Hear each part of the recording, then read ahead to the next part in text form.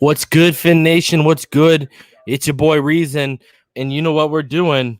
We are back here for yet another one. It's Tua Tagovailoa's third start in about 20 minutes time. So, as usual, until we get up to there, I'm going to drop the link for all you guys who want to join and get your thoughts in before the game starts, before I take over and just do that play-by-play, that live coverage. And then again, I'll have you guys on at halftime. And then once again, I'll have you guys on at the end of the game. So I hope y'all are prepared because this is going to be a 5.5, 6 hour stream today, guys. So we're going in. I hope everyone's having a great Sunday so far. I hope everyone is doing well in fantasy. My guys are just starting to come on at the end of the game now. Might be a little bit too late for me, but hopefully not. I got Tua starting in every single fantasy league I have him in. So I'm riding the Tua train from here on out. So I'm expecting a big game from him. So let's go. Yeah, Jason, he looks mad clean in the throwback. I hope everyone's having a good day. I'm going to start shouting all y'all out as far as up as I can scroll because I know y'all have been in here for a little minute now. So Joshua Ortega, shout out to you. I will drop a link where you can stream it from your laptop. KL Day, Omar Brown, GSP Hunter, Marino's Goat, Mercenary, Jeff Fremont, the dude, the homie, Damian Deese, love you, bro. Daniel Pug, Joe B, Chris Solo, Esteban Santana, Bill Clinton, Tommy Brinkley, Shake Money, Jay Bleezy 38, Shake, Esteban, what's good, homie? Johnny Bravo, the homie Nico, one of the OG original homies, checking out. Tony V, how's everyone doing today? Sharif, how you doing? Canoe style, shout out to you in Australia, Canoe. Or is it Canoe or Canoe? You gotta let me know how pronunciate it in the comments. Is it Canoe? Shout out to you though. Is it Canoe? Let me know, homie. Kieran, Troy Hicks, Michael Pulisic, Scotty Joe, Francisco, how are you doing? Conflict, how you doing, brother? Poppy Chulo, Richard Blackstone. I hope everyone's having a good day today, man. Choo chabuga. How you doing, homie? Man, any of all on that PS5? That Call of Duty is addictive, huh? Robert, Jaramillo, how are you doing, homie? That Call of Duty is addictive for your boy right now. Damn. I hope everyone's having a good day, a good Sunday. Like I said, what's up, Latrell? I wish you all fantasy football success, unless you're playing me. Then I retract that statement if you are playing me. But I still love you, so it's all good. Man, I'm hyped up. I hope all y'all are ready for this, man. This is gonna be a big game, man. I'm telling y'all, that defense shuts Herbert down and Tua goes off. What a beautiful thing that would be, wouldn't it? Okay, so yeah, Jeff Fremont, thank you for reminding me. Let's hop right into that quick announcement for all of y'all. If you go and you saw what Barry Jackson reported earlier today, Jordan Howard and Matt Breida are inactive. Salvin Ahmed, Patrick Laird, and DeAndre Washington are your three starting running backs today. I think Ahmed's going to start, but it's probably going to be a committee. But Ahmed, Laird, and Washington are your active running backs. Jordan Howard and Matt Breida, who's still battling that injury, are inactive today. So again, Salvin Ahmed, Patrick Laird, and DeAndre Washington are the active running backs for the Miami Dolphins today. Again, I'm going to stop dropping that link. Any of you want to join post show? How you doing, Josh? How you doing, Sean Jones? We got about 15 minutes before it starts, so you let me know if you want to join. I'll keep the back open for the next 15 minutes. Shout out to Chalk Vanilla Straw too. Yeah, Choo, that Spider-Man game is clean. It looks clean. The thing is, bro, I heard it's like 10 hours. I was wondering why it's so.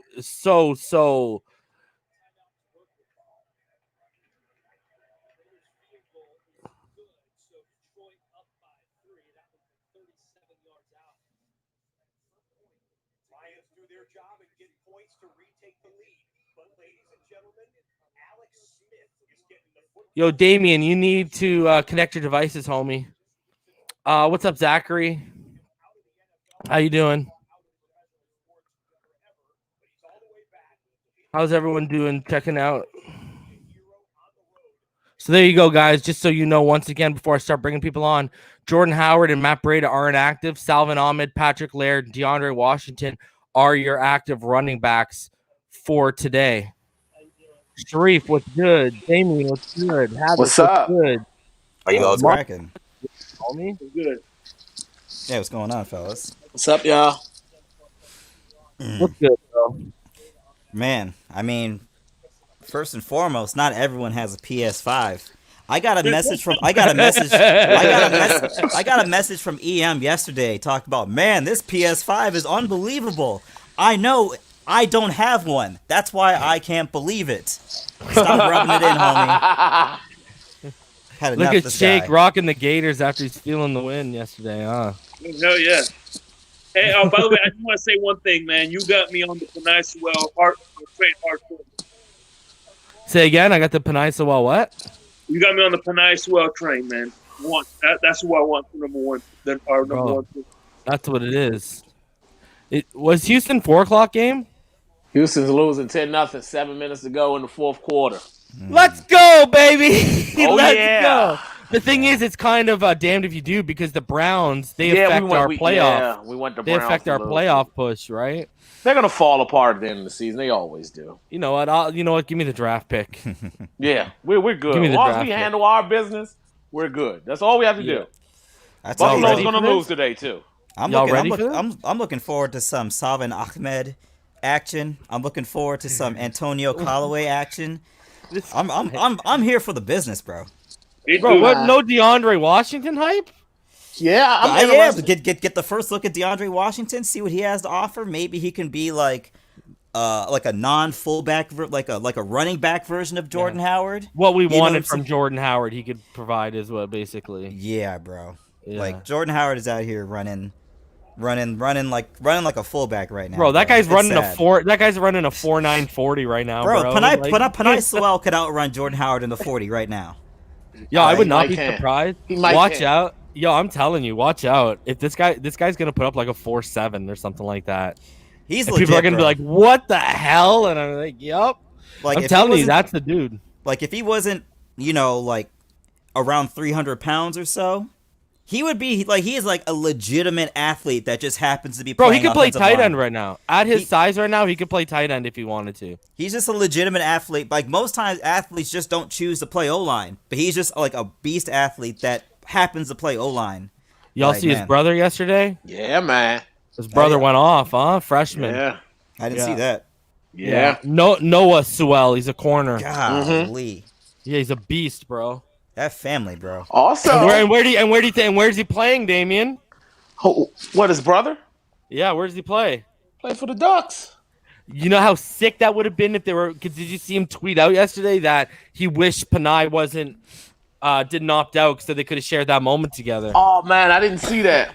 Yeah, man. And Yeah, man. You know also, how sick that defense is, man. Like that defense is pretty good.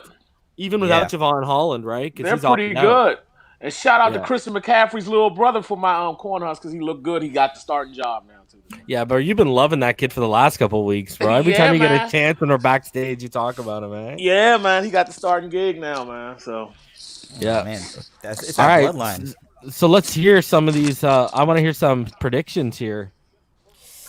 I mean, I think this is the first of all, and this is just my bold prediction, is just Tua goes over 300 yards passing. I think that's a given for this game. believe it. I mean, I just think, the Dolphins clearly, while they're not, I don't think they're going to kind of force him into a situation where, hey, we need you to throw the ball around like Joe Burrow. Like, I don't think that's going to happen. But, I think they're going to allow him to come into the role we all know he is going to eventually establish and not let go of. Like, that yesterday's game was more than enough evidence, to me at least, that he's the guy. So, treat him like the guy, man. And I think today he is ripe for a 300-yard game, man. Even with the unfortunate news of Preston Williams, won't be back for the rest of the season. But hey, man, we still got the weapons. We still got the weapons to do it. So I'm looking for him, and I'm looking for Gesicki. I'm looking for Gesicki to get his second 100-yard game of the year. That's what I'm looking. I'm looking for aerial attack today from the Dolphins. Like, I think that's what's on par because the Chargers, particularly with Joey Bosa out, they still have Melvin Ingram, but with Joey Bosa out, they don't blitz. They are the least blitzing team in the entire NFL. They play a lot of that soft ass zone. And we're the fifth highest. We're 36.2% we blitz at. All Tua has to do is just do what he does. Pick it apart all day long. But let's talk about this for a sec, because if you look at us right now, with us running the cover zero, right, the zero man, right, we run the second highest percentage in the NFL, 8.6% of our defensive snaps. It's only behind the Chiefs, who are at 9.3. Here's the kicker. When you look at Justin Herbert this year, okay, so let's put this into context. We call cover zero at the second highest rate in the NFL right now.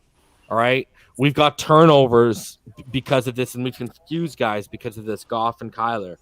Here's the thing.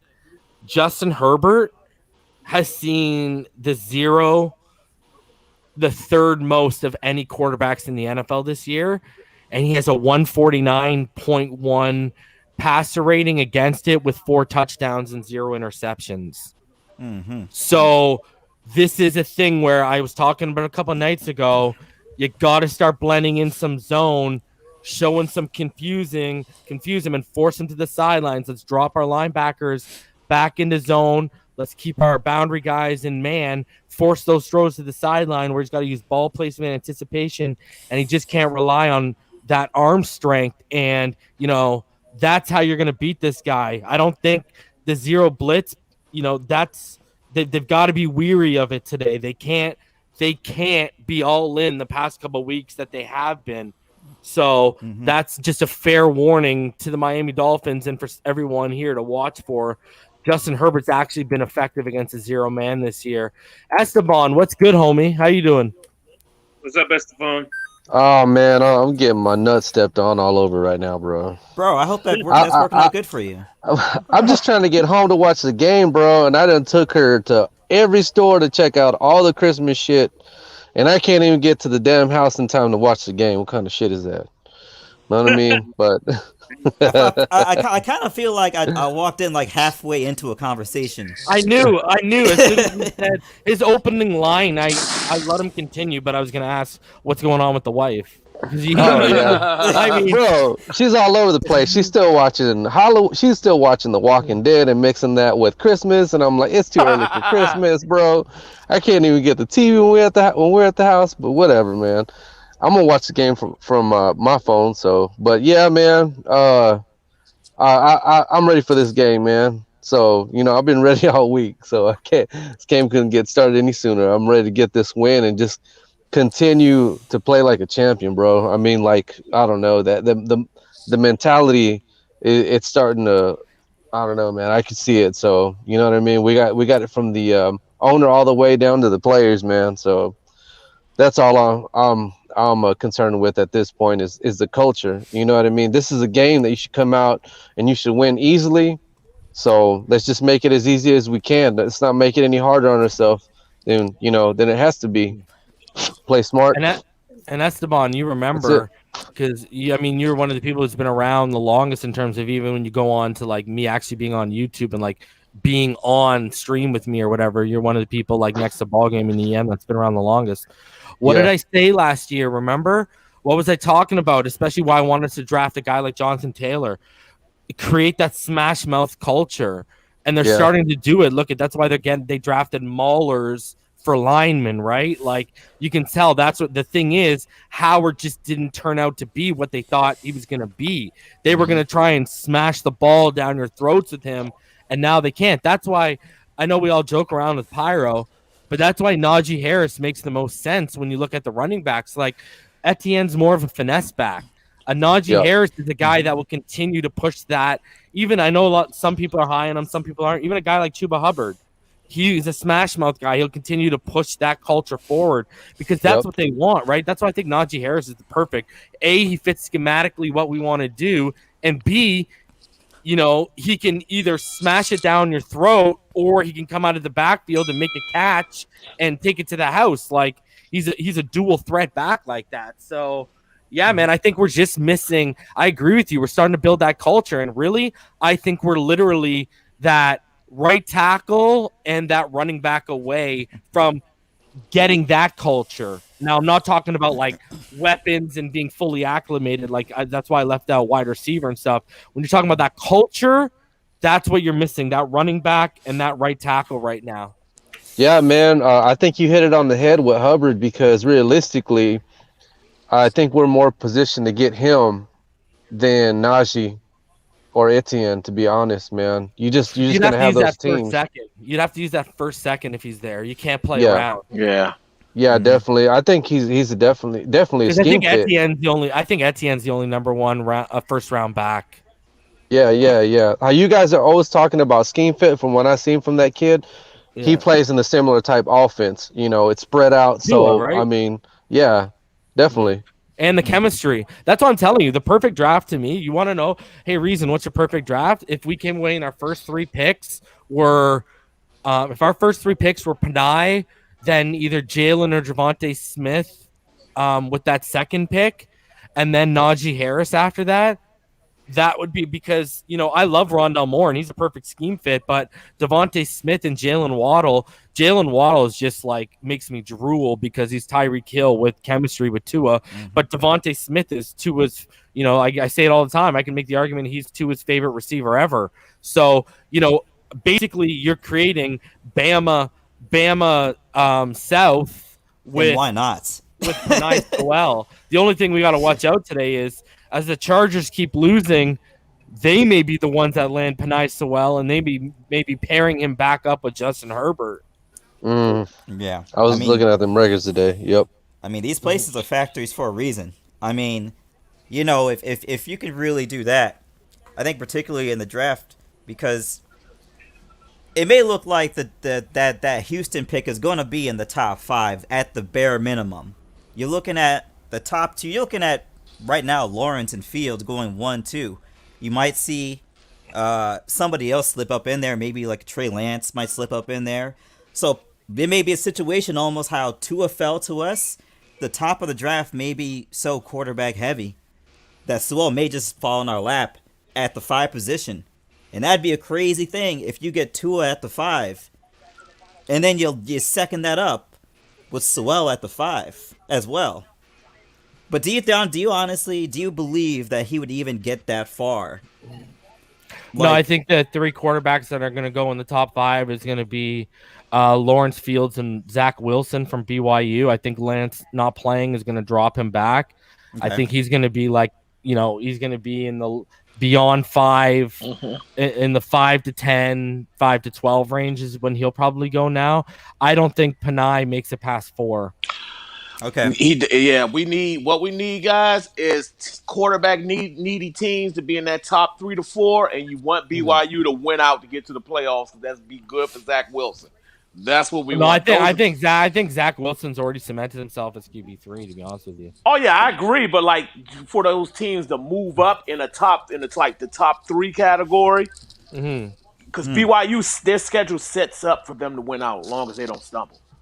I don't think they will. That kid's so good, man. No, I'm talking about for them to win out to get to the playoff to get him. I think they're gonna get to. I think they're gonna get to the playoff. Yeah. So we just need quarterback needy teams. To go ahead. The Jets, teams like that. The Washington football team, which are looking like they're gonna be in that top 3 to 4. That's what we need. Yeah, they're That's gonna what trade we want. Haskins. Yeah, They gave up on Dwayne Haskins. It looks like. So. We need Which will be Jacksonville. someone else's benefit. So Those are the 3 teams: Washington, Jacksonville, and the New York Jets. And we can get one more to slide in there with Trey Lance. Then bam, we're looking like we're in good shape. You can say the same thing about the Jets too with Darnold. Darnold, a lot of people think, man, you just put him in a semi-competent situation. All right, He boys, can we're about Oh to yeah, hit. it's about to start. We're about to hit kickoff. All right, see you Fins up, later, guys. All right, guys. And guys, there's your opening kickoff from Jason Sanders, and it'll be all the way outside the back of the end zone as we get started here. And Justin Herbert is about to trot out onto the field.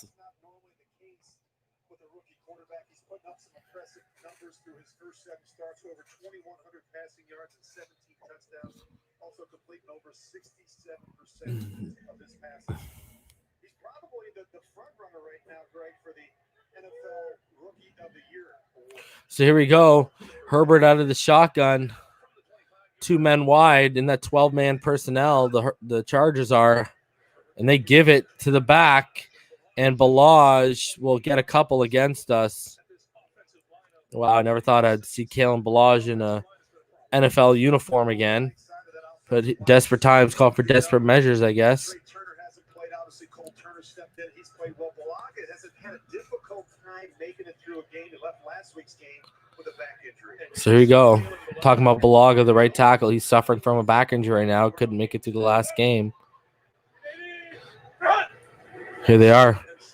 And wow, the rush comes and we get Herbert. We swallow him up, baby. Nick Needham says, Justin, who? We got Tua Tagovailoa. We got number 5. We don't need your number 6 around here, baby. All day. All day. Ogba and Needham both in on it. Woo! You gotta love it. Ogba just shoots that B gap, comes through, and he's in pursuit, and Needham has him wrapped, and they both take him down. What a play. And already, 3rd and 20 for the young quarterback, Justin Herbert, out of the shotgun in an empty set. And they're just going to run like a little bubble screen, and that ain't going to get him Jack Bo Diddley. That'll get him maybe 5 yards. And they're going to be kicking it away automatically. What did I tell you about this defense, baby? Justin Herbert don't know what's coming. Justin Herbert ain't faced a defense like this, baby. Get it. Get it. Let's go. Let's go. Jakeem Grant is back to field this punt, guys. And it's going to be from deep in Chargers territory. And they're shooting. Oh, it's blocked! It's blocked, baby! And it's recovered! With that ABG, Andrew Van Ginkel, baby, in on the block. What a start from your Miami Dolphins, looking fly and crisp and making things happen in those throwbacks, fumble snap, and Andrew Van Ginkel dives for his life and makes a play. Jamal Perry was also in there too. Wow. Wow.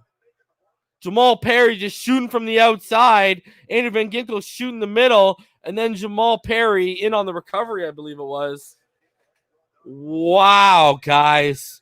What a play. What a start. So it's 1st and goal from the 1-yard line. And just out of that eye. And they got, wow, they got Solomon Kinley lined up in the backfield as a fullback, and Ahmed just runs it in. And there you go, 6 on the board. Just like that, baby. Wow. Wow. Woo! Smash that like button, baby. The Miami Dolphins are here. What a play. What a sequence. Solomon Kinley in as the lead blocker. Wow. The best special teams in the NFL strikes again. And here comes the Colonel, Jason Sanders, to kick it through the uprights. And just like that, everyone, it is 7-0. Wow, Andrew Van Ginkel. What did I tell y'all? He's a playmaker. He's that rare breed of a playmaker, and he makes yet another play. Huge.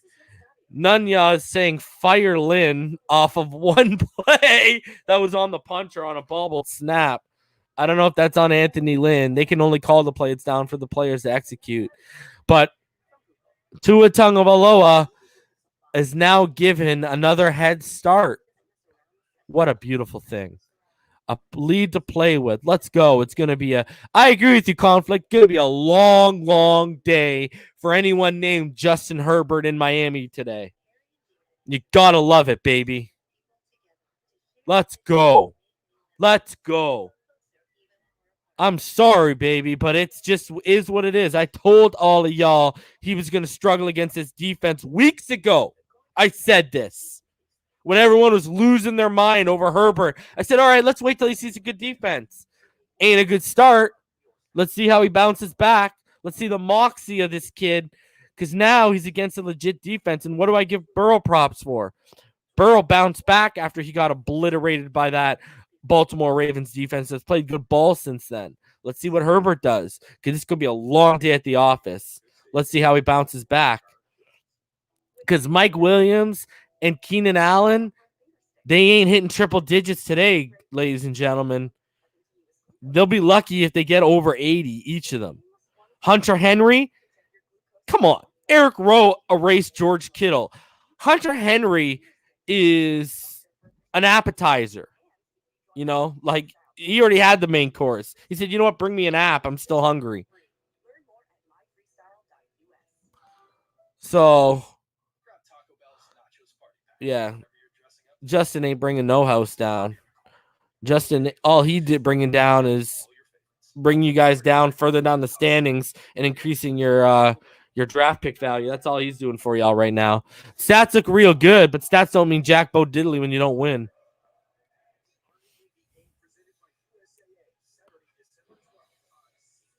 So let's get it, baby. Let's see what Justin got now. Take two. Take two, Herb. Let's go. Tua is 5 for 5 in the red zone in 2 games. Herbert's played more games and he's only been to the red zone 6 times. Tua started 2 games. He's already been to the red zone 5 and he's 5 for 5. What's your point? Less games and he has almost the same exact numbers, minus 1 less trip. Come on. Give me the break. And what a play. And there's a flag on the play because that was not a nice thing the Dolphin defender did to the Charger player there, was it? Woo! Make you think twice about coming up the field with that football, won't it? And it's on the Chargers, illegal block in the back. Beautiful. Beautiful. Let's go. Perfect start for us. Not so good for the Chargers and the Chargers faithful right now. So let's see what old Herbert got right near.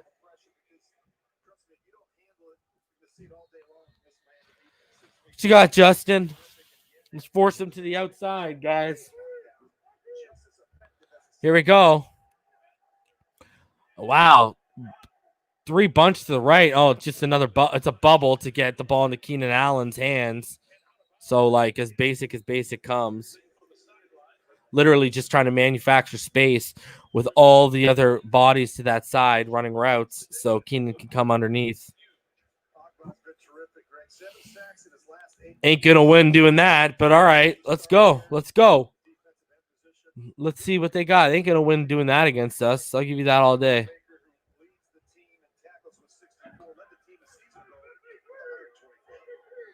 Here you go. Again, they're out of that 11-man personnel. And again, Balaj gets what? 2? So that ain't much. What do you got, Kalen Balaj? I can hear Kalen's knees rattling from the sight of Bobby McCain staring down at him like the barrel of a gun. Eventually released by the Dolphins on September 5th. He signed with the Chargers to the practice squad on October 9th and was promoted to the active roster before. So here we go. Kalen Balaj up. Desperate times call for desperate measures. And here they are. They're out of that 12-man personnel. And Herbert's going to tuck it and run. And he's going to get touched by Brandon Jones. And he's going to get he's going to be just about a yard short of the first down on 2nd and 8. So it's going to bring up, I believe, about 3rd and 1. Yes, KL, day they do. Look at so far what they're doing. You can tell it's right now they're simplifying it. You're going to see a lot. They don't want Herbert getting to his third, fourth read. If you go back to Oregon, he really didn't have to come off his first read a lot, just the way that offense was designed. So 3rd and 1, they're out of that pistol. Let's stuff Balaj because you know it's going there. And they are strong to the left, and they give it to Balaj, and Balaj is going to get the first down.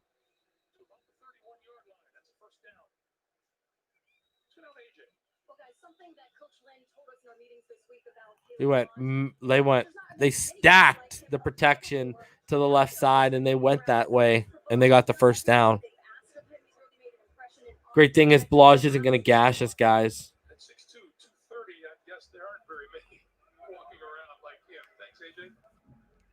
So here we go. Wow, they are super, super tight again. Stacking that right side. And the pressure comes on Herbert, and he made the throw. Nice throw off his back foot with the pressure coming at his feet. And he completes it to Hunter Henry underneath, and that's going to be a first down.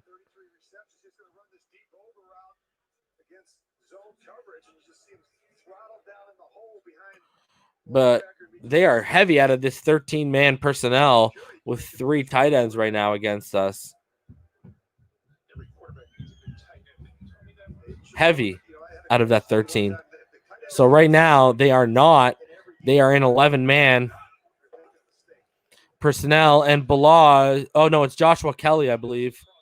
And he's going to pick up a couple. That'll bring up 2nd down and about 7.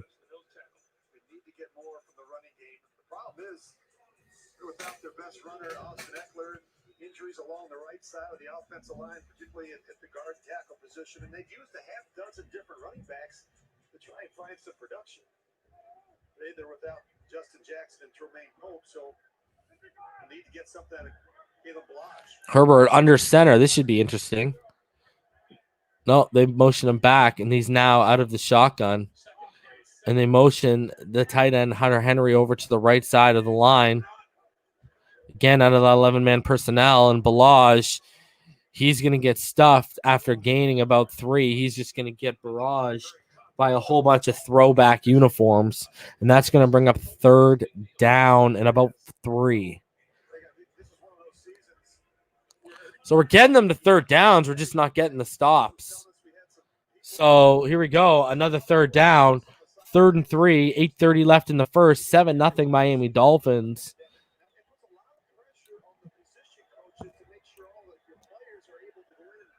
And here we go. The Chargers are currently, again, out of that 11-man personnel. They got 3 bunched to the left. And that's what's going underneath, and it's overthrown. He missed Keenan Allen by 1/4 mile while he was backpedaling. Didn't set his feet. Didn't make an accurate throw. And there you go. As you see, he did not set his feet when you watch that replay. And that's why the throw wasn't accurate and high.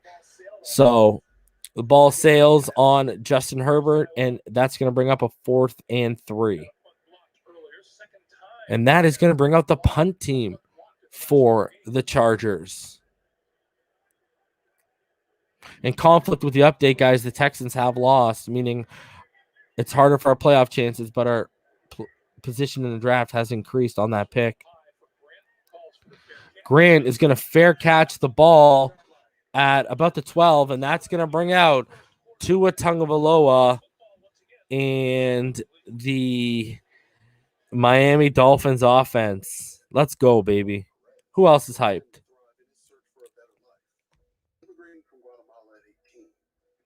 And guys, if you want to follow along and you're at your laptop, but you don't have access to the game right now, here you go, guys. Guys, hit Just Ray with that. You all know what to do. Hit him with that. Delete that message. If you want to go watch a sports stream and follow along with us, there's a link right there. Got to be on your laptop. Go give him a follow along.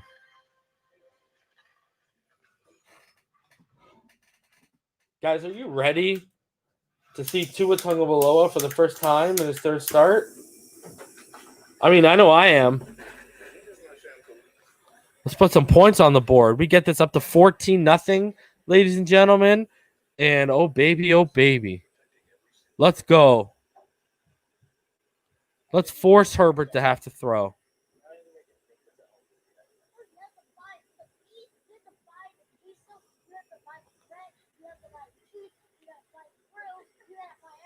I want to hear your thoughts. How many yards and how many touchdowns does Tua throw for this game? There's 99 of you in the chat. Drop it in the comments. All right? Let me know what you think. How many yards and how many touchdowns does Tua throw for today? I'm not including running, so just give me throwing. I want to see what everyone thinks. I'm again saying 300 yards and 3 touchdowns.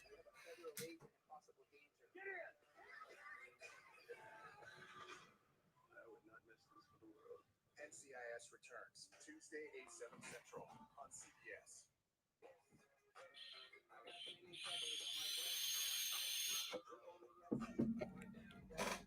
Go to NFLShop.com. Gear up. The NFL on CBS is sponsored by Best Buy. 318 and 2 touchdowns, says Tony V.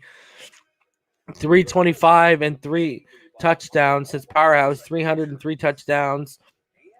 Sorry, it went up there. Says Gridiron. 325, 3 touchdowns, says Eric H. Havoc says 315 and 3. 260 and 3 from Tony Usawa. Danny D says 3 touchdowns and 315. 326 and 2 pass and 1 rush from Javon. Esteban says 350 and 4 touchdowns. Hung says 325 and 3 touchdowns.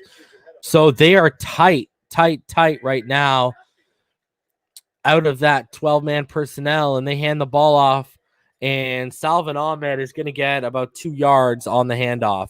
Lewis Jones says 240, 2 touchdowns. Johnny Bravo says 275 and 2 touchdowns. So he says, scratch that. 278 and 2 touchdowns. You wanted to get more specific. I saw improvement with Tua from the Rams game 2 weeks ago to last week and the win over Arizona. I thought the ball was out quicker. 280 and 3 touchdowns from Damian Deese. 275 and 3 from KL Day. D Ray, 340, 3 touchdowns, 30 rushing yards too. So here you go. Fakes the handoff and bootlegs out to his left.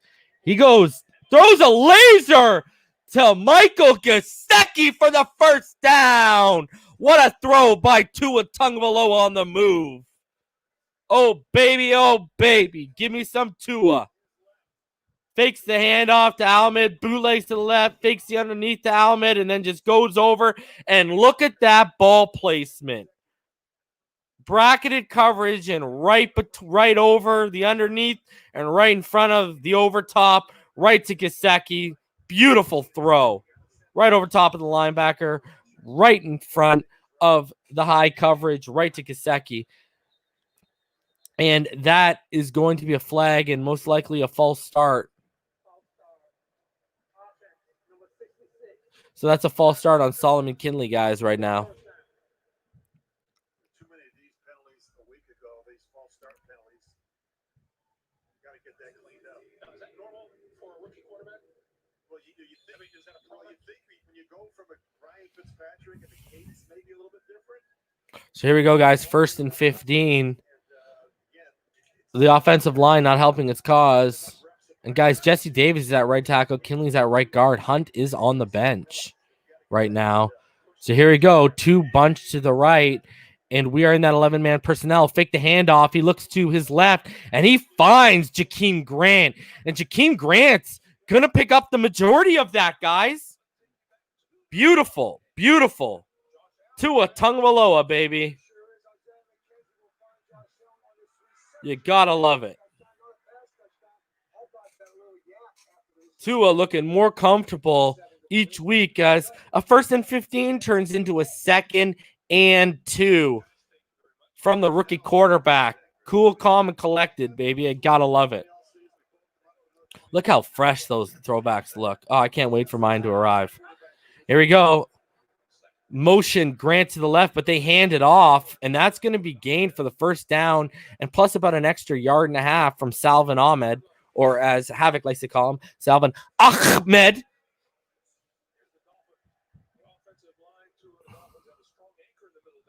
So again, guys, Robert Hunt, like I told all y'all, has been relegated back to the bench. Wasn't lying with all y'all. The tape was not lying to me right now, guys. So here it is. 7-0 Miami Dolphins. We're currently driving. About 5 minutes left in the first quarter. We are at our own 49 out of the shotgun. And here we are, 11-man personnel again. And they kick it inside, turning it into 12-man. And they hand it off to Ahmed. And Ahmed breaks it. And he gains about 16 yards. What a run by Salvon Ahmed. Or as Havoc likes to call him, Salvon Ahmed. What a huge, huge block out from Mac Hollins. Great play. Great run. Gotta love it, baby. Let's go. We are officially in Chargers territory, everyone. So, Salvon Ahmed. Told y'all last week he was going to be the X factor. And I said he should have been fed the ball more. Now they're feeding the ball. Fake the handoff. Tua's going deep. And it's popped up. Oh! An interception falls away from Perryman. Ooh. We got away with one there. Oh. Gesicki couldn't come down with it. Great play on coverage to bat it up through Gesicki's hands into the air. Oof. Got it. Yeah. Thank the Lord that didn't come down. Here we go. The Dolphins now. They are. Tua steps back. He finds Grant underneath. Huge. Oh, he's still going. Grant's still going out of the 10-man personnel. Grant kept it moving. Grant, I told all of y'all, this is why they were keeping him around. Because of the chemistry he had with Tua. And now Grant is being utilized. I told all of y'all. Fitz didn't like throwing to him because historically he likes bigger targets. Tua don't care as long as you get open. And look at the fight in Grant. Woo! Let's go, baby. All the way down to the Chargers 18. Here we go. Actually, it's going to be about the 20 because his knee. No, they gave him the 19. Beautiful. 11-man personnel. Tua steps up and out. He's moving. He's juking. He's only going to gain about a yard, but things are moving around him. And, we'll take the yard. Better than a loss. That'll bring up 2nd and 9 with 3:05 left, and that'll take us down to the Chargers' 18-yard line, guys. So right now, 4 rushes, 4 passes, 70 yards currently on this drive. Tua showing he is the real deal. And Tua, they're not showing us the formation, but it looks like he went out wide. They're in a wildcat. Instead, I'm looking at Chan Gailey. And yeah, it is. They hand it off. Salvon Ahmed's breaking it. Wow. Salvon Ahmed, guys, running like a man possessed, a man on the mission, whatever you want to say right now. Unbelievable running by Salvon Ahmed right now. I told y'all after last week, I think he's worked his way into the top 3 when Gaskin comes back. Him, Braden, Gaskin. But Ahmed's making a push for that top spot. 5 rushes, 32 yards, and a touchdown already. Is he going to be our first 100-yard rusher of the season? 3rd and 1. 2 minutes left. Tua is under center right now, guys. And they are simply... Oh, he rolls out on the bootleg, fakes the handoff. He's going for the end zone, but it's a duck. And that is going to be out of bounds, and that's going to bring up 4th and 1.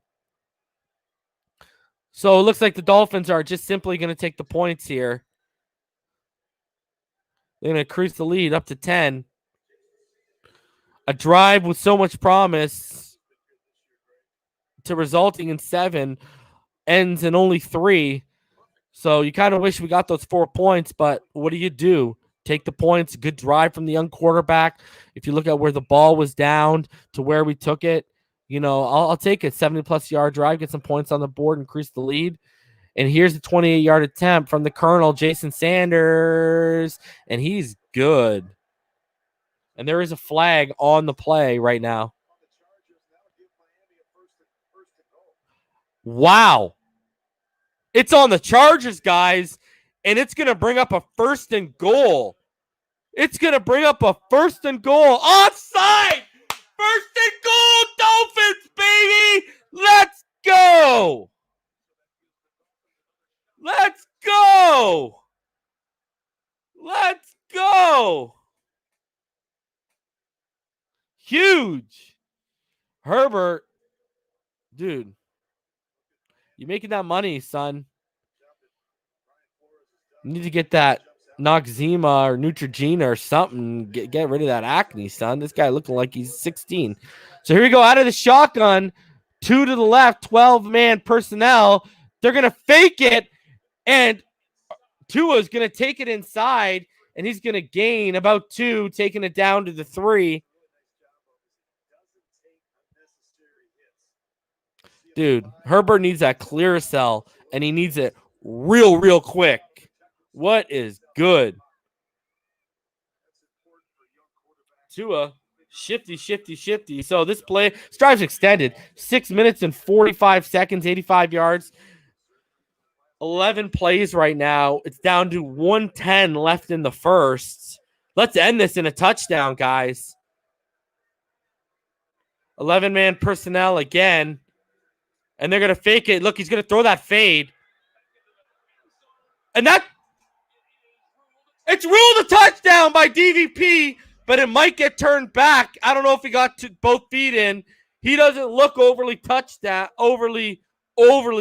curious. I got to see this. He doesn't look overly excited.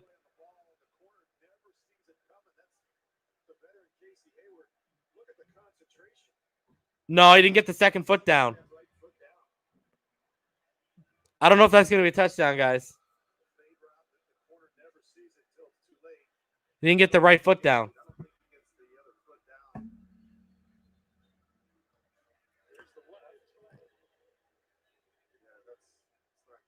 Yeah, that's not a touchdown, guys.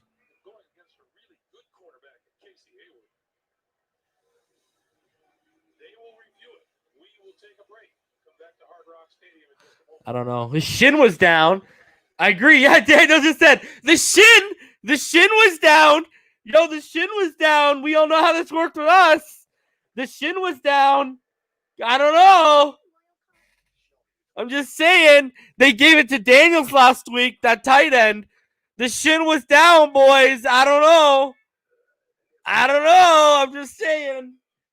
Yeah, Esteban says the ankle. The shin was down. You know, I'm just saying. I don't think it's going to count, but the shin was down.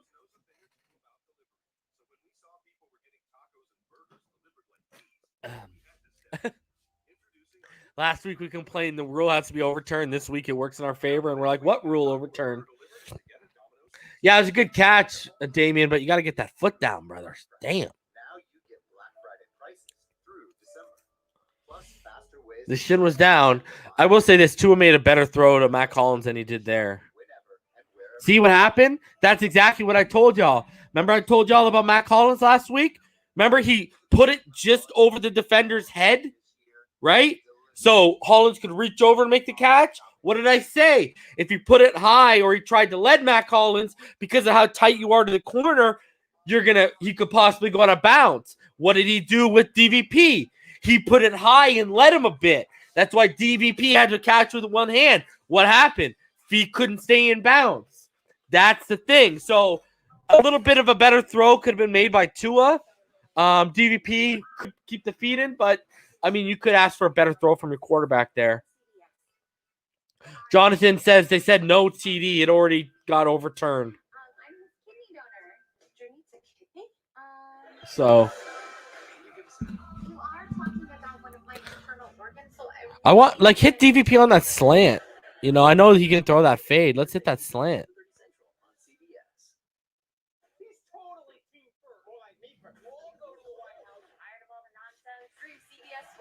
Kieran and Scotty are saying it's a TD. Obviously, I'm on that. No, it's under review right now.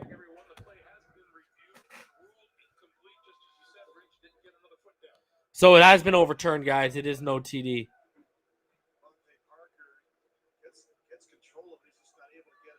Yeah, so they did overturn that, guys.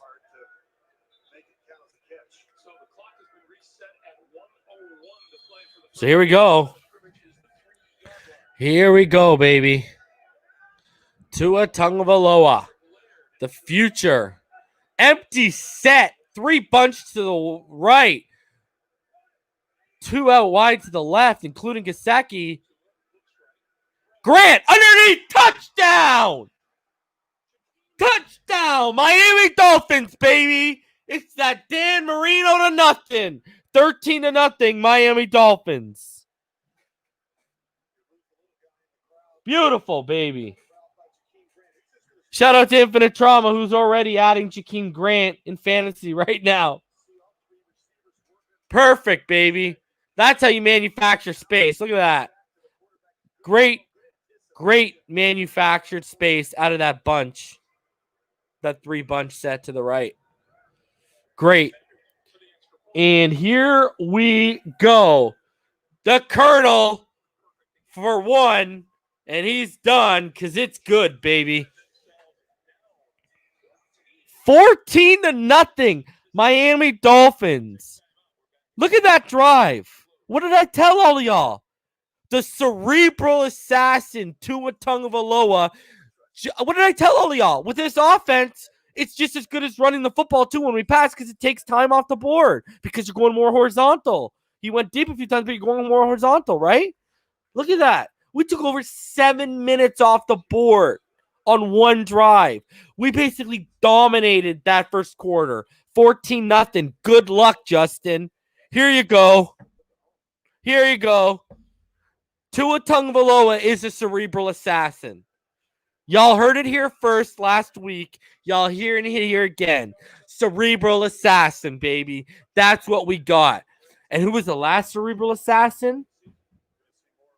Tom Brady. Not saying Tua's going to be Tom Brady, but I'm just saying same arc. That's what they're asking of Tua. Just slice and dice them, baby. Let's go. Let's go. And you know what? Here's the thing. You notice how we're getting breaks? You know what a saying I've always believed in is? You got to be lucky to be good and good to be lucky. And now you're seeing the team's good. The chemistry's there. We're starting to make things happen. And now we're getting ball breaks. You know, the ball is going our way when breaks are happening in game now. So, telling y'all, woo, baby, let's go. Let's go. 14-0. We're about to, let's go, baby. Let's go. 14-0, 58 seconds left in the first quarter. Herbert out of the shotgun. He's going to motion Balaj just to his right side. They're going to hand it off to Balaj, and he's going to get owned in the backfield by Zach Seiler. Okay, Zach Seiler says, Balaj? You mean Bumlaj? Oh, I remember him. Boom. Done. 2nd and 12, baby. Let's go.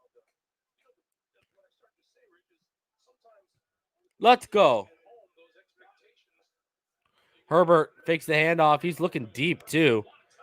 Oh, look at the coverage by Needham on Keenan Allen, baby. Woo! Look at that. That's so tight, I might call that version coverage. Look at that. Where you going? Where you going, Justin? And look at what did I tell y'all? He just stared Keenan down. You take Keenan out of the game, and it's a wrap for this guy. It's a wrap. So here you go. Yeah, I got arm strength, all the arm strength in the world, but no anticipation and ball placement. Great. 3rd and 12. And they are deep. And he just takes the underneath check down route. And that ain't enough for the first down. Okay? Guyton ain't going to get you a first down on your little check down, all right? Not against this defense. So that's going to bring up 4th and about 3. Byron Jones says, yeah, I don't think so. So that's going to run out the clock on the first quarter, guys. It's 14-0. The Chargers offense is right now against his defense.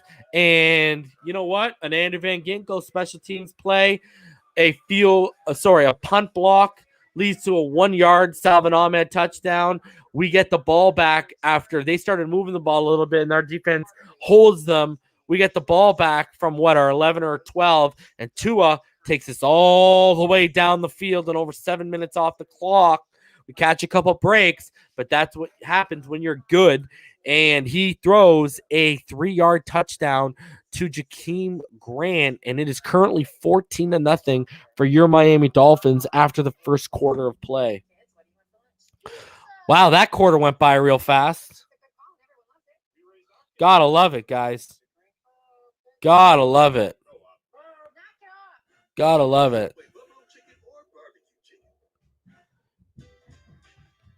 Just give me 1 sec, guys. Jakeem is Tua's Waddle right now. I agree, Javon. Tua's a cerebral assassin, everyone. Go back, guys. Go back and go look at one of our original videos. I was being objective when I said, listen, I dropped that quarterback big board before we drafted Tua, guys. And I had Tua as the QB1. What do you think that was? You think I was just like saying that to sound pretty and sound good? You know what I mean? I'd be, I'm putting it, we might have not ended up with him. The Chargers could have jumped us and got him. So I was putting it out there where he might not even be us, and I had him as a QB1. Because all these people who were like, oh, well, if he wasn't injured, he would be taken at 1, no questions asked. Well, okay. There's a reason why, and go back and read my evaluation. You're seeing the stuff that translates. I told all y'all, it's not just about the arm talent. It's not just about the ball placement anticipation. I told all y'all he has better zip than what everyone's giving him credit for. You've all seen it in action now on the comeback routes, et cetera, et cetera. But what did we also say? They were sleeping on his athleticism. Me and EM were going back to 2018, talking about his game against LSU where he had that 40-plus yard touchdown. People are just sleeping on this kid because they didn't do enough proper research on him, man. And I will tell you, this was the guy I watched the most coming into this year's draft. And he was clearing away one of the best prospects I've ever watched at the position. You had to nitpick to find a red flag. And all people could come up with was he's 6 feet and he's been injured a few times.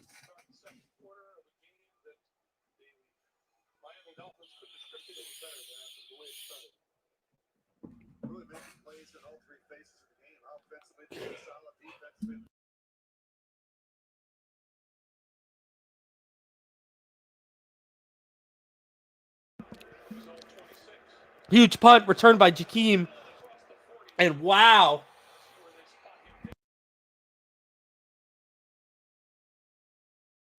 Jakeem takes it all the way to the 40, giving us great field position.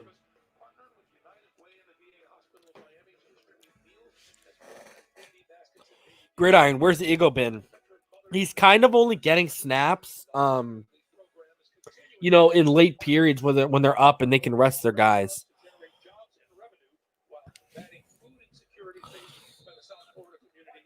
I'm just saying, Scotty, let's go, baby. This guy's the real deal, baby. So we are tight. Tua over the top. Gesicki drops it. Gesicki's worried about do y'all see that? Did you see Gesicki look behind his back before he made the catch? Gesicki heard the footsteps. That's why Gesicki dropped that football. Got to make that catch, Gesicki. Come on, man. Top 5 tight ends make that catch. See? His head was behind him before he even made the catch because he's more worried about what's coming behind him, than he is catching the football.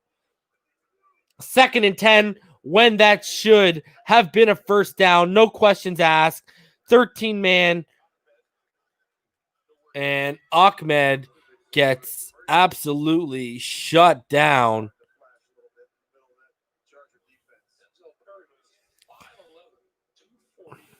So here you go, 3rd and 10. Now our first 3rd and long situation, which shouldn't have been because Gesicki. Exactly, bro.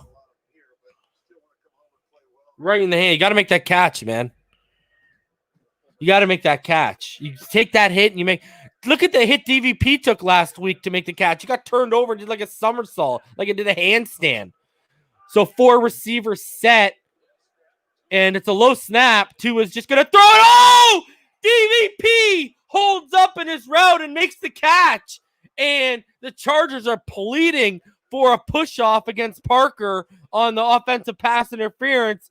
But bad snap by Karras.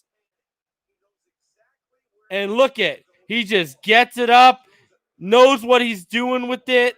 What a beautiful, beautiful play. Out of that, obviously, that 10-man personnel.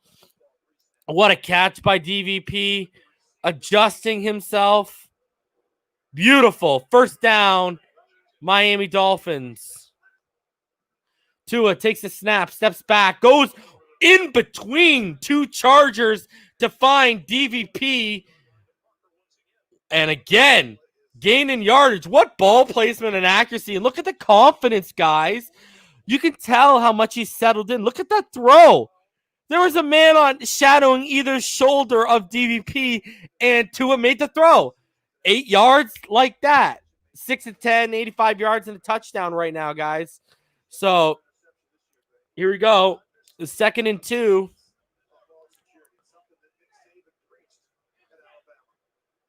You got to love it, guys. Look at this right now out of that 11-man personnel shotgun. And again, where's the flag? DVP's fighting hands off the whole route. I agree. Run the ball, Josh. And Pyro. That was, you run the ball on that down. 2nd and 2, don't throw it again. Run the ball.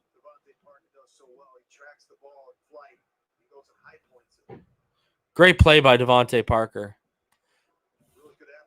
So I'm saying I've actually been more impressed with Devontae getting Preston snaps since Preston's been out than I was with Preston.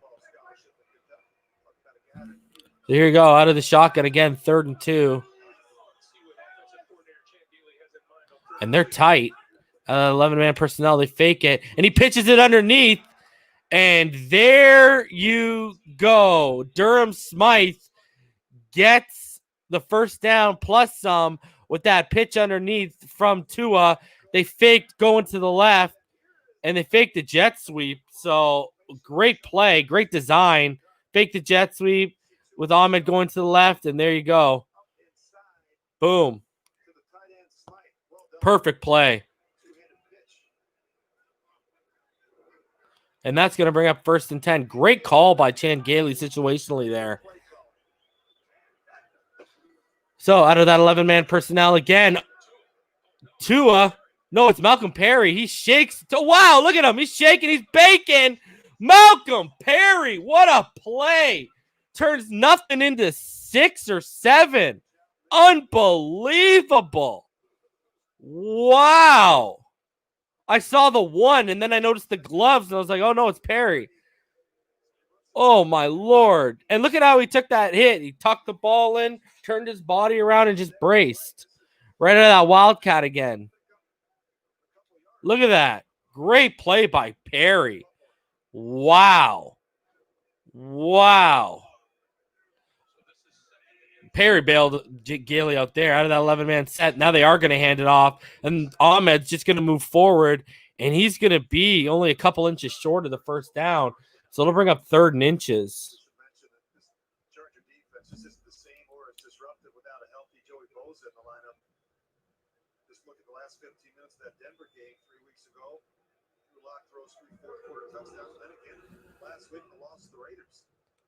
It's not just how disruptive Bosa can be in terms of the pass rush and how it helps Melvin Ingram and the rest of them up front, but also his ability to play the run. Big loss for the Chargers. So Tua is under center right now, guys, and it's fumbled. And that's not good. And it's picked up. And now Tua. Look at Tua make the play. Look at the quarterback make the tackle. Are you serious right now? Yo, the snaps have been not good today, guys. This is multiple times now. Bad snap. Terrible snap from Karras. And this is multiple times today. Page and Creed Humphrey, Josh Myers, or Trey Hill. Look at Tua run him down. This is what the Chargers needed to get back into this game. They needed a big stop and a big turnover for their defense. Karras, man. What's Dieter up to, boys and girls? Karras, man. Unbelievable. Rhino, sit! What's good? Oh, hey! Yeah, Michael, this is like multiple times now. What is Karras on right now? We just left 7 on the board because of Karras. Like, unbelievable. Yeah. Johnny Bravo, why make it 21-0 when you can make it 14-7? Game was about to be over, Michael. I agree 110%. Now we've given them life. Turnover, baby. Let's go. Defense. I want to pick. I called 2 or 3 picks by Herbert. Let's go. Perfect time to start right here, right now, like Van Halen said. Let's go.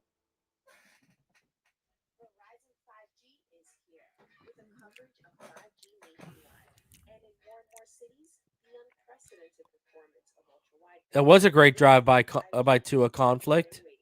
Like, unbelievable.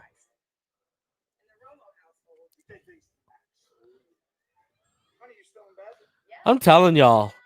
Don't y'all have confidence when Tua has the ball every single time that this man's just going to drive it down the field? And he's just going to put points on the board, whether it's 3 or 7? Like, the man is just... And here's another thing. Karras just ruined our perfect red zone because Tua had already just tied Herbert. Remember that conversation me and that Chargers fan were having? Tua was 5 for 5 in the red zone so far. And then he went 6 for 6 on the Jakeem Grant. He was about to go 7 for 7 and pass Herbert in like the first half. And thank you, Ted Karras, you tool. And they better not charge that to Tua in fantasy. That's all I got to say. I'm going to be writing Yahoo a stern letter. Oh, they hit. Wow. They gave him a fumble on that. Are you kidding? That's Karras. That's not a fumble lost on Tua. Unbelievable. All right, let's hold him to 3. Joshua Kelly on the counter, and he's going to gain about 7.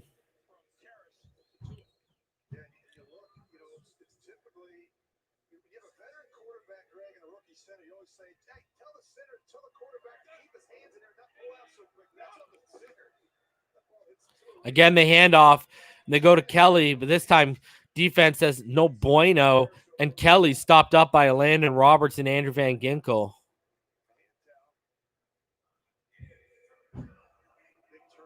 Yeah, Scotty Joe, a stern letter is coming because I just got hit with a fumble lost. I lost 3 points in fantasy because of that fumble, and they charged it to Tua in fantasy. That's weak. Okay, out of the shotgun, 3rd and 1. And they are in 11-man personnel, and they motion. And Balaj is going to get the first down and more. Strip it! Needham's going to get he's going to make the tackle, it look like. Yeah, Rhino, they have to change that. That's whack. Look at this. Now, instead of going up 21-0, Johnny Bravo's right. We're like, why go up 21-0 when you want to make it 14-7? Let's make it higher. Yeah, they better take it off, Johnny Bravo. That's ridiculous. I'm about to open a petition on change.org. And my stern letter. All right. So they motion. It looked like they motioned Hunter Henry inside. It looks a lot of confusion at the offensive line right now. And they're going to hand it off. And Balaj is going to get about 4. And Van Noy is currently down on the field right now. And he's holding his rib.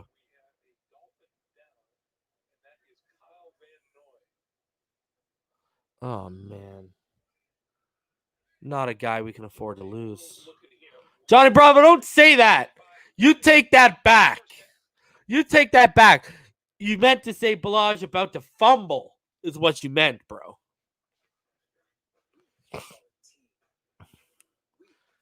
Balaj about to come in here and try and rub it in my face after I was right about Gaskin run him out of town. How poetic. With Herbert. Unbelievable. My life. And that's the inflatable screen we forgot to properly secure.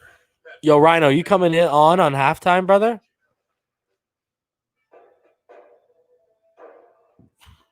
Tonight, I'll be eating cheesy cauliflower pizza. Am I the only person who can never look at gymnastics ever again after that doctor came out and like with all that jazz? That was ridiculous. Cauliflower pizza and yummy broccolini. Thanks. Like my daughters will never, ever, ever touch the gymnastics floor now because of that situation. Is that my leotard? No. You can keep it. This is Nest Audio. Man, we were rolling, everyone. Eating time off the clock, sitting pretty. A Krispy Kreme donut up on the board for the Chargers. Nothing but points for us. Fucking Ted Karras, man. Oh.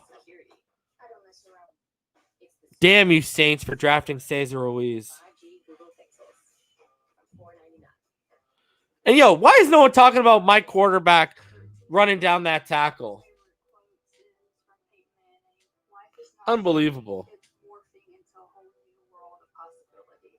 Jessica, we appreciate all of your sacrifice and service. When the law fails those it's sworn to protect. It's our duty to fight for justice, for equality, for what's right. Mel, what are you willing to do?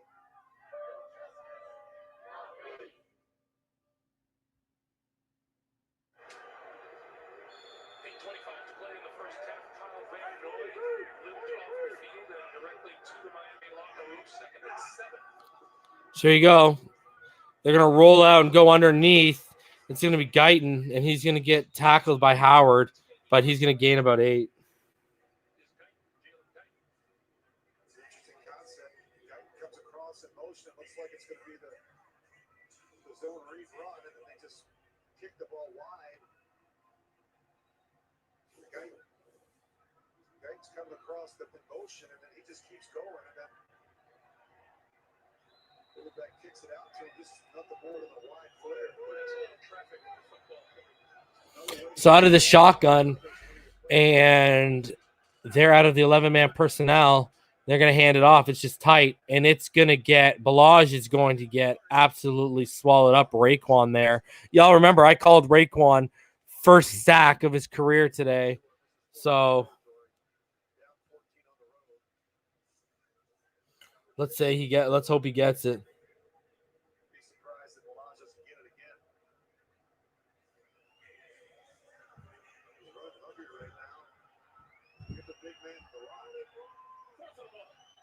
So 4th and 1. They're going for it instead of kicking the field goal. Wow. Tight, stacked, and they're giving it to Balaj. Balaj is going to get the first down against us.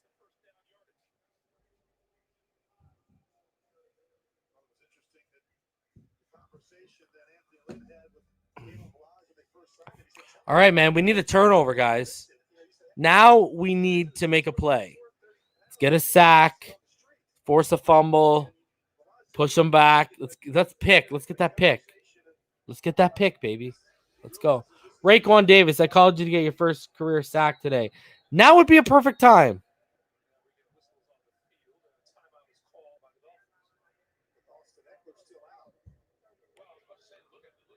Exactly, conflict. And then we'll probably get the ball back again, too.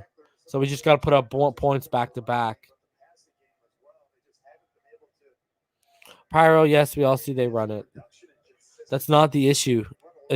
Running the ball is not the issue, Pyro. Ted Karras forgetting how to snap the ball is currently the issue.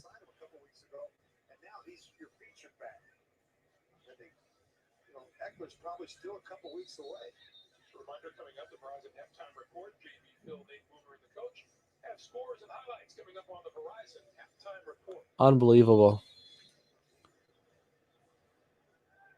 Now we're going to give their offense confidence. Let's stop them right now. All right. So they've only got one. They're out of that pistol. And now they motion him inside to make an 11-man personnel. Herbert rolls out to his right. And Herbert's just going to run out of bounds at about the 4-yard line. Look about Tua's decision making. Herbert's been just as good. He's very good with ball security. I agree, conflict. 3 bad snaps is not acceptable. And then especially when the third one is does this to us. Now this is going to be a 1-score game because of Ted Karras. And we're giving Clearsall here like confidence with that offense. So they motion. They're going to give it to Joshua Kelly, and he's going to fight. But we're going to stand him up just in front of the goal line. So they'll be down to about the 1.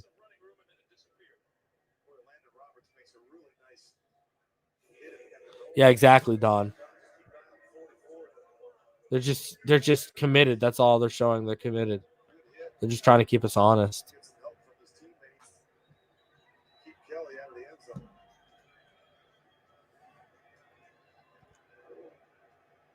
So here you go, 3rd and goal. Huge play. Oh, we shoot. And nope, stopped.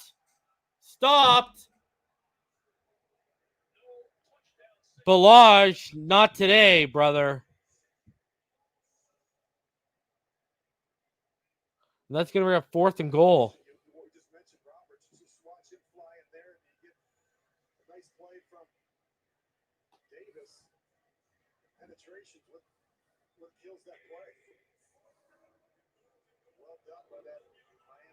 Are they going for it? They're going for it. Wow. And Anthony Lynn is now calling a timeout.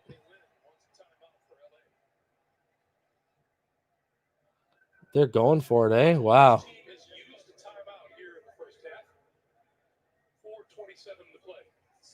I wonder if Anthony Lynn realizes that his plastic mask isn't straight. I'd be like the first person to tell him, be like, yo, coach, you look kind of abnormal. I think they saw something defensively that they didn't like when they came out in the formation. Maybe they didn't get the box count they were looking for, so Steichen did the right thing. This is a critical possession for them. They went for it earlier in this drive on 4th down. Oh, man, huge drive. Like, huge play. Huge. Here we go, guys. 4th and goal. Inches away from the goal line. Are they just going to QB sneak it with Herbert? They're just going to probably QB sneak it. They're inches away, Ricardo.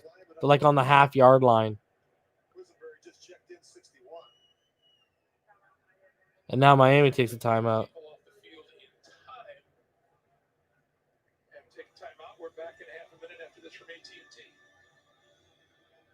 This is the new iPhone 12 Pro with 5G, and it's on AT&T, the fastest nationwide 5G network. Now new and existing customers can get our best deal. Really? I agree, Don. Mom, AT&T has the deal for new and existing customers. I will. So what'd she say? It's the wrong person. It's a guy named Carl. He's very excited and on his way. Word of mouth advertising. It's what they did before commercials. It's not complicated. Everyone gets our best deal. So here we go, guys. Back-to-back timeouts by each team, and now we're just waiting. The play is getting called into Herbert. He's on the sideline, and Ted Karras, thanks a lot. Yeah, it's got to be a QB sneak, QB dive, Rhino. So I said, because of Herbert's body.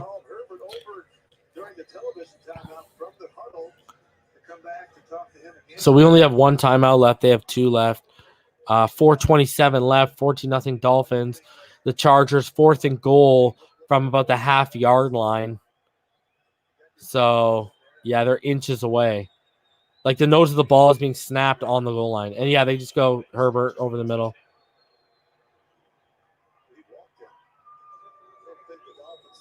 So there's 6. He was shocked from the high end zone. He just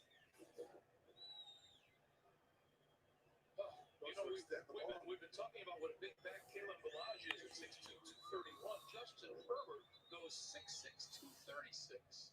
you know, and some quarterbacks are really good at sneaking it, and others aren't. But this guy is going to be a good one because, as you mentioned, Greg, he's got some size, he's got some toughness. Thank you, Ted Karras, for putting the Chargers on the board. I'm sure they'll send you a nice basket for Christmas. Unbelievable. Wow, hands were close to it, but it's good. And then it'll be 14-7 with 4:25 left. Dolphins will get the ball back right now, and they'll also get the ball back at half. So thank you, Ted Karras. You jabroni.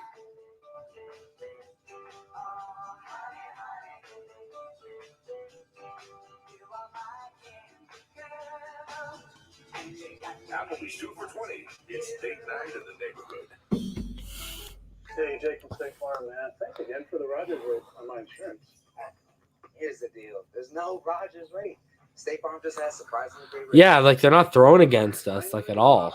Like really, the only thing is the run. They're just leaning on the run right now. But we gave them field position, right? Like they started that drive on the other side of the field. So, you know, on our side of the field, but on the other side of the field for them. Like a good neighbor, State Farm is there. But I mean, Herbert only has 48 yards right now. Tua has 92.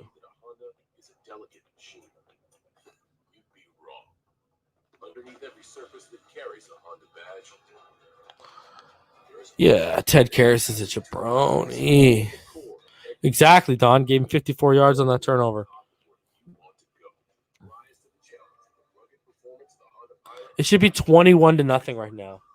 Like, we should all be sitting pretty laughing. Instead, we've given them life. You're not ready for gray, so brush your way in 5 easy minutes. Just for men, mustache and beard. So now, yeah, Danny, I can, and it smells like what I dropped in my toilet earlier, bro.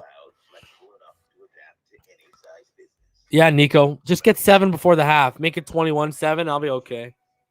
Huge drive. Make a statement.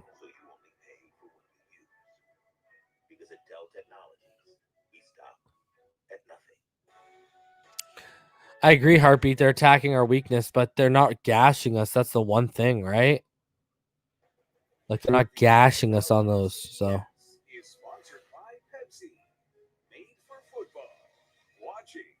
Agreed, Johnny, bro. That's the ideal situation.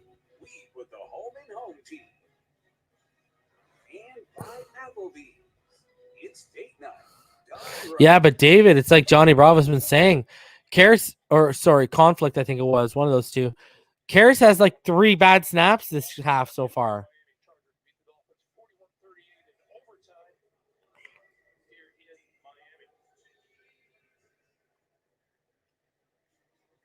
Rhino's going down memory lane right now. Remembering when times were good, life was easy. And Dan Fouts was out there. So the kickoff's going to be out of the back of the end zone, and it's not going to be returned by Jakeem Grant. Told you, Pyro. Glad. I ain't re-upping that guy. Are you crazy? So here we go, guys. Tua trots back out there. Yeah, Heartbeat, I agree too, because the pass game ain't working against us.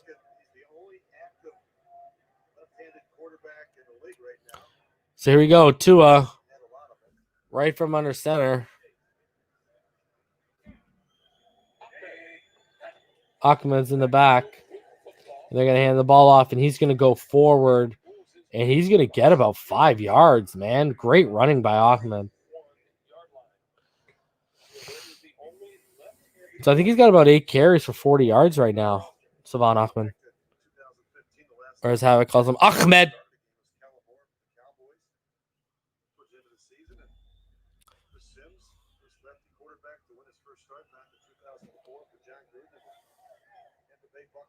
So here we go, guys. 3:50 left. 2nd and 4.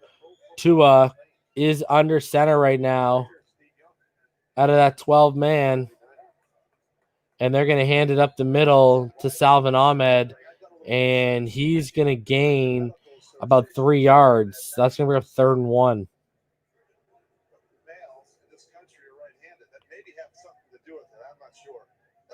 But there's just not a lot of left-handed quarterbacks. 90%. 90%. Is that right? That's right. Yeah. I have a daughter who's a third-year medical student. I called her up last night while you were sleeping. Did a little research for the game here, and I just found out that most males in this country are right-handed. So we go 2 under center again, and they're going to give it to Ahmed, and he's not going to get it, guys. He's going to be short. He's going to be half a yard short. See what happens when you sell on the run 3 times in a row for all you people. Run. See what happens when you sell it on the run? 3 and out. Because everyone and their mother knew what was happening on that play.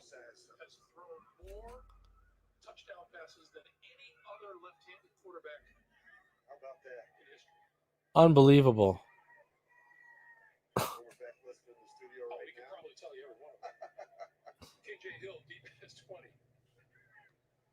Like, should have bootlegged that one. They're not going to fake it. They're too deep. Thanks, Ted Karras. See what this has led to? Absolute swing of momentum right now. Wow.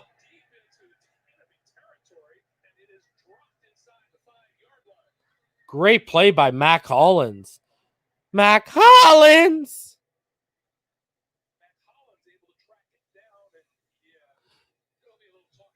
Yeah, conflict. I would have either I would have done the passing play on 2nd or I would have bootlegged on 3rd. But 3 straight runs, you do not run 3 straight runs like that. Come on, man.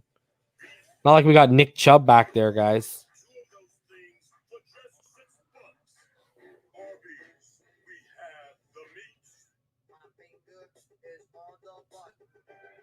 Rhino's going Ray Finkel on Ted Karras right now.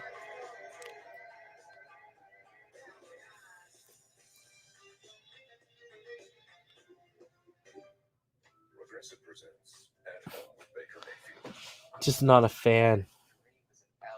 I wasn't a huge fan of the Flowers and Karras signings to begin with. Still, I'm not a huge fan of them.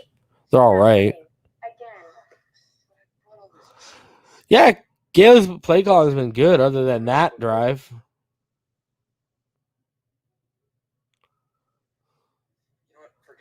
Powerhouse Fire cares if he loses this game. Yeah, I agree, Michael.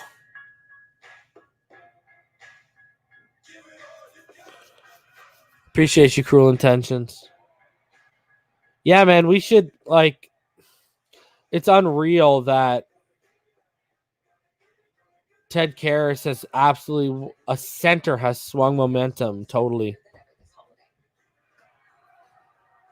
Oh, thank you, Cruel Intentions. 100th like. Pound that like button, guys. There's 144 of you in the room right now. Don, I'm ready. We got 4 draft picks in the first 2 rounds. I'm ready to invest one of those in a running back and a receiver.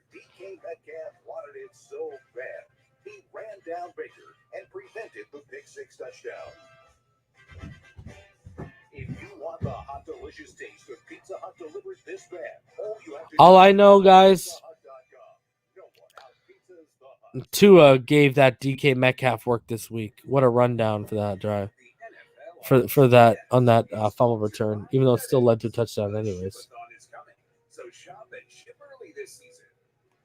And buy Verizon, the network more people rely on.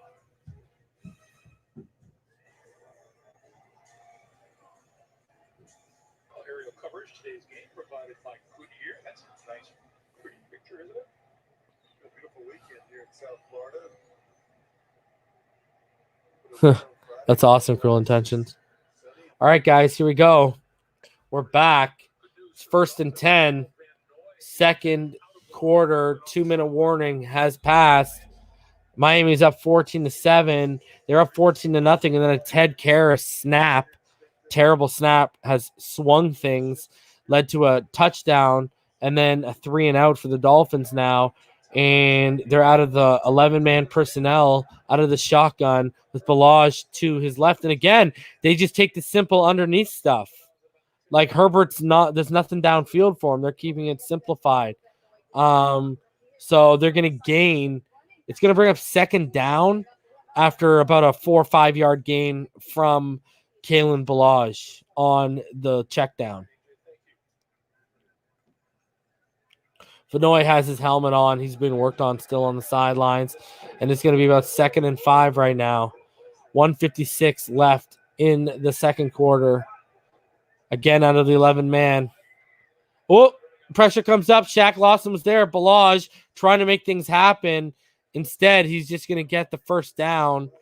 And that's going to bring up 1st and 10 with about 1:40 left for the Chargers. Again, Justin Herbert just taking the underneath stuff, even when time's against him.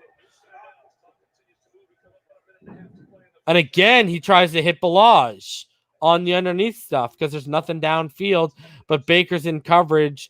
The throw is a little bit errant ahead of him, and that's going to be an incompletion, so that'll bring up 2nd and 10.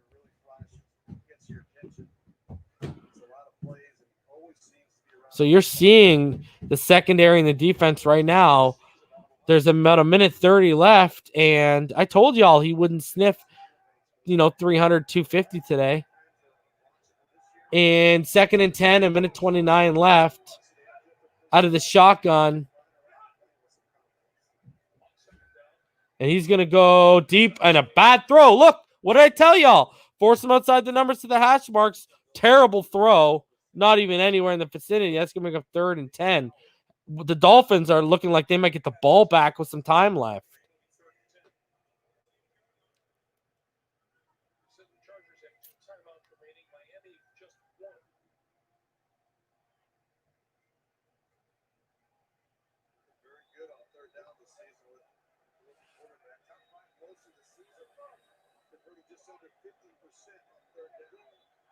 So here we go. Empty set. 5 receivers for Herbert. 3rd and 10. And here comes the pressure off the edge. Van Ginkel hits him. And that's an incompletion. And that's going to bring up 4th and 10 with 1:21 left. The Dolphins with 1 timeout are going to get the football back. What have I told y'all? You're seeing right now what I told y'all about Herbert. I called this. Nothing, baby. Nothing. What is he going to do? What is he going to do? Van Ginkel is playing out of his mind today. So here we go. You want to give us a block again, Van Ginkel?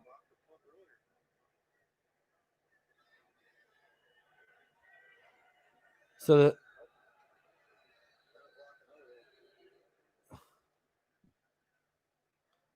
it's going to be a flag on the Dolphins right now. It might be a little bit of an encroachment.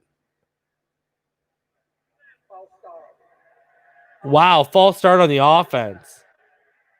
Yeah, it is on the center. On the center all day. Yep. Mm-hmm.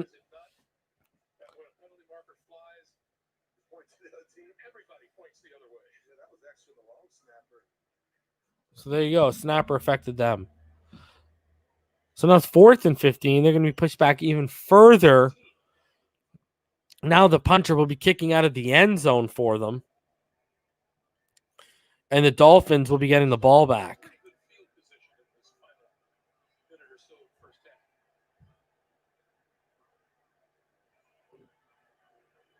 So from the end zone, it's punted. And Jakeem's going to field it at the 35. He's going to trip. Then he's going to kick it outside. He's taking it to at least midfield. He's up the sideline. Great return by Jakeem Grant. He's been a totally different man, a totally different player since Tua Tagovailoa took over the starting job. This is unbelievable. Grant is night and day with Tua. It is unreal. Even his confidence is just through the roof right now.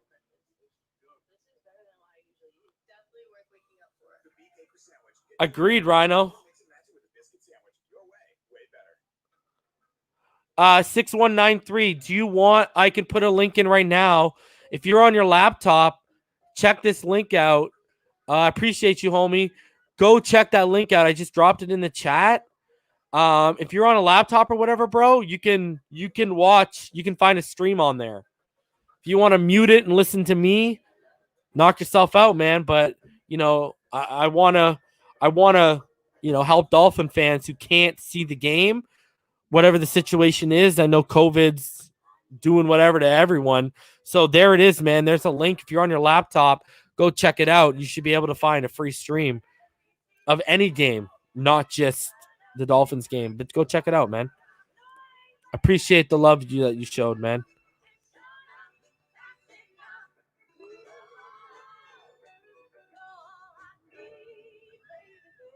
Appreciate you, 6193 ASNF. So yeah, just check that link out, brother. Shout out to Chef Jew. What are you doing? Yes, Jakeem. Yes, Johnny. Jakeem's all of a sudden a different player, bro. It's amazing what a quarterback change could do. I love it, baby. Let's go. No problem, 6193. Exactly, conflict. Now you can't be. Because we need yards. We only have one timeout. A minute 20, what do we got? Like a minute 18, minute 15 left now? So, here's the thing. We can't run the football now. We don't have enough, unless you're just playing for the field goal. You're not going to run the football. But I want 7. Let's get back those 7 Karras left on the board and get the ball back after half.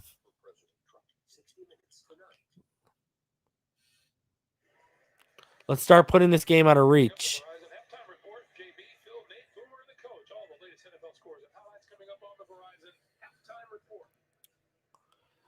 Jamel, I'll drop it one more time. Here it is.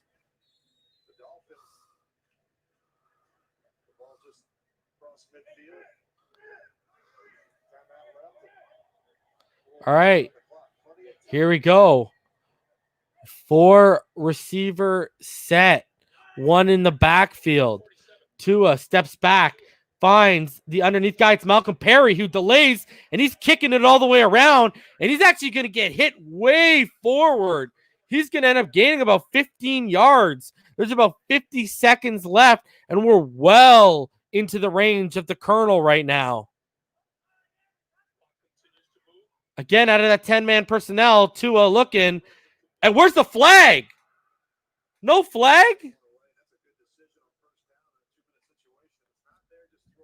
So Tua gets rid of it. I don't know. I think he's throwing in the vicinity to see if he can get a flag.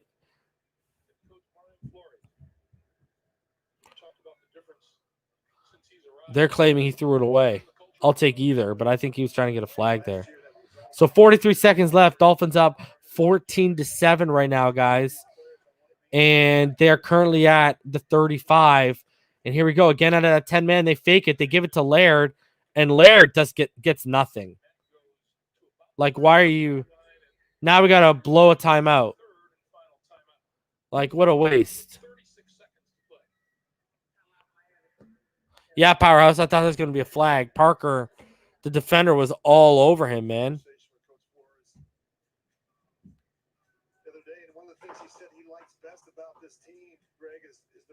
Oh, man. How was work today, Chef? Chef Jew? You cooking some delights, bro? When I come down to Miami, you got to hook a brother up, bro. I've seen your baked goods look phenomenal, my dude. Go follow Chef Jew, guys, if you're in the Miami area. Go follow him on Instagram because he delivers like food and baked goods to your front doorstep. So go help out a fellow Dolphin trying to kick off, his own independent business. Go follow him on Instagram, guys. So here we go. Again, out of that 10-man. Oh, Tua evades and avoids. He goes deep. Oh, he just missed Grant. Wow. Wow.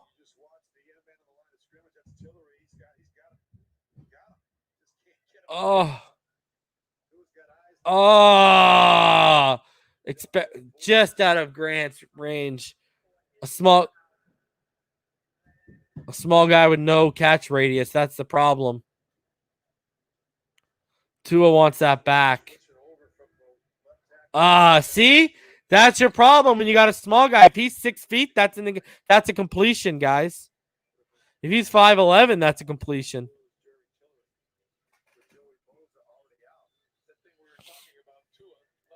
Whatever, let's put 3 on the board and get the ball back and put another 7 on the board.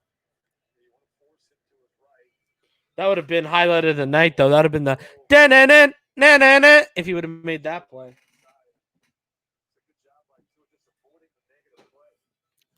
Hey, man, he avoided he didn't take the sack. He didn't push the field goal back. Tried to make a play. You either want him to set his feet or you want a taller receiver in that situation. If he sets his exactly powerhouse, Parker makes that catch.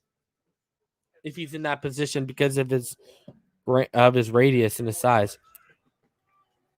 So here we go. The Colonel, a 50-yard attempt to put us up by 10. Come on, baby. Let's go, baby. And it is good. The Colonel comes through again, baby. Money in the bank, shorty. What you drank? Let's go, baby. 24 seconds left in the half. And then I'll open it up to all of you guys. I'll drop the link now if you guys want to start piling in so I can add you guys as soon as the half hits.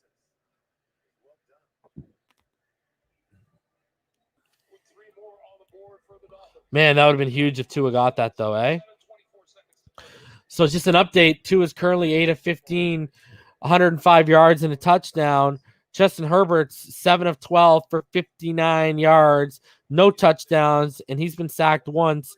Tua has not been sacked. He's avoided sacks multiple times himself today, showing his shiftiness and his elusiveness in the pocket. He's getting the feel for it, guys. He's getting the feel for it. Right now, Salvin Ahmed is your leading rusher, 10 carries for 44 yards. Your leading receiver in the game right now, guys, it's Jakeem Grant, 3 receptions, 31 yards, and a touchdown. So as soon as this half ends, I see y'all starting to pile up in the back. Yeah, I'll bring you right on. Don't worry.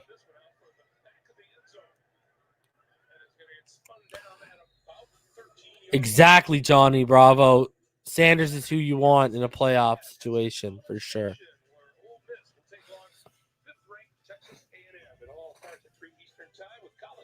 Johnny Bravo, I think Tua is going to be money on those plays next year, brother.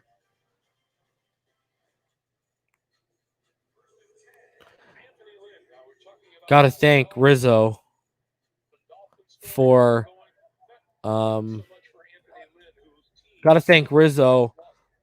Jason Sanders.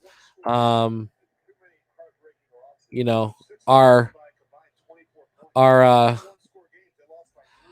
former special teams coach, he was the one who made the call, right? Sorry, Darren Rizzi, my bad. He was the one who made the call. Got to show love to Darren Rizzi because Darren Rizzi is why the homie Jason Sanders is a Miami Dolphin. So, Damian, Rhino, Powerhouse. What's good, everyone? What's good, y'all?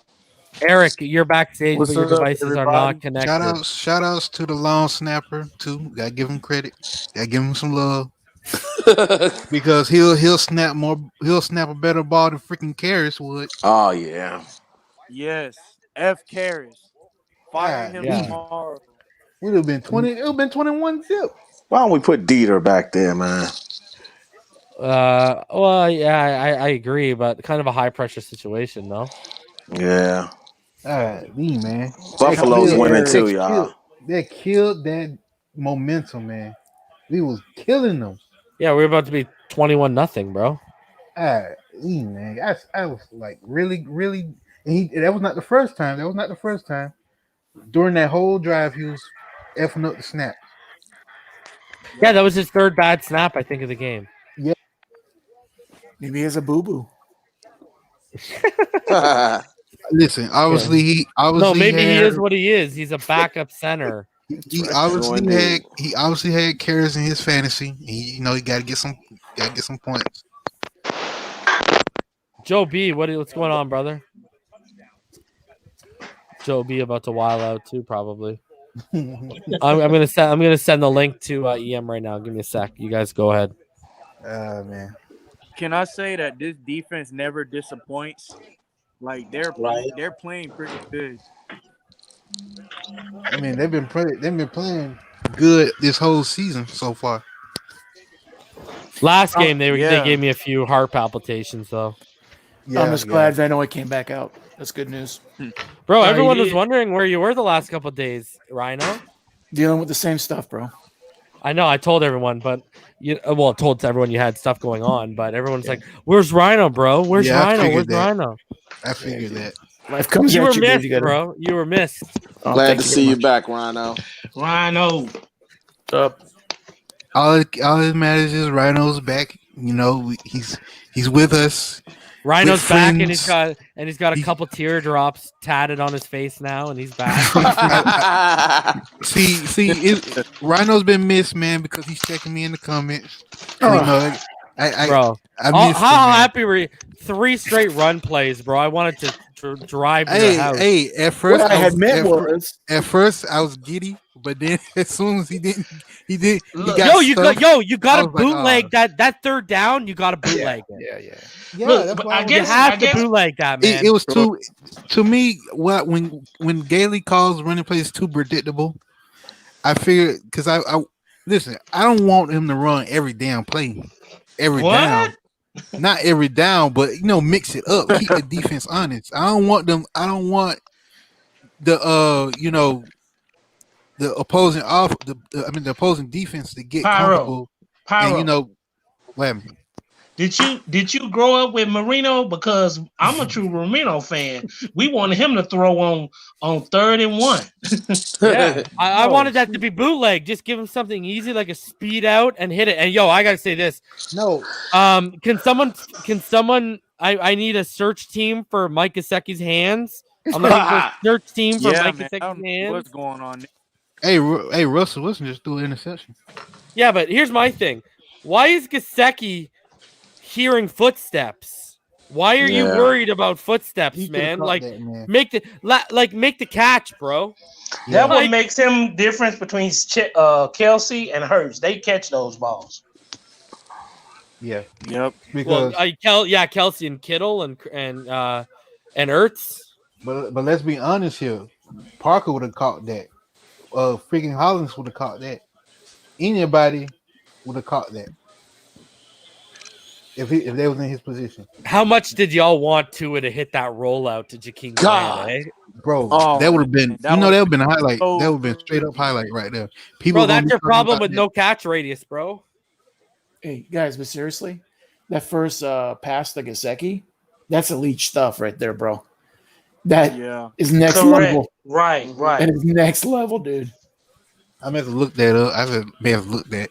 I don't know which one it's talking about. He had a for sure 5-6 yard pass. Yeah. And he said, "Hell with that, man. I'm going 15 for Gesicki." And it was a laser when he was on the move. When he was on the move, the one when he bootlegged out. Yeah, it's his left. And it was between the defender had a chance to get up there, but he put it in that window. He put it right in that window.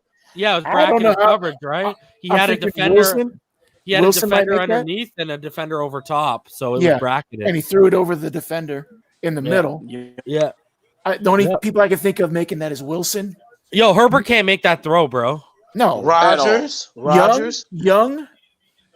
Young back in the day could have made that throw. I mean, there's a handful all time that can make that throw. You need touch. That's where touch comes into play, right? Well, not rolling out, but yeah, he could make that throw, but not rolling out. Because that's all about touch, man. And you know what's crazy? If you actually look at the one glaring thing, if you were going to knock Tua for passing, was his accuracy, his completion percentage in college it would dip when he was on the run. Mm-hmm. And if you look at him right now, he's other than that missed touchdown a couple weeks ago when he was on the run to the tight end in the back of the end zone, and then now the Grant one, he's pretty freaking money on the run. Yeah, but do you see how he does it? He rolls out, and then he jumps, and he cranks his body. I don't know what the hell he does, but it comes out like torque.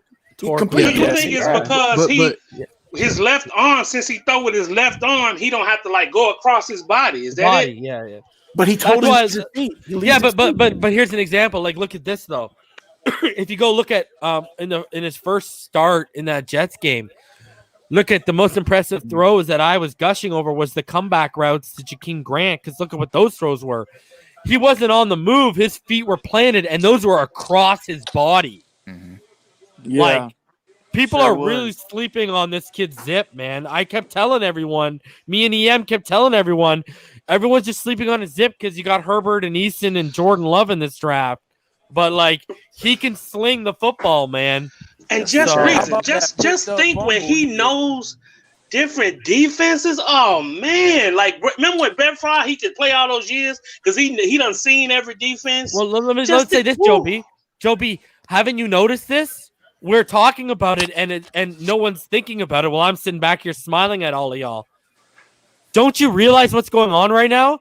You're seeing the difference of where Tua is progression developmentally and growth-wise compared to Herbert right now as a processor and with the playbook right now. Why do you think Herbert's taking all the underneath junk to Balaj?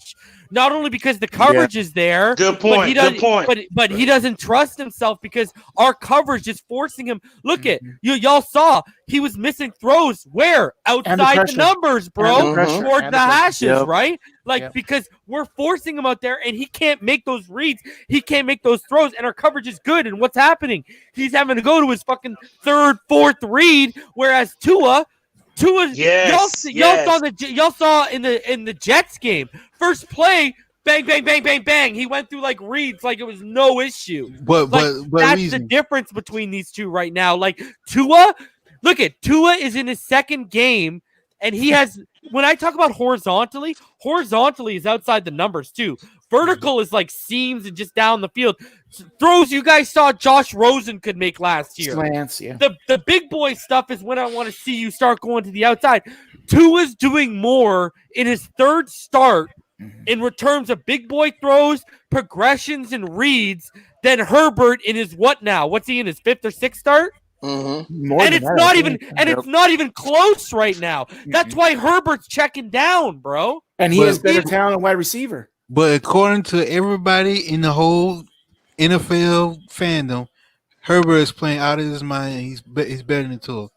Well, the better part I don't agree. He's putting up good stats, but he's not better than Tua. Flores got that book on him. Flores got that book on that 5-game book on him. He's got stats. That's why they like him. That's all. Yeah, but he's why a do you think quarterback. Rookie of the year. But here's the thing. Why do you think I called this? Why do you think I called this like weeks ago? Because those stats came against defenses. Yeah. And New Orleans. I keep going back to the New Orleans game. Look what they did in the second half. They forced him to the outside. He was 11-14 going to the second half. When he made that blown coverage throw to Mike Williams, I think he was what? He was like 14 of 27.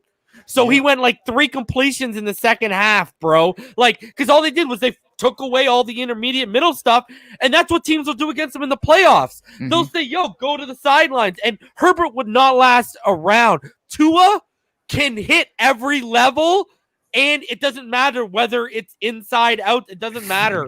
And it doesn't matter which read it is. Look at what did he say this week with the Zoom when they talked about Preston being out? He said it's next man up, but at the end of the day, I look for the guy that's open. Yeah, Tua don't care. Look at Herbert. What did I tell all of y'all? Keenan Allen's his first read. That's the guy he leans on. You take Keenan Allen away, you wipe it away. Right. What have you seen? The only completion Keenan Allen had was on a manufactured bunch set to the right where they just had him underneath and everyone was running routes to take the coverage away from him. Other than that, what has Keenan Allen done? And what has Herbert done? Because our defense is saying no bueno, man, because they're so easy. They're so like I was telling y'all what the book was on these guys like 3 weeks ago, and now we just have the defense to execute it. And that's what the difference is. Also, But hey, reason Reason, Tua did not have. you know it's bad when Balaj is carrying the team. Yeah, man. I mean, and just to answer Josh Valencia's $2 question, what do you think about Salvin Ahmed? I think he's been fantastic. Like I said last week, and you saw what the keys to victory was. What was one of the keys? Feed Salvin Ahmed. And here we are. Okay, so I think keep feeding him, but don't give him 3. And he's 5'11". He's 5'11". Yeah, but you give him dude. I give him 3. I give him 3 runs in a row if 2 of them have gone for first downs. I'm not giving him 3 runs in a row if I'm trying to get a first down. You know what I mean? So, that's right. And then see, an elite running back, he'll get those 1 and 2 yards that won't keep us in 3rd and 1. Yeah, like someone like Harris. Yeah. Or like a Nick Chubb or someone like that. Yeah. Najee. So we actually have someone in the chat, Rosen Truther 13. Oh, you might want to change your name, my friend, and your profile pic might want to be Herbert on the sideline wearing his Tampa Bay Buccaneers COVID mask, bro, because that ain't popping. Oh man. Oh man, the truth did not set you all free; it set you all back.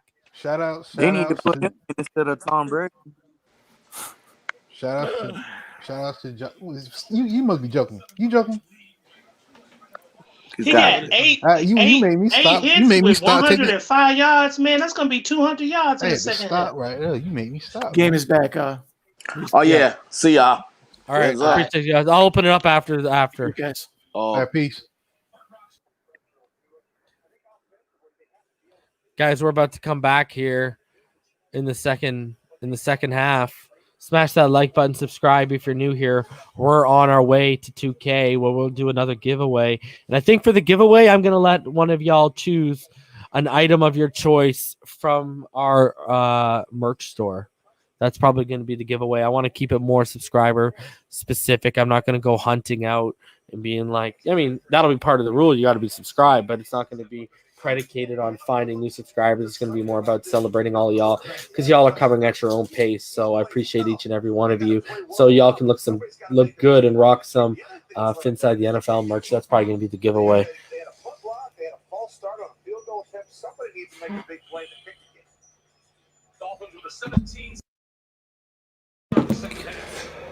All right, the kickoff is deep. And it's going to start from the 25-yard line because it is a touchback, guys.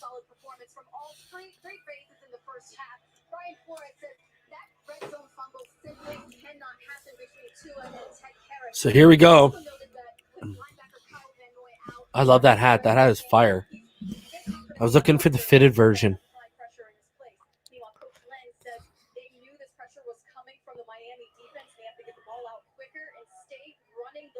All right, here we go, guys. 17-7. Your Miami Dolphins are ahead right now. Tua is currently in the shotgun. Salvin Ahmed to his left. 2 bunched up to the left, and they're in that 11-man personnel. He goes over the middle, and he misses Parker through the hands of Devontae Parker. Some real zip on that football. And right now, the announcers, from what it sounds like, are in awe of his release.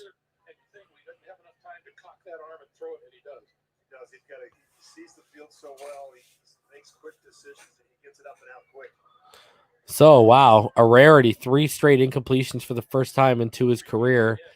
And he's again out of that shotgun, guys. 1 to his left. Again, 11-man personnel. They're going to give it to Ahmed. He's going to try and bounce it outside, and he's going to gain about 6, and that'll bring up 3rd and 4.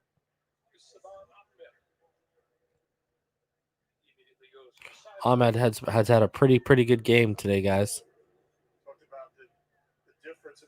So that's going to bring up 3rd and 4. Right now, Ahmed has 11 rushes for 50 yards and a touchdown. So 3rd and 4, we need a huge conversion right now. We've slipped. We're now 3 of 7 on 3rd downs this game. Again, 10-man personnel, 3 bunched up to the left, 1 out wide to the right, and there's a flag on the play. False start on the Miami Dolphins. And that's going to bring up now a 3rd and long. So 3rd and 9, we go from an ideal situation to a non-ideal situation. 14 minutes remain in the 3rd quarter. 3rd and 9, 17-7 Miami Dolphins. And come on, man. You can't take that kind of penalty on your side of the football field like that. Here we go. Again, under that 10-man personnel. Dewey to the left. And Tua. Great play by the defender on Gesicki.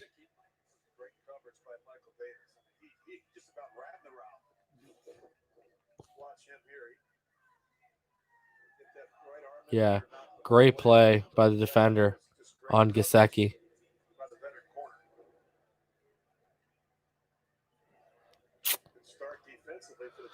So 3 and out, guys.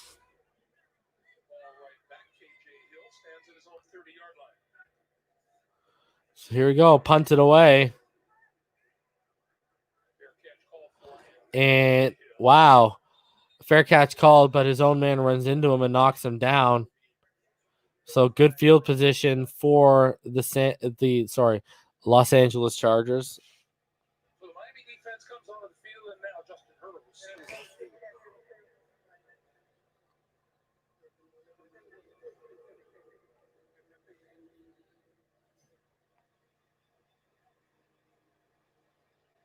Latrell Davin calls a grand incoming 30-yard touchdown on the next drive. So now Herbert's out of the shotgun. And he's going to kick it underneath on another little bubble screen to Guyton. Was it Guyton or was it Allen? No, it was Keenan Allen again. Simple little thing for Keenan Allen. They're not looking downfield. They had him in a bunch set to spread stuff out and get Byron Jones out of the way.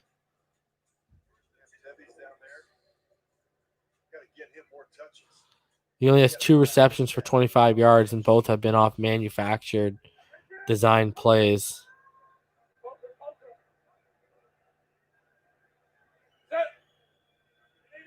So Herbert under center. He steps back. He's looking over the middle. He's bouncing the ball. Again, he checks it down. Takes his underneath route. And it's going to bring up a 2nd and about half a yard or inches. Justin Herbert, they call a shot play on 1st down. It's not there. He does a nice job taking the extra hitch and finding the fullback in the flat. Great coverage downfield. Nothing for Herbert to challenge. Trusting the protection and working through your progressions.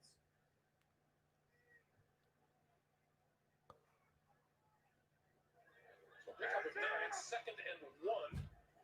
And LA now at the Miami 40. So Herbert's now under center. Balaj is in the backfield.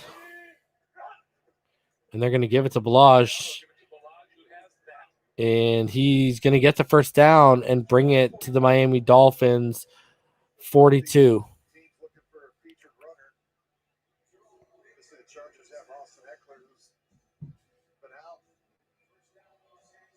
Until they get him back, they need someone to step up and emerge.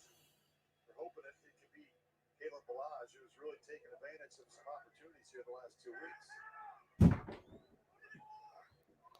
So here we go, guys.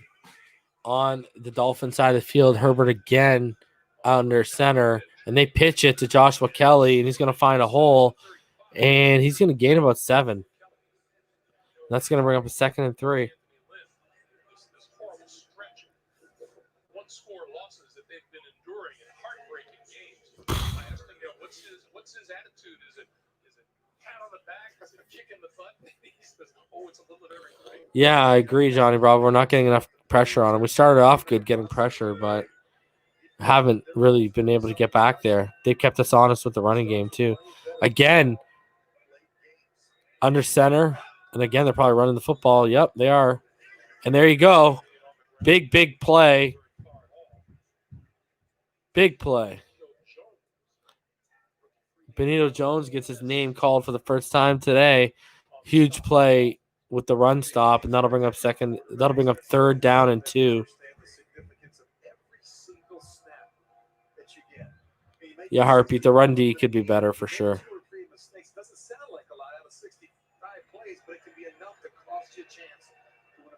So now Herbert's out of the shotgun with Balaj in the backfield.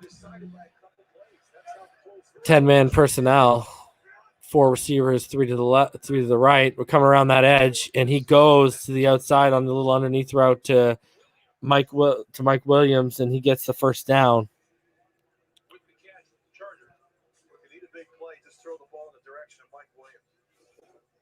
First catch of the day.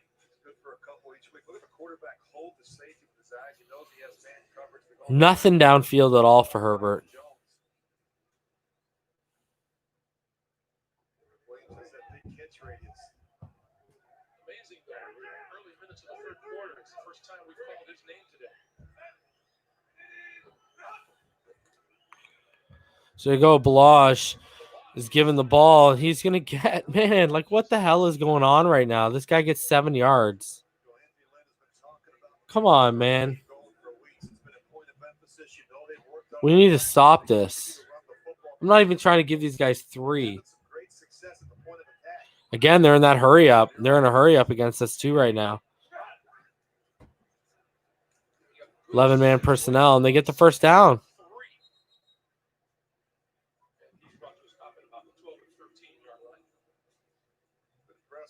Trying to wind us. The last time the Miami Dolphins had a 100-yard rusher was Caleb Balaj. Go back to December 2018. I agree, Sam. We need someone to stop up like right now.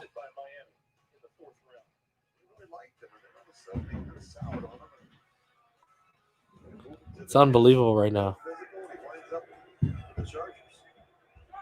Thanks, Danny. Check me out. I go out live multiple times a week, not just for live reactions. So under center, he hands it off to Kalen Balaj. Again, Kalen Balaj on the delay hits the A gap to the left side, and unbelievable. Gets 6 yards in 2nd and 4. Wow, we have the second most consecutive games with a 100-yard rusher, currently sitting at 26.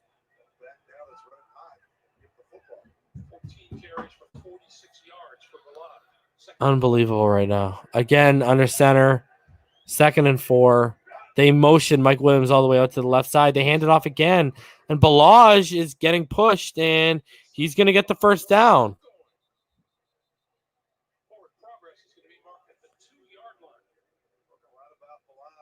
Yes, Joby, Wilkins would make a difference. Wilkins is really good in the run game.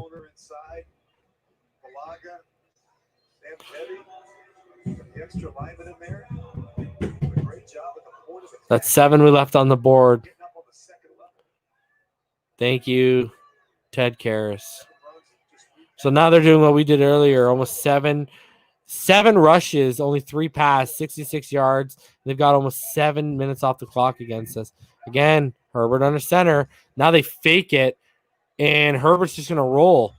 And Herbert's going to find a wide over on Hunter Henry in the back of the end zone. Touchdown, LA Chargers.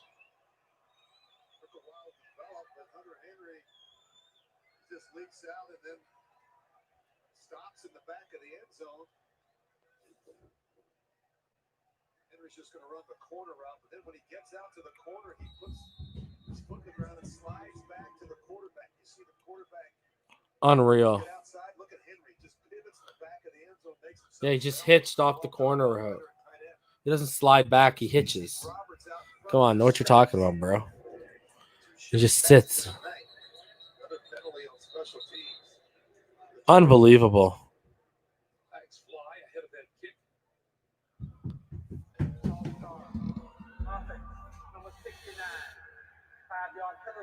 Well, I called 34 to 10 or 14, right? So let's go. I mean, Balaj clearly was crap if he has bounced around to multiple teams and even the Jets got rid of him. Our defense against the run is not very good.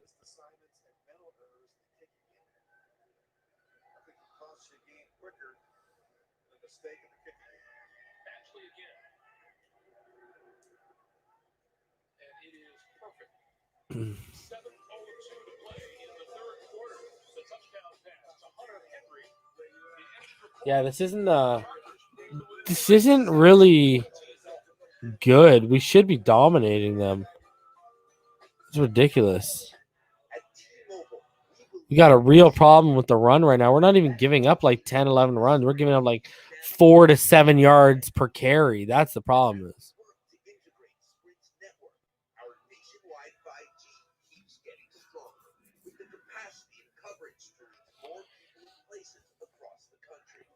Wilkins would really help our front too. Not a good showing by our defense on that drive at all. Yeah, I know. They just stuffed it down our throat. Whatever. Let's go, Tua. Put 4 on the board. Thanks, Ted Karras, for taking 7 off the board. Guys, if we were up 24-14, we wouldn't even be worried right now.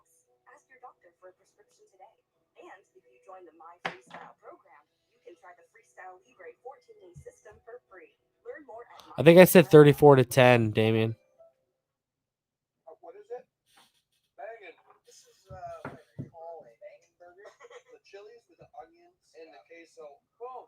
Queso knows where it's supposed to be. Ted Karras.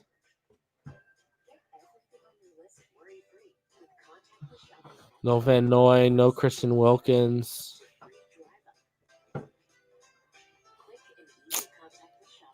Unbelievable right now. Here's what we know so far. We got 2 shooters. We have murder and extortion. Yeah, Latrell Cart's not even helping out.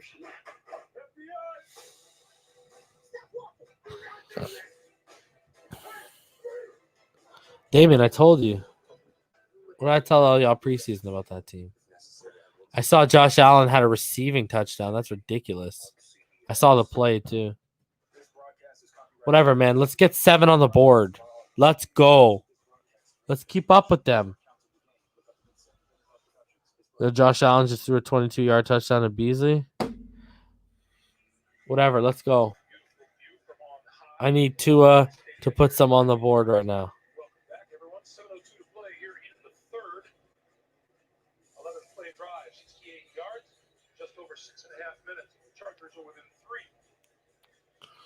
Here we go. Deep kickoff. And that's going to go out of the back of the end zone. No return from Jakeem Grant. We'll start at our own 25-yard line. So let's go, Tua.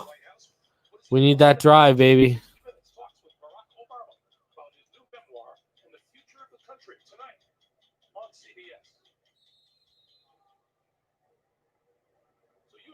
Yeah, Scotty. Wilkins has been one of our better defenders this year, too. I don't know why people don't love on Wilkins.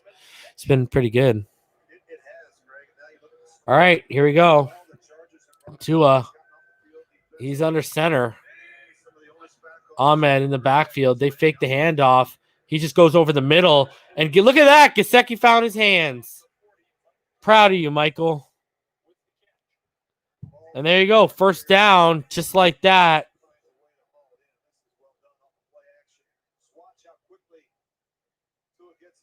Look at that throw. Right in stride. Perfect. All money, all day. Jesus. Let's go. So here we go, guys. 10-man personnel. Tua steps up, finds Perry underneath, and Perry is going to pick up about, I think he's going to give him about 6 or 7, depending on the spot.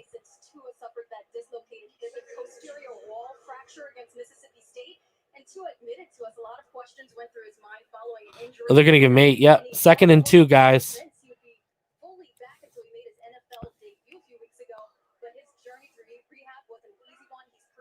So out of the shotgun with Ahmed to his right, I would run it here, to be honest with you, out of the shotgun.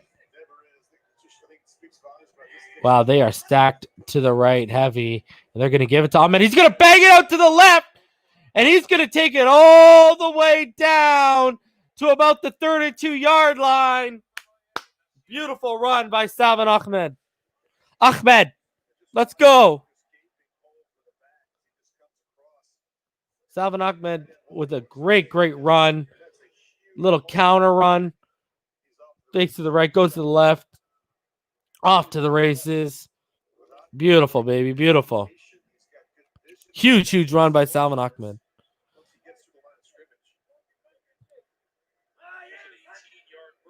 So, false start again on the Miami Dolphins. Out of that 12-man personnel. And it's on Salvin Ahmed after that run. Salvin Ahmed giveth and taketh.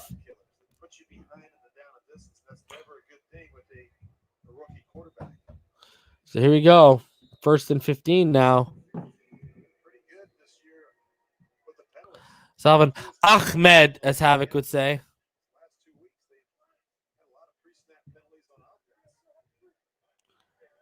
So Tua, he is out of the shotgun, guys, and he fakes the handoff. He steps back. He throws over the middle. What a throw! Wow, over the linebacker who thought he could make a play on it and is beating himself up right now. The Dolphins are in the hurry-up offense. What a throw. Over the middle. Whoop!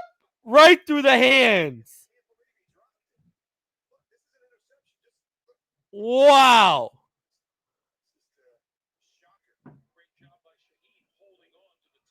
Wow. Kenneth Murray doesn't know what just hit him. Grant motions. Ahmed gets actually his... I mean, that's probably his only bad run of the day. He gets... And it's not his fault. The protection just didn't hold up. Denzel Perryman stops him just behind the line of scrimmage or at the line of scrimmage. So that'll bring up 2nd and 10.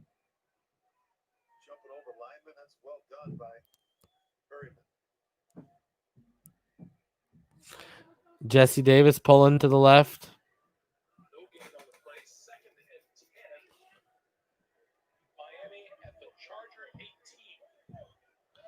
Here's Tua. Tight package. Ooh! And Ahmed's just going to take it up the middle. He's going to get about a yard. Not much. Look at this Chargers defense. They're not as concerned about the yards. It's all about keeping the scoring down. They don't give up a lot of big plays. They force you to settle for field goals in the red zone. And guys, there's 3 minutes left in the half. The Dolphins are driving up 17-14 right now. 3rd and 9. From the Chargers 17.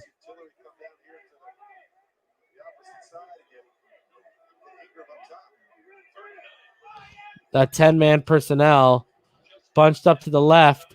He's going for the touchdown. Parker looking for a flag, and it's not there.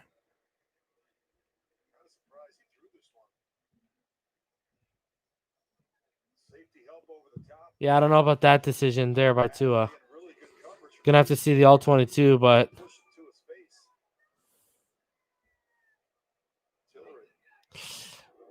got to make a better decision than that.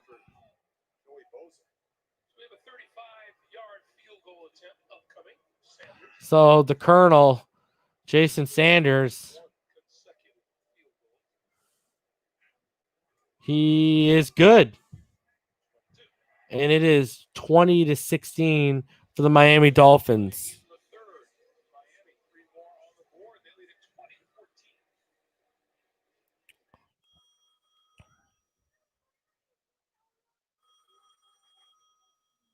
Say, baby, look, let me tell you something. See, first thing, you can't be calling on my shelf.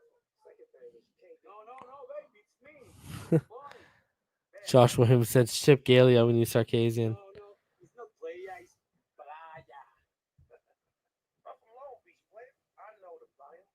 You can't go conservative when you're up by 3.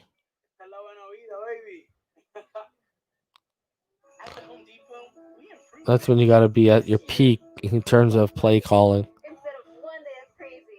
Agreed, Gridiron. We've now left, by my count, 11 points on the field right now. For that drive and the 7 from Karras.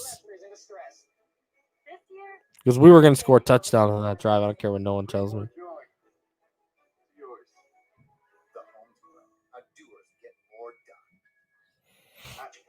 carne asada is back. The cumin, the coriander, mix it in with that fresh lime juice and that cilantro, and it's flavors. It's very tender. When you're cutting it, it's tender. When you're eating it, it's tender. Shout out to everyone who's had Chipotle. I've never had it before, but I heard it's bomb. We have them out here. I've just never been. Hey Google, play this on all my speakers. Man, we need those points. Or we need a turnover, or we need to shut down this run. Like, what's going on here? Ridiculous right now. Inability to stop the run. Be honest, which one's better, the Rodgers rate or the Patrick price? Guys, State Farm offers everyone surprisingly great rates. Jake, it's the Rodgers rate. When you want the real deal, like a good neighbor, State Farm is there. Yeah, Johnny Bravo. It was a bad decision. Take the first down. The Home Depot. How doers get more done. And by State Farm. Like a good neighbor, State Farm is there. I thought Tua would be shredding this defense a little bit more than what we've seen today, to be honest with you.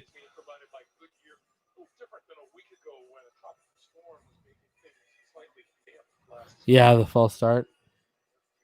All right, 20-14, 2:30 left in the third. Sanders kicks it off all the way down to about the 5-yard line. It's going to be returned, and he's going to slip the returner, and he's going to be down at about the 18, so that works out.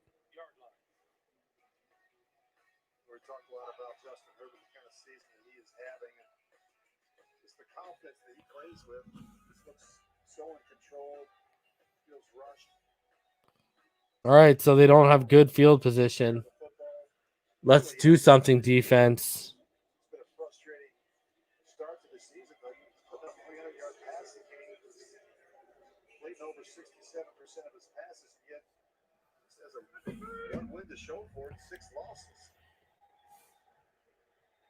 A lodge in the backfield. Right now, we feel like we're watching a fight for the momentum. So, fakes the handoff, and he goes to his left. And there's Kalen Ballage. And Van Noy makes the tackle. Van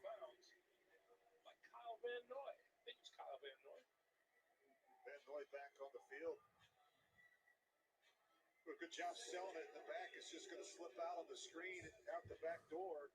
See the lineman getting out front. Good job by the quarterback holding the football. Unbelievable. Just watch the back finish on the boundary. We need someone to step up and make a play here. This is... highly motivated, Greg. It's amazing when you're on the street, you're looking for work, you get the opportunity to come back and play. Once again, Balaz, who has been really, really impressive. This is what Anthony Lynn talked to us about. Blush has 16 carries for 55 yards. How is that super impressive? It's going to take him, like, on that average, it's going to take him 30 carries to get to 100 yards. That's not impressive. Like, I don't know what these people are talking about.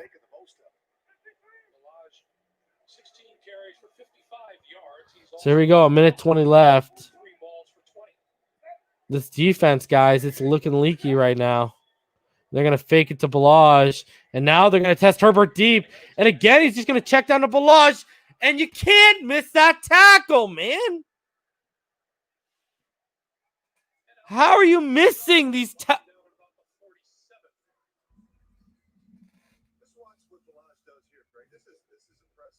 How is it impressive? We're missing tackles. These guys are gushing over Ballage right now. Like, Roberts needs to make this tackle. You got him squared. What are you doing? Wrap. My God, man.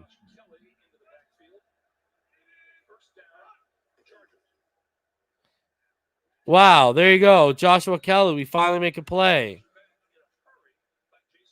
Strobridge shows up, guys. There you go. Finally make a play.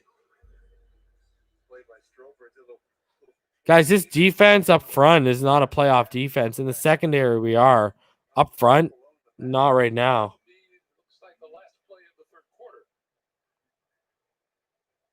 So there you go, guys. The third quarter is about to end. I'm telling you right now, this defense up front in the front seven is not playing like a playoff caliber defense.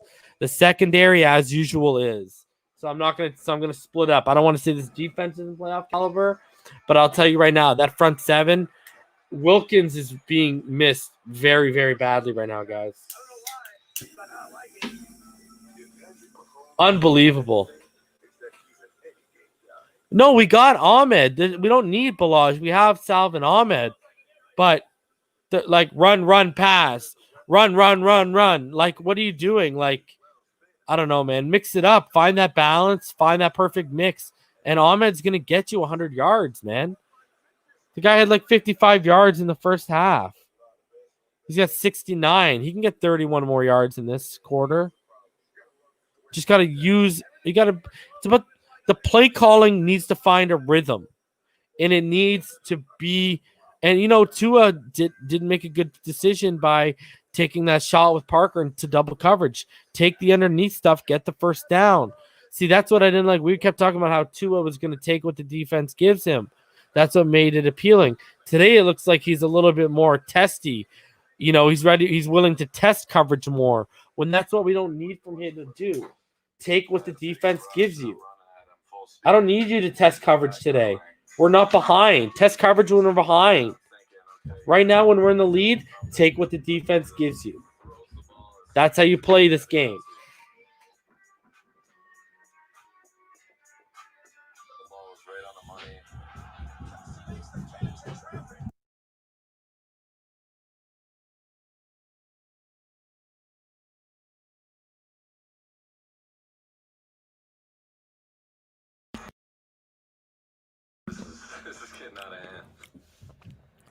I don't think it's about making Herbert uncomfortable now, Johnny Bravo. I think he is, because that's why he's not taking deep shots.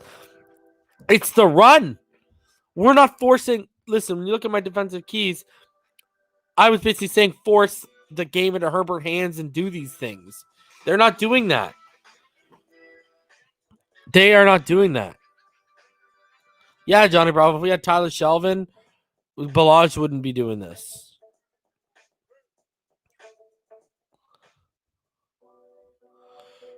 Omar, you can't. Here's the thing. First of all, with the play calling on offense, that's Gailey. My thing is you got the lead. You got to play like you have a small lead, which you do. Not play like you have a big league and you just run the ball in the timeout. Because now they score and they're an extra point away from taking the lead. But Tua should have also made a better decision on that throw. Herbert's going to step up, and Ogba is going to make a play. He went for the strip, but Ogba, again, makes a huge play. And that's going to bring up 3rd and 12, guys.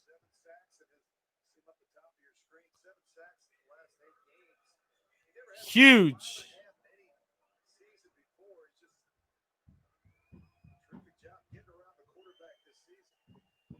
Huge play from Emmanuel Ogba. So here we go, 3rd and 12, guys. And they snap the football. And Herbert picked off, baby! I told y'all! Force him to the boundary! He's picked off by Xavier Howard. What did I say? Force him outside towards the numbers and the hatches, and interceptions will happen. Boom! There you go, baby! Look at nothing over the middle. He reads to the right, and there it is. There it is. The throw is behind Mike Williams, even if he was up. Beautiful. I told all y'all, force them to the outside and interceptions will come. Boom. Let's go. X, baby, X. All of y'all that wanted to trade this man. Are you crazy?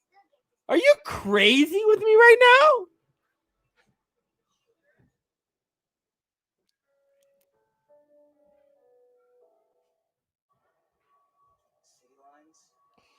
Wow, guys.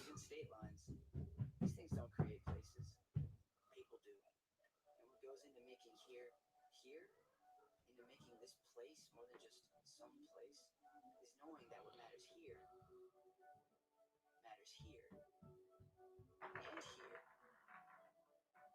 here at McDonald's. That's why here we're helping Ronald McDonald House Charities keep families together through childhood illness. Here we're proud to serve farmers by sourcing quality ingredients. And here we're helping first responders who step up to help all of us. Because it's not enough to live somewhere. You have to bring somewhere to life. It's the difference between being in a community and being part of one.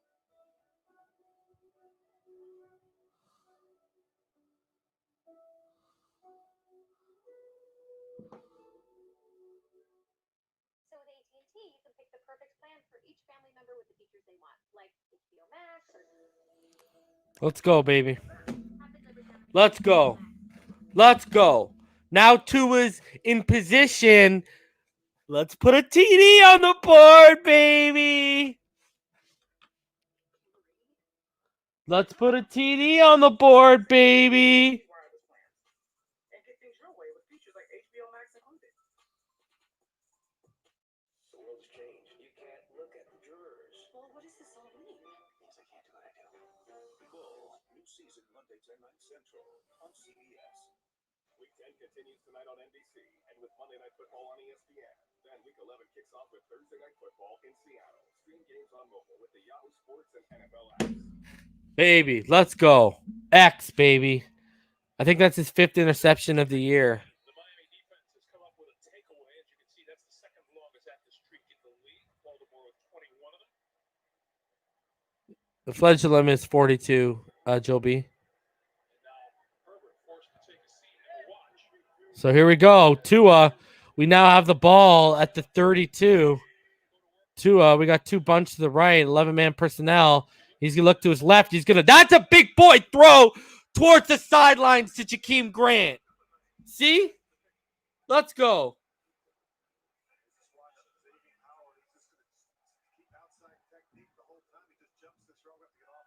Look at that.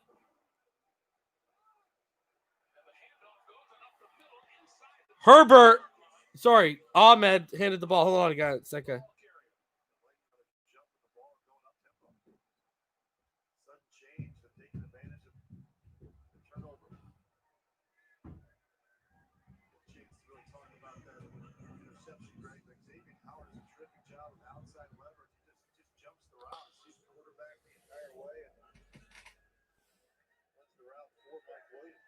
First and goal from the 9. Here we go, man. Under center, Tua. They give it to Ahmed. He's going to bounce up the middle, and he's going to take it on 1st and goal to about the 6-yard line of the Chargers.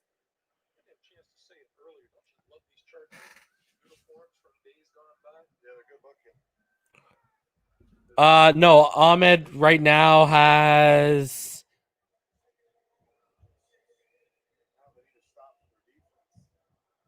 83 yards. Ahmed is 17 yards away from 100 right now. 16 rushes for 83 yards. So Tua is once again out of center, under center, that 13-man personnel, and they're going to motion Gesicki out to the right side. And he's going to step back, and he's going to go underneath to Ahmed. He's going to cut it in. He's going to go deep, and he's going to take it down to about the 1.5-yard line.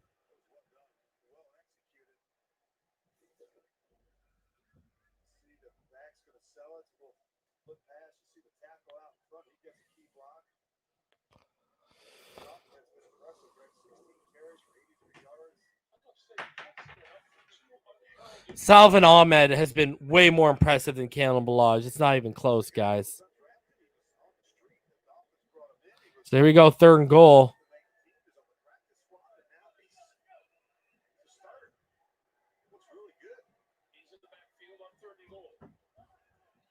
And Tua is going to call a timeout because he doesn't like what he sees, I suppose. We need a TD right here, guys. Take the opportunity to remind you coming up after the game time permitting the State Farm post-game show. JB, Phil, Nate, Boomer, Coach Bill Cowher, all the latest NFL scores and highlights coming up on the State Farm post-game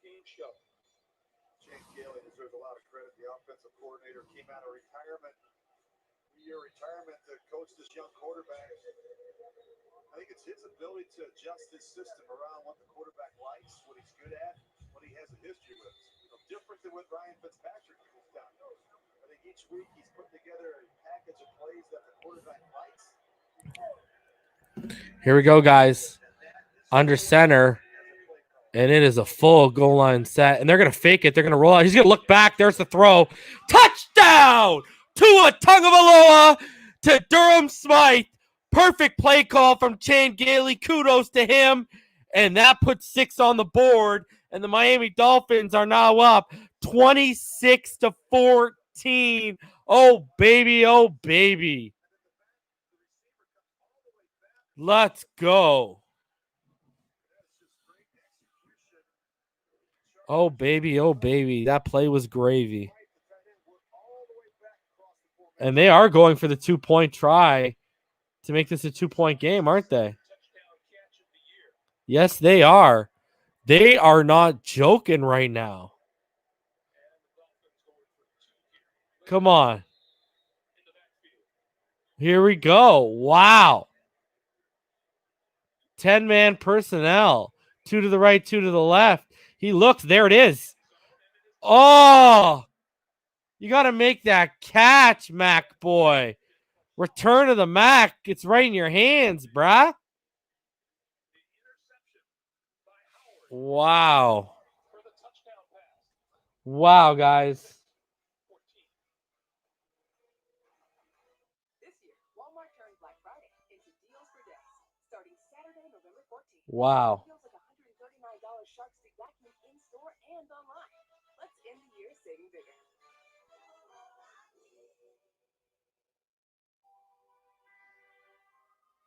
Unbelievable, guys. Salvin Ahmed, let's get that first 100-yard carry. First 100-yard carrier, man. Let's go. Let's go, baby. Salvin Ahmed is 17 yards away from being our first 100-yard carrier in 26 consecutive games.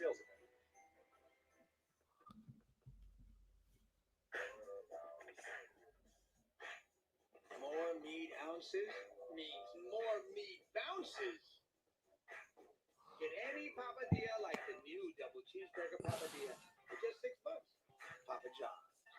So, yeah, just a silly mistake. I guess I look pretty ridiculous. No one looks ridiculous, Bob. Progressive is always here for you with round-the-clock service. Just so you know, next time you can submit a claim with our mobile app. Thanks again for rushing over. Are you kidding? This is what 24/7 protection looks like. You smell like fish. Sorry. What's happening, Danny? What are you looking for? Chest hairs. The college campus is so big, I'll never make it from one class to another without testosterone. I'd say run across campus, but I know how you feel about sweating. It's the urine of the skin. A new Young Sheldon, Thursday on CBS. That's great that you found Shannon. What do you even know about her? It's not what I know up here. It's what I know in here. Whoa, watch out, player. New Unicorn, Thursday night on CBS. The NFL on CBS is sponsored by AT&T 5G. Fast, reliable, and secure. And by Walmart. Let's end the year with what matters.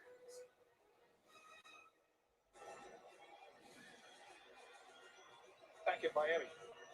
Just about 11 and a half minutes to play here in regulation. Joe Reed is deep.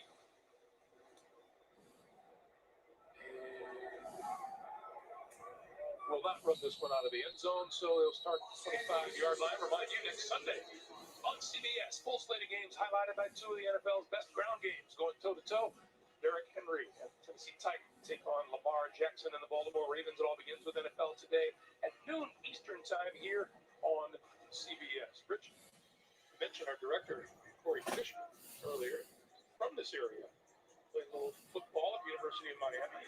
So here we go, guys.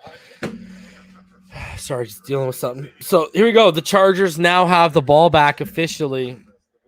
It's 26-14 after that huge score off that Justin Herbert turnover. Out of the pistol, they are in an 11-man set, and they're going to hand it to Balaj again. He's going to delay, but this time Balaj is going to get stuffed up, and he's going to get maybe half a yard.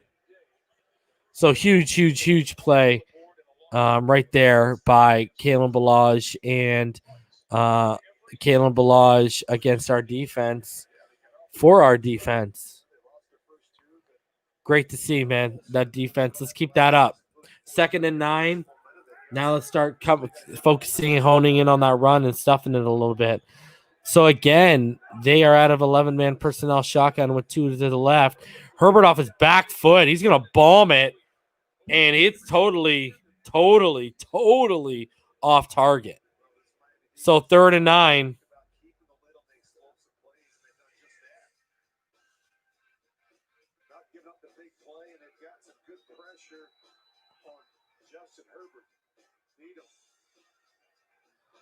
So here we go, guys. Huge play right here. 3rd and 9. 10:58 left in the 4th. The Dolphins are up 26-14. Herbert's now in the shotgun. He's got an empty set, but they're going to motion Balaj into the backfield now to his left. And here comes the pressure. Herbert off his back foot. And that's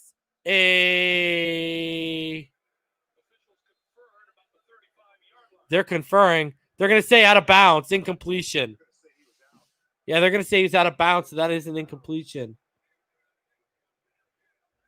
Huge. And there's also a flag on the play.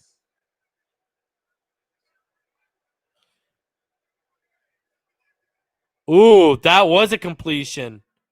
It was just behind the line, it looked like. 1, 2. Yeah, I think he was complete.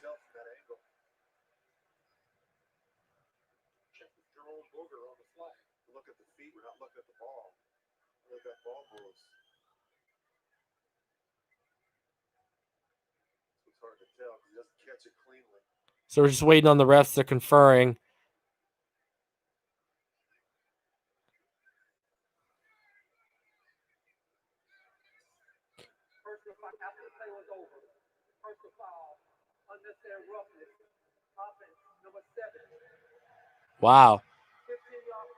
Wow. Unnecessary roughness on Trey Turner. And 4th down.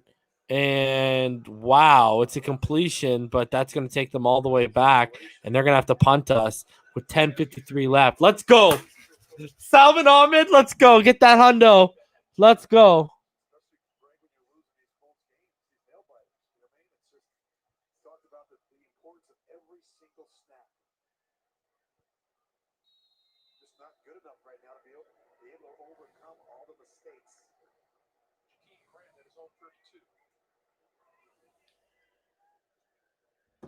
Wow, the punter tries to sell. Jakeem Grant takes the punt, and he's returning it, and he's got it all the way down to about the 37, 38-yard line of the LA Chargers. What a return. And the punter tried to sell a flag, but no bueno on that one. No bueno on that one. Let's go. Rhino says, did I mention how much I love Grant? Wow. We love our new home. There's so much space. We have a guest room now. But we have ants. You're slouching again, Ted. Expired. All right, so here's what I need, guys. I need 20 yards from Ahmed, so he gets over 100, and then I need Tua to finish the rest with a touchdown for fantasy purposes, and because then at least I can say I called the 3 touchdowns. Because I don't know if he's going to be hitting 300 yards today.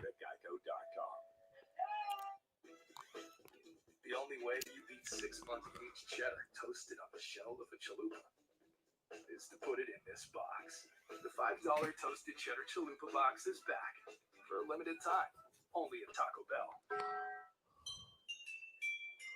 Yeah, Jay. Who's the rookie of the year right now? Pretty decisive, isn't it?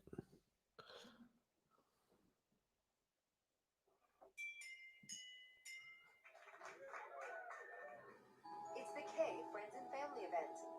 With 25 to 50 You'd like the completion percentage to be a little bit higher for Tua. That's about it. in-store, online, or by virtual consultation. Shop your way and save. Wow, the Buffalo Bills are also losing right now. Let's go, baby! My boy Kyler. Let's go. Let's go. All right, let's go.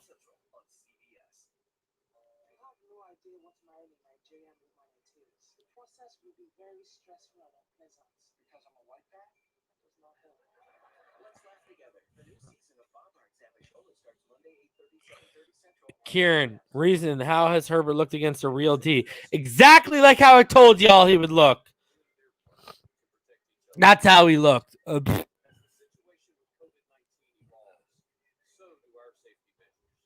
Agree, Jay. The only reason this game is close is because the D took a nap against Kalen Balaj. So 10:40 is left in the fourth quarter right now, guys. 26-14, Miami Dolphins. Look at the back of Grant's jersey. It's just full of grass because he's had a game full of work today. It's just full of grass stains. That was ridiculous. So Tua, guys, he's under center, and they're going to motion Grant to the backfield and then outright. And then they're going to hand it off to Salvin Ahmed, who's going to kick it outside. And he is going to gain about 5. So he is now 12 yards away from 100.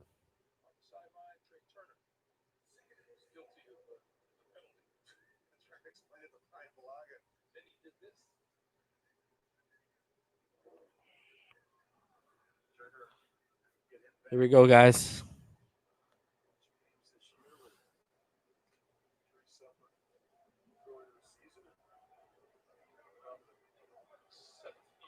So they've currently got him at 87, so he needs 13. So they're going to give it to Ahmed again. He's going to bounce it out, and he's going to fall forward, and he is going to be about 2 away from the first down. So it's going to be about 3rd and 2. Look at how quick Kyler is, guys. Jeez, what a touchdown. Unbelievable. So, guys, here we go, 3rd and 2. Salvin Ahmed is officially 18 carries for 90 yards right now. He is 10 away from 100. 2 is out of the shotgun. 3 bunch to the left. They're going to motion Grant now to the right side. And they're going to fake it. And they're going to go, but there's nothing there. Everyone saw that one. So that's going to bring up 4th down off the completion. 9 minutes left. So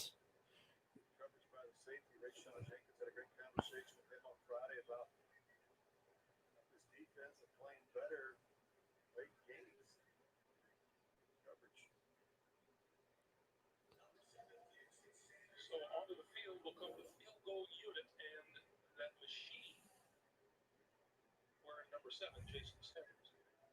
No problem, Andy Lee. So now a field goal attempt on 4th and 1. It'll be a 47-yard attempt from Jason Sanders. The Colonel, who's already 2 of 2. He's made it 50 and the 35. And wow, Jason Sanders missed his first miss of the season. Wow.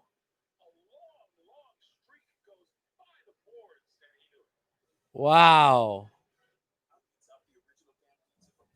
Wow.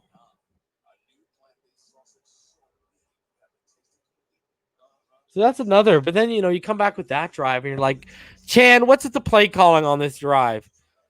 That was clearly an RPO, guys. That's what it was. That's why he had 2 options to that side. That's why that throw was out bang bang. It was either going to go to Hollins or Perry.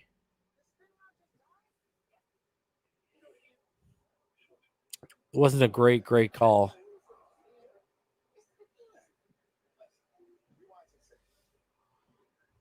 Yeah, it was 2. It was an RPO. That was Tua's call. But I wouldn't have called that, to be honest with you. I wouldn't even have done the fake. Again, it's 3rd and short. Bootleg it.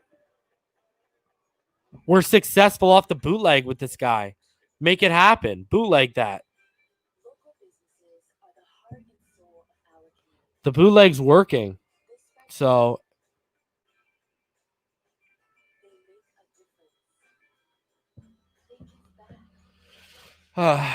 that's the thing, man. I like Gailey. I think he can be really good at play calling. And Rhino will back me up. I've only knocked Gailey for situational play calling. That's been my beef with Gailey, is situational, more specifically on 3rd down. Other than that, he has drives where he's just bang, bang, bang, boom, and he gets his rhythm. But it's just situationally, it's like sometimes our play calling deads the drive. So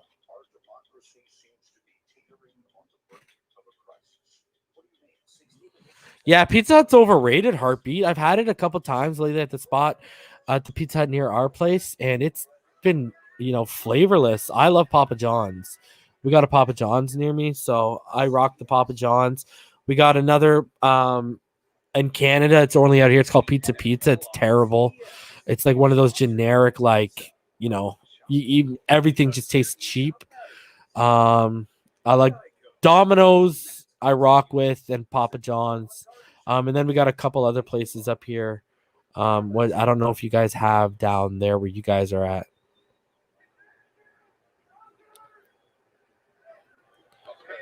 All right. So here we go. Out of the shotgun. Seiler right through. Oh! Oh! Oh!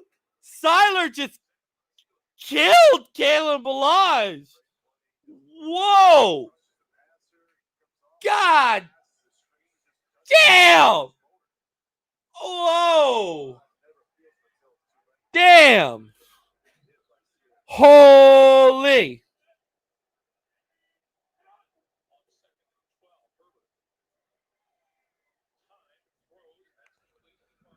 And there you go. Again, another short underneath route, this time to Hunter Henry on 2nd and 12. And it's going to bring up what? A 3rd and 6? He just likes the short stuff, man. Because he can't challenge our 3rd and 5. They gave him 7. So he can't challenge us. Yeah, local pizza is always better. There's a couple local spots that are really good too.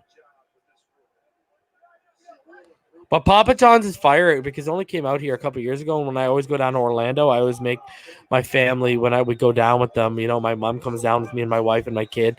And I always make them empty set for Herbert, order that quattro cheese. Big play underneath by Needham as again. Herbert goes underneath the Hunter Henry. And it's going to bring up a 4th down. So it's going to bring up 4th and 1.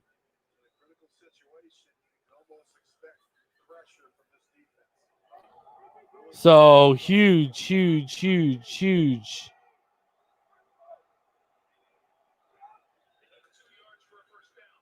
Oh, incompletion. Pressure came. Didn't plant his feet. Mechanics weren't straight. Weren't set. Weren't good. And he makes a bad throw. Again, what did I tell y'all? Look at the replay of Herbert. What did I tell y'all? What was one of my flags? His front arm. He swims instead of keeping it high, tucked, and tight. And that affects up, down, right? Head, guys, is right. Always think about the simplified way with the quarterback. Head, right, left. Front arm, up, down. So he's swimming with his front arm. Ball's low. Ball's no good. Terrible throw. Incompletion. We got the football.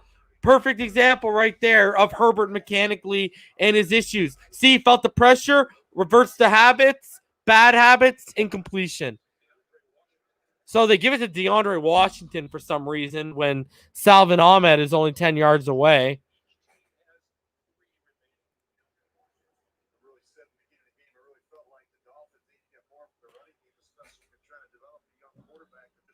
Herbert is who we thought he was. Right there, baby.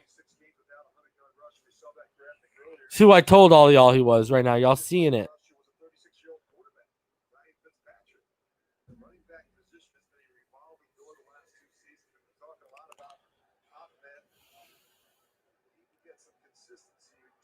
So here we go. 2nd and 10, 5:55 left.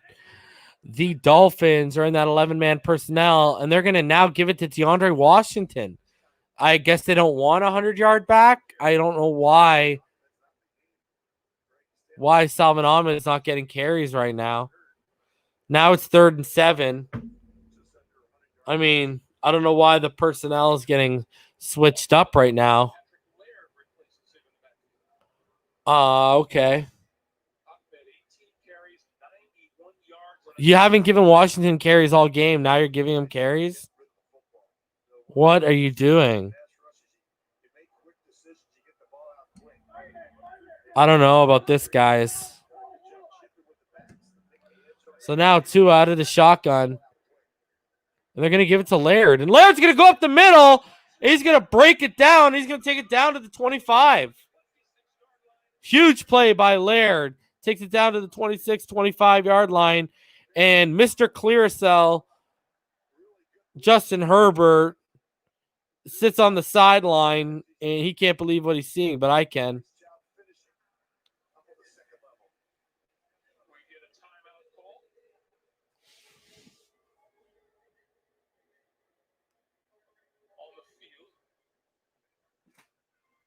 Told y'all Herbert wouldn't even sniff 200, 250 yards today.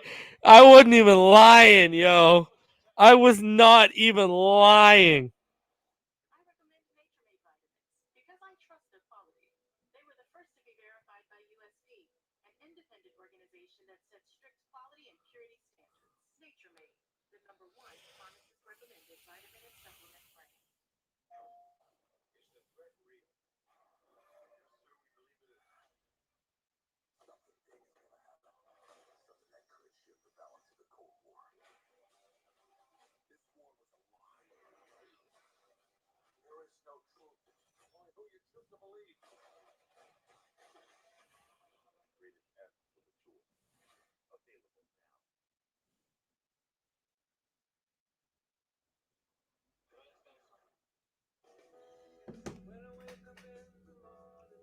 No, Mark, it's not about being protected. Is you know what they believe?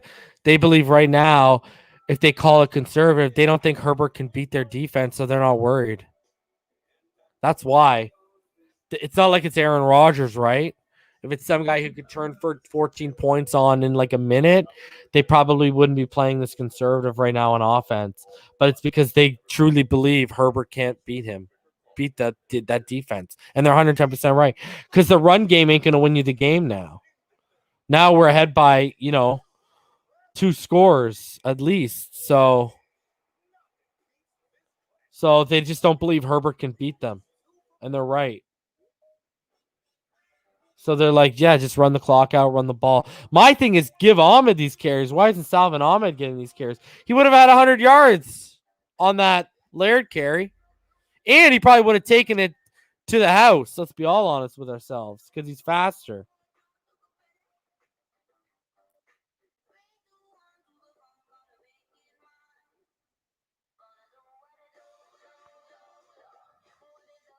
Josh, I knew this would happen, man. Look at those yardage he's put. Like, come on, man. Telling y'all, I even called it. Remember, I told y'all we'd be having pressure and forcing his progressions. Remember, Dante, I said he'd be back there patting the ball. How many times have you seen him back there patting the ball, looking? Telling y'all. People out here saying I don't know about quarterbacks. All right, bro. Herbert's exactly who I told y'all he was, isn't he? Now do y'all believe me? Thank you very much. Who would you take, Tua or Herbert? Not even close right now. Stop. So 12-man personnel. Now they're going to give it to Ahmed, but they know the run's coming, so he's going to actually lose a yard. So now 4:55 left, 2nd and 11.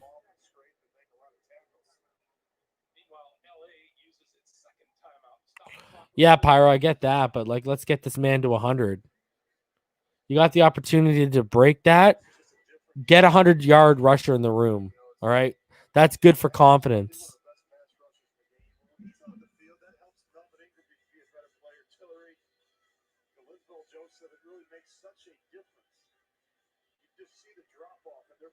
So here we go. 26-14, 4:55 left. 2nd and 11.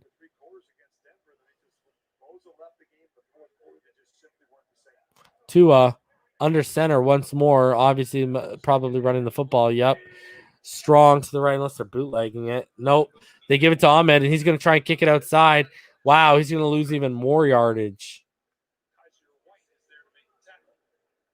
So he's down to about like 86, 85 yards now. So probably not seeing a 100-yard rusher today, guys.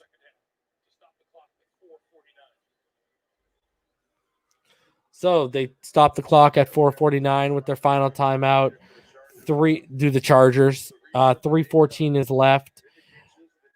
Sorry, what am I saying? 3rd and 14. 4:49 is left in the game. They're probably going to hand the ball off, guys. I don't even expect a throw here. And there you see Tua's parents out there.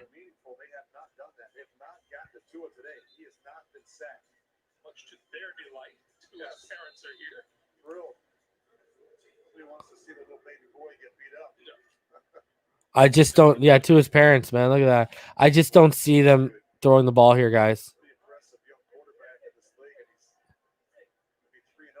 They're going to try and get yardage and see if Sanders can redeem himself. And there you go. And it's stuffed once more.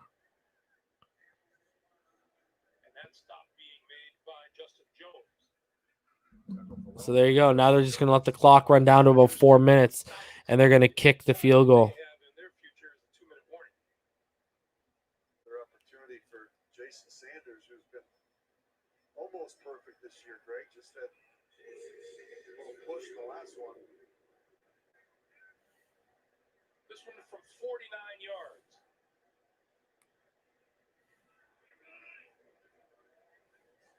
So here's the Colonel after his first missed field goal of the season. Here's a 49 attempt after he missed a 46. And this one is right down the middle, no doubt about it. It's good. And it's now 29-14 Miami Dolphins. So here's the thing, guys.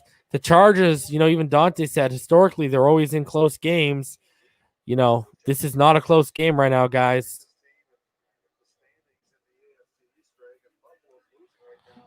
I think I said 33 or 34-10. I think it said 34-10. And if Sanders would have hit that field goal, we'd be at 32-14 right now.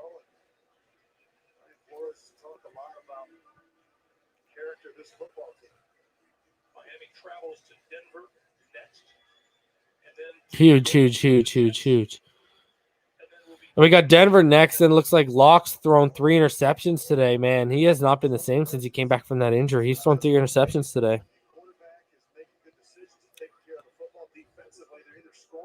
He's been turnover city this year. Yeah, Rhino. Exactly. This should be, 39 at least, right? You add on the 3 from Sanders missing and the 7 from Karras. That's a 39-14 game, and we blow them out. So here we go. They return it, and they're bringing it back all the way back to about their own 30-yard line. Huge return. 3:52 is left. They're down, but the Chargers are down by 15 right now. It's 29-14, the Miami Dolphins. Again, 3:52 left. If you want a stat update for everyone wondering about the duel right now, Tua Tagovailoa, guys, he's currently 15 of 25 for 169 and 2 touchdowns. That looks like how it's going to end. Justin Herbert, he's 16 of 25 for 129 yards, a touchdown, and an interception. Herbert has 4 rushes for 10 yards. He's also been sacked twice. And Tua has 3 rushes for 3 yards. And they're going to hand it off to Balaj. And Balaj is going to keep trucking forward. And he's up to about 68 yards right now. Kalen Balaj is on the ground. So if you want an update too, Salvin Ahmed is 21 carries for 85 yards, though he was at 90 before that drive. And again, look at Herbert taking that underneath stuff. Woo! Brandon Jones coming in and finishing off Guyton to say hello. Hello. I would love another pick here, guys. I need that 2 or 3 interceptions.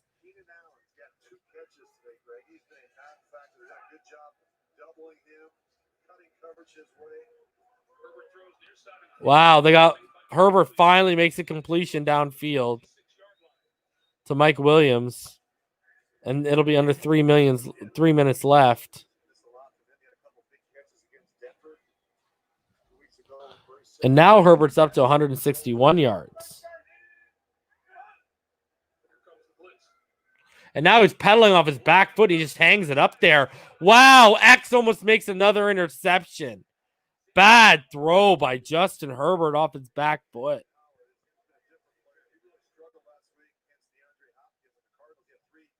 Wow.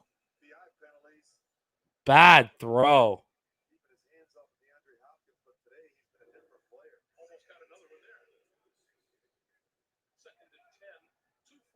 Where's that? INTX. 3 out wide to the left, 1 tight to the right, 1 in the backfield with Herbert out of the shotgun. He steps back, pressure's coming off the edge, and again he takes the underneath. And I mean, he's going to get down to about the 12, 13 yard line, but he's just taking the underneath stuff. And Dawn with a quick QB rating update. Tua is 106.9, Herbert's 76.6.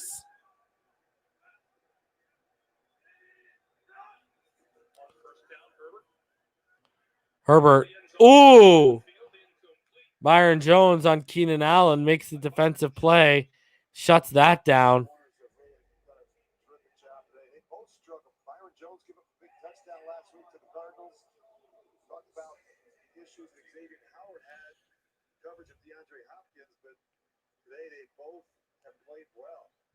Sorry, Marino. Not looking like it is today, brother. Yeah, Marky Mark, because you're probably in Florida. I'm not. All right. 3 out wide to the right, 1 to the left. Balaj in the backfield. And Herbert looks deep for the end zone. Wow. He overthrew Mike Williams by a freaking quarter mile, and he was wide open. Mike Williams could have had a picnic in the end zone with all the little cute teddy bears. And Herbert just misses him. Holy.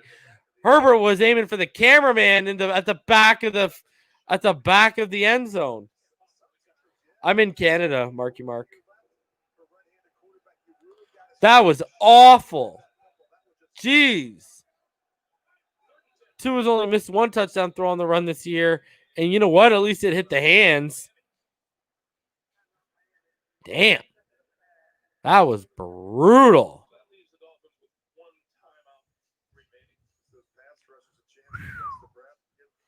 You got to make those throws. Again, where was it towards, guys? Say it with me. The sideline. And he couldn't make the throw. Oh, imagine that. Told y'all. Imagine that. He can't make it when his feet are planted or when he's on the move. Who told y'all he couldn't do that? Oh, look, it was me. Like, dude, he could have parked a car in front of him. He could have sat on the hood, tanned. He was wide open in the end zone, man. So they motion Keenan to the right side. 3 now to the right. Balaj to the right with Herbert out of the shotgun. The pressure's just coming.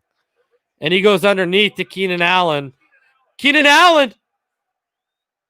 Is that a completion?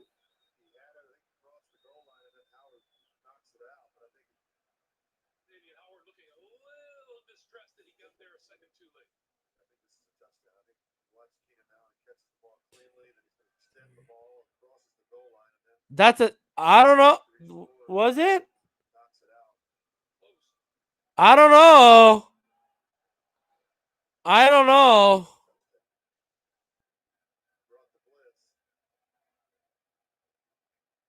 Yeah, it looks like it was a touchdown.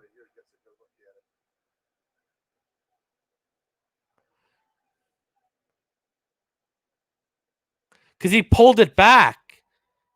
If you look, he pulls it back.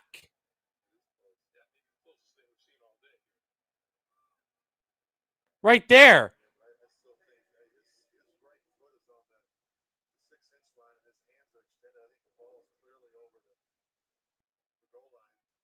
Hmm.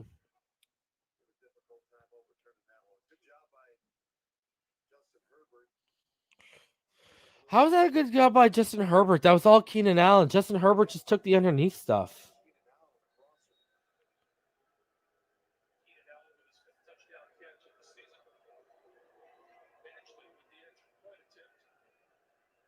And the extra point, guys, is good. So it is now 29-21 with a minute 57.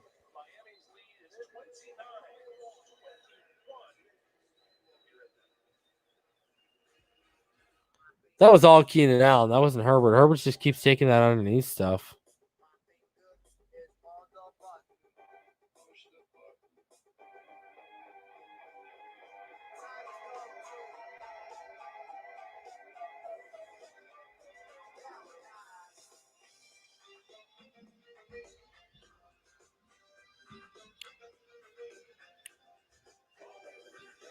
Yo, let's put 6 on the board, man.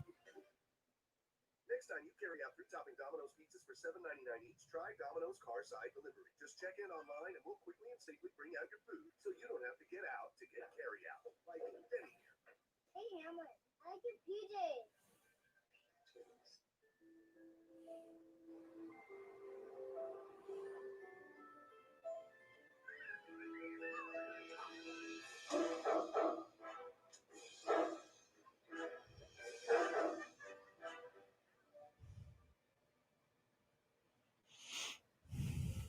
I got to see the angle. I mean, he must have stretched out and broke the plane because they replay every touchdown. So it was clearly a touchdown, guys. I know everyone's arguing whether it was or wasn't. They replay every single one. So, and if I'm correct, I think the Chargers have no timeouts left. So there's a minute 57 left. All they're going to look to do is they're not even going to try and score points. They're just literally going to try and get first downs. Just toss in a couple of packs. Gain Flings works in all wash cycles, even in cold water. Try Gain Flings and smell the difference. Or so that's probably, you're just going to go for first downs right now. You're not going to be going for 6. As much as we'd all love 6, he's not going to go for it. Because again, do they have any timeouts, guys? I don't think they have any timeouts left.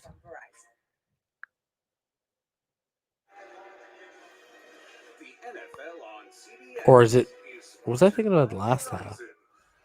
I got to check out the timeout situation. And by Domino's, taking safety seriously. Order online. So the onside kick, and that's recovered by the Dolphins at the 49-yard line of the Chargers. Yeah, the Chargers have no timeouts left. So it's just going to be about getting first downs.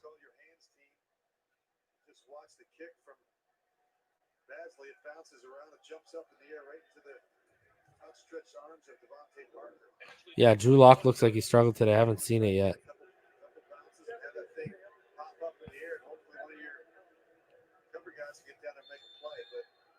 Well executed by the Dolphins hands team. Chargers have not had a successful onside kick since November of 2012 at Denver. So here we go. 0 for 10 since then, and all that's left now is for Miami to run out the clock. You got to be encouraged if you're the Dolphins, Greg, with how well this team has played. They've won 5 straight.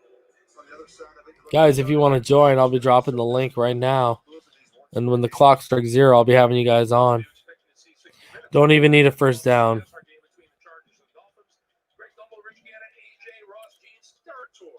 is 29-21. Miami 60 Minutes will be seen in its entirety immediately following this game, except on the West Coast. Yeah, Joe B, I told you Hunt would get benched. Everyone said I was being tough on the kid. Was I being tough or was I right? See?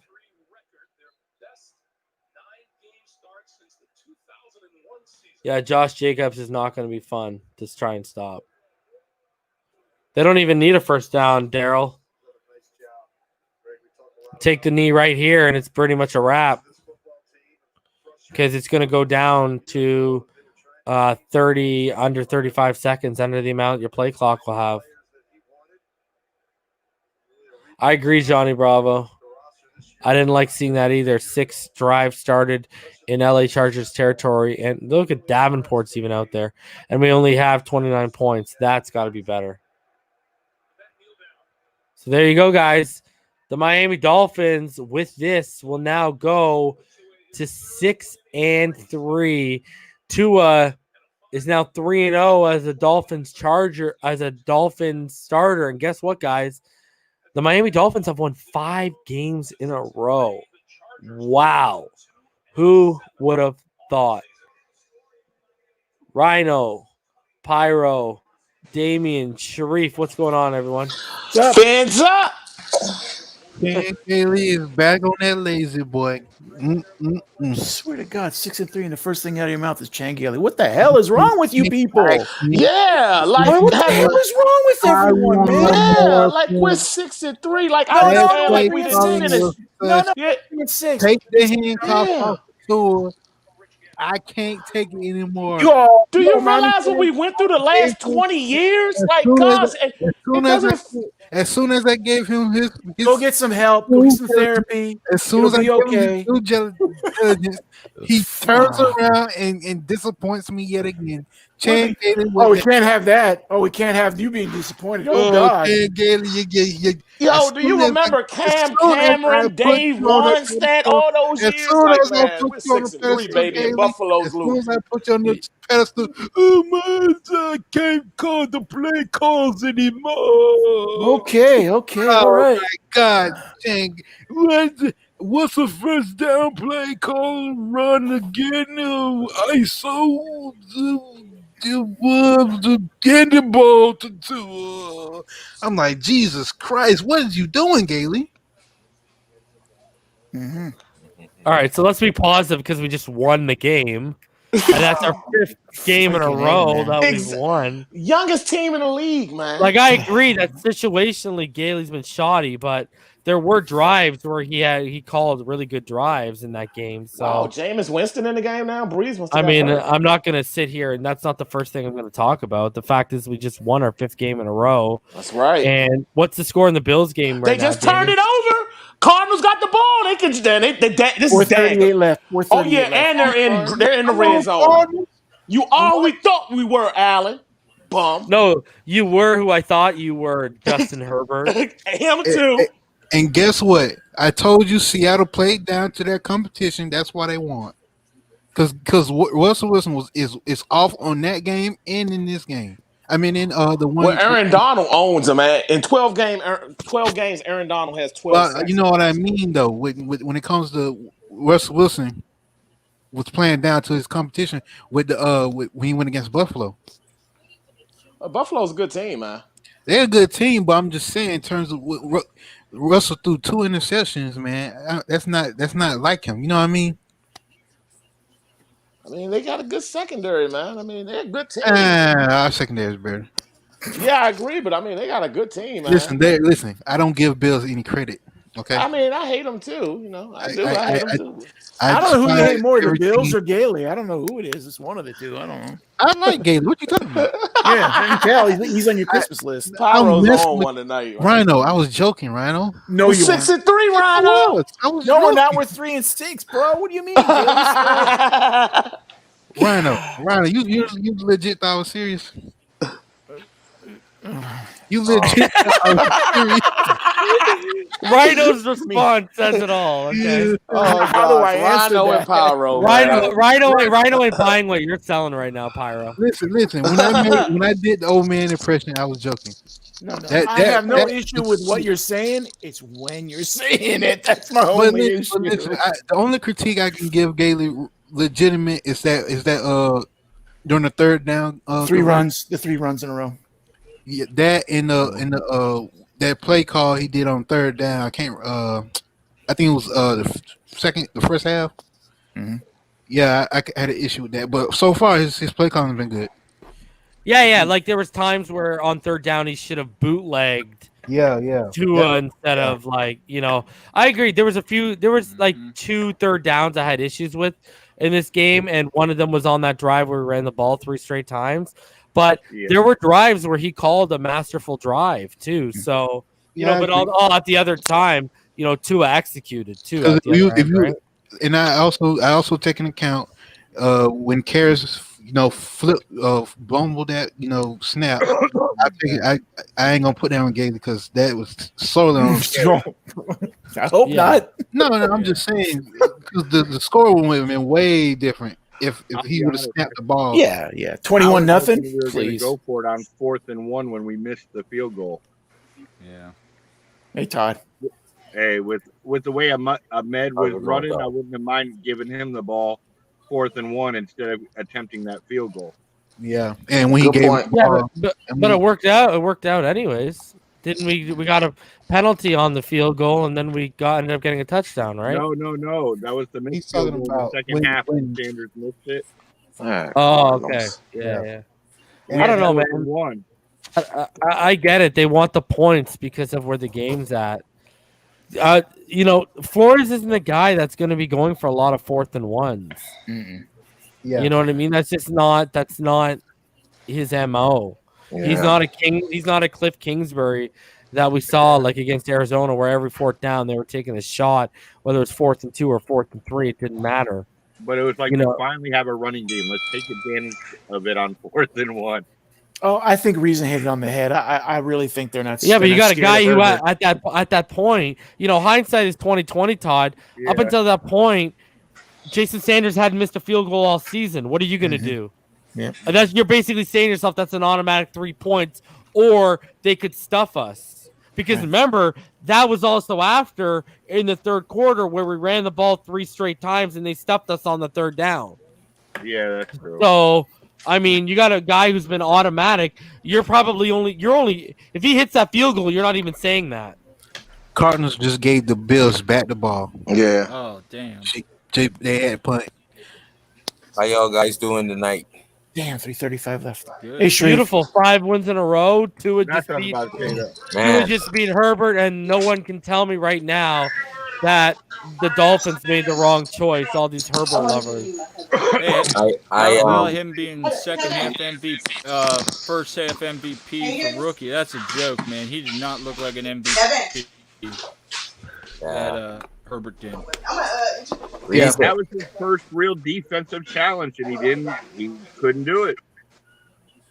Yeah. Reason. How about Damien? I had to mute you because your background noise, bro. Just let me know in the private chat when it's cleared out. How about Reason? How about the integration of Grant and opposite Devontae again? And I'm thinking now why we signed Jakeem last year. We were looking forward to. You probably were looking forward to Tua. I mean, I can go. I mean, it's just me. Is it me or I can see like first of all the level of his eyesight of the ball coming to the Jakeem Grant is. I think you can say that the preseason on. I don't know about last year, but preseason on last year. Yeah, but I mean, they didn't have Tua yet. No, I know that. That's what I'm saying. I think them thinking about Grant and Tua last year is a bit of a stretch. I think if you said this preseason they kept him because of Tua, I was saying that when people were asking why we're holding on to Grant. Yeah, when Fitz wasn't targeting him, I was saying because of Tua. Tua was a dream last year. I know. Finally, they should have whistled that upset. What the hell was that? Right. And we need one because we have so many people, guys. One person at a time. Right. My bad. I was reacting to Arizona game. We could very well see. I'm gonna go out on my tweet what I made early this year and say he's on the level of Tyreek Hill. He just has to be used that way. I don't care what anyone tells me. Who? Grant. Grant is not Tyreek Hill, bro. I don't care what anyone tells me. Listen to someone who watches more film than you. He's not Tyreek Hill. I mean, as a homer, I'm saying that, but I'm just saying I'm seeing it now. He's Hill-like. He's Hill-like. What the speed? All you're gonna give is the speed and his height, right? And he's smaller than Hill. Hill's like 5'10". Yeah, Hill's a different level, that's for sure. He's a different level, dude. Tyreek Hill, like defense is schemed for him. Defenses aren't scheming for Jakeem Grant right now. Mm-hmm.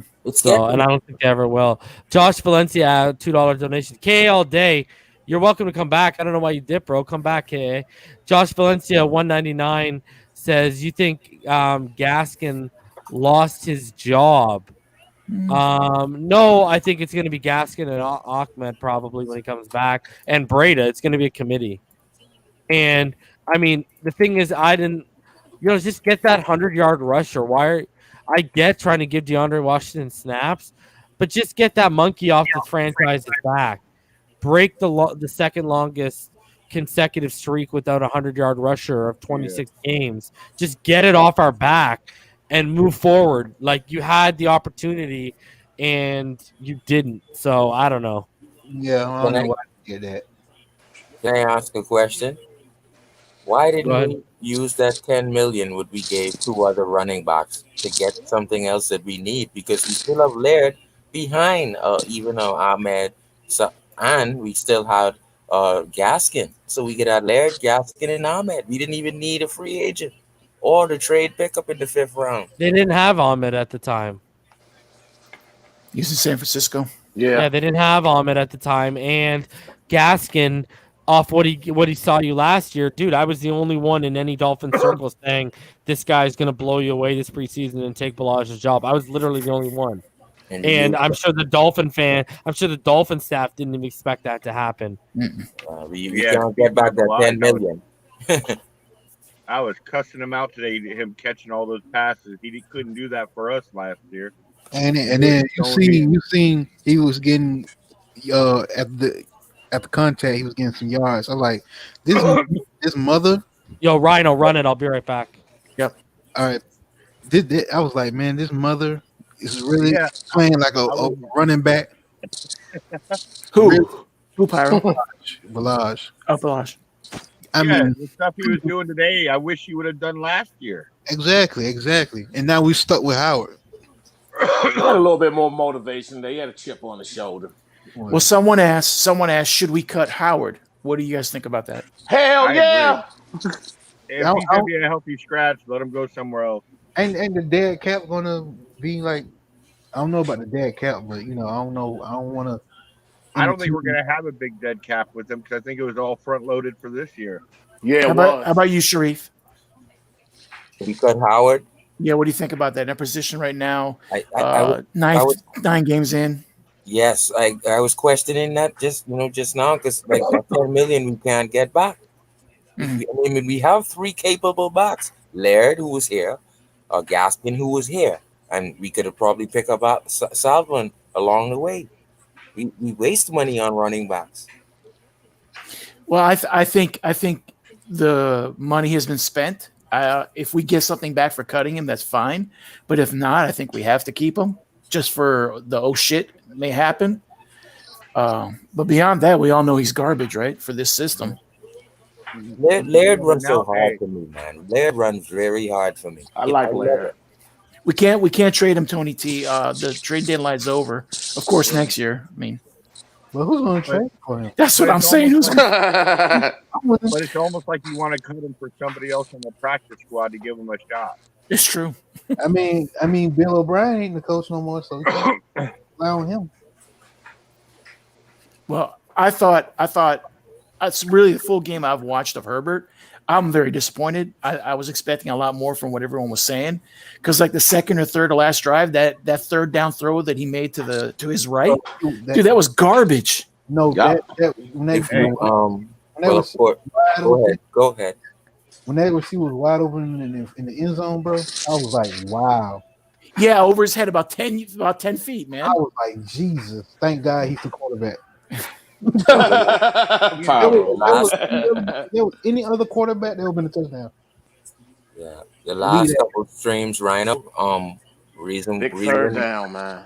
Reason myself, we were talking about the zero blitz, basically on a inexperienced slow quarterback who cannot make as good reads as we thought he couldn't, and he couldn't, and so your disappointment is very well received because we talked about that the last couple of streams. Yeah, I expected more. I picked 34-14, so I wasn't expecting much from him because this is the first real defense he was going against. Mm-hmm. Right. Oh yeah, I had 28, right? It was 29. That was the final score. Mm-hmm. I was close. So I have a little personal bugaboo. This bugs me, and I know Pyro knows it bugs me about the whole Gailey thing. I think a lot of people are placing a lot of blame on him that's really unwarranted. I think there's a philosophy at a certain point in these games where Flo says we're going into conservative mode, and it just happens every game. It doesn't happen every other game, or sometimes it happens every game. We're all Agreed. sitting there. Oh, we left points. We left points. Why'd they call this? Why'd they call that? It's the same thing. Now, it could be it's Gailey. I'm not saying it's not possible, but I tend to think it happens on both sides, defense and offense. I don't know. It's Great just point, Rhino. it's hard to be upset about 6-3 and calling for people to be fired. Agreed. Right, here's the thing: when it comes to blaming Gailey, I don't think you can blame Gailey for that because that's the head coach's call to slow it down and just start running flat. But is that true? Is what I'm saying. My feeling is yes. I don't think there's really any evidence. I think people just dismiss it. I don't know why people so easily dismiss it when all the facts are right there in front of us. Hey, overall, I'm impressed with the play call today. Yeah. I was impressed with Jakeem Buffalo. Grant big time today. Did they make the first down? Yeah, man. Crap. They're on like the 25. Yeah, I got delayed. I need a field goal to tie it up. Yeah, man. Shit. What's the score? They're down by 3, the Bills. Bills on the 31. So Come we're on, going to Josh overtime, or they're going to win. We need a pick from Josh Allen. Be honest, guys. When Vanoy went down, you were worried. Oh, Be yeah, honest. my heart stopped. I was, Yeah, it I was. was very nervous. I told you when they say he had COVID, I was scared that he wasn't gonna play because we all know we don't want no dang Baker in the middle. That's for sure. I noticed today Baker was making plays, but the problem is that he was either dropping back in pass 5 yards too deep, or making the tackle 4 yards too late. And they're he's a great tackler. He makes so many tackles. So you mean it's every other game? Yeah. He's ever played at the professional level? But it's ridiculous that he's making these tackles, and the TV people go, "Oh, what a good tackle! He's making so many plays today." And I'm going, "What game are you watching?" Yeah. What good's a tackle when it's 4 or 5 yards beyond the line of scrimmage? Or dropping 5 yards too deep. And I will say, our run game, I think Balaj, if we would have had Wilkins, it would have made that big of a difference. Yeah, we missed on Christian Wilkins today. We really did. We really did. But it was good seeing Strobridge. You can tell the rotation was off. Yeah, because even Balaj, like, there was no 15 or 20-yard scampers or anything like that. It was all like 4 to 8 yards. You know what I mean? Like, I don't know, but Salvin Ahmed gave you more than he did. Oh, yeah. So I don't care what Yeah, anyone good says. job. Well, I no, guess where they're just Balaj- desperate over there. Where Balaj hurt us was his stone hands suddenly became very Soft. nice. Pillows. Yeah. Yeah. Even Gase must have gave him some of those smelling salts when he was in New York. Yeah, smelling salt. What's the score right now? Is that a Cardinals game It's done now? 23-26. Buffalo's on the 21. 2nd and 1, 39 seconds left. Come on. Yeah. Come on, Allen, throw a pick. I mean, Touchdown, Buffalo. Touchdown, be, Bills. Are Touchdown, you serious? Bills. EM's going to be joining. Yep. Stephon Diggs. God. EM's going to be joining shortly too, guys. Nice. Okay. Damn He it. just was Not about barbecuing, so he's EM. waiting. So he's waiting for his company to leave. That was a big boy throw. Not about EM joining. Hey, that wasn't for how that. about That was the because big- the Buffalo just scored. And you know what sucks a big about boy that throw. touchdown? You know what sucks about that touchdown? They wasted all that clock. Yep. That was a big boy throw, though, man. Big boy Hey, catch. guys, speaking of big boy throw, how about that big boy Tua throw on the 3rd down on the 4th quarter to Jakeem Grant outside the numbers? That's nice. Was that against the good Peterson or the bad Peterson in the Cardinals game? That was just the bad Patrick Peterson. Okay. Golly. Yeah, that's against Patrick Peterson. Golly.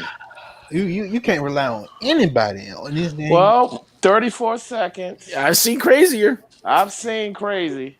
Man. Well, how many they have? They have 2 timeouts. It's going to be about 28 seconds when they get it. So They got to give Murray time, bro, because that pocket was. You need to block it right here. Oh! Wait, Did he miss? Oh, it's in. it just Yeah. was in. No, it went in just. Wow. Look at Murray. He does not look like a happy camper right now. No, when he got sacked, when they had the ball back at the interception, man, he was pissed when he got sacked, bro. And Sharif, I just wanted to point out that once again, that Grant throw you're talking about, yeah, I talked about it when it happened. I even tweeted about it. That was right after Herbert got intercepted. So he showed Herbert right away, this is how you throw the ball outside the number. This is how you do it. Hey, you see the Rams that took out Seattle. Really? Yeah. We were talking about that earlier with Russell Wilson turning the ball over. Remember, Pyro was going off about it. He just turned it over again just now. See, my thing about when you look at what we did to Herbert, look at how simplified they kept it for Herbert. It was just make one or two reads downfield and then check it down. You know what I mean? Your third read is going to be your check down. Like, no problem. They're not even screwing with 4 or 5 reads. And we kept forcing him into that check down, and he basically dinked and dunked against us, So, I told you take away those vertical looks, those seams, and you start forcing them out of the bounds. You either got to force them to make the throw, which you saw the interception by X. Then he backpedaled, and guess what? That almost interception by X was again towards the sideline when he scrambled out and was using his legs and missed Mike Williams in the end zone wide open. Where was that? Towards the sideline, right? Like, we didn't give him the middle stuff, man. And you saw how poor he was today with just having to take the underneath stuff. He struggled, man. Man, thank God they didn't listen to the fans and get rid of X. Yeah, man. Yeah, no. You mean a fan plural. Don't know plural. Don't plural that. A fan. Don't plural that. Hey, Todd. Yeah. Are you at work? Yep. Can you see the space shuttles and stuff? I mean, the rockets when they go up? I probably will be able to over there. Yeah, 7:50. There's one going up tonight. Ooh, nice. Yeah, I probably will because it's completely pitch black where I'm at. Well, actually, no, maybe not because the clouds are pretty bad. It just rained. Mm-hmm. But I'm only an hour and a half away from there. Yeah, I'm like 25 miles. Okay, so we know what these two guys are doing later tonight. They're going to have the little telescopes out. You can see it. No, it's not a telescope, dude. It's like right there. Bro, all I know is we got I'm hooked 200 up to people. NASA right now. We had 202 people when y'all started talking about rockets. Now we're down to $1.95. So blaming that on me? Let's keep it moving off. I didn't bring rockets. All right. Like, next thing you know, Tom Hanks is going to come into the conversation. I don't want to get this rocket net. Good one. Before the season, wasn't it Vegas that said we'd only have 6 wins? Hey, the season's not over yet. Yeah, but here's the thing with preseason predictions. Garbage. Okay. Garbage. Preseason predictions don't take into context what's about to happen. Game 1, Game 2, Game 3, Game 4, Game 5, Game 6, injury-wise, COVID-wise, all that kind of jazz. Those things aren't taken into, like, for example, why do you think Dudley Do Wrong, he mentioned it. The reason why he didn't make a prediction on a preseason prediction show is because there's basically too many variables. So he didn't want to lock in on a preseason prediction, right? And he's right. That's the thing. People will hold you to preseason predictions when really, like, look at me. My preseason prediction was what? I think we finished like 7-9 or 8-8. But if you go by my in-season predictions, I've only predicted us to lose 3 games. One to the sideline, Murray. What the heck? Did someone say something about rockets and Tom Hanks? That's what I came here for. Yeah, I know you. Ran to the sideline. What's going on, fellas? How's it going today? Hey, I like your little video clip. Oh yeah, man. The little Jameis Winston pregame ritual. He's trying to go viral like Dak from last season with the loose hips. Good game though. I think in general, even in a game where the Dolphins didn't necessarily play perfect, I mean they had some critical moments where they just gave up. I mean, particularly Karras, but they still won the game, and that's the difference between us and a rebuilding team like the Chargers, where you know, in those critical moments, we're not, even though we did have some mistakes, ultimately we did not beat ourselves.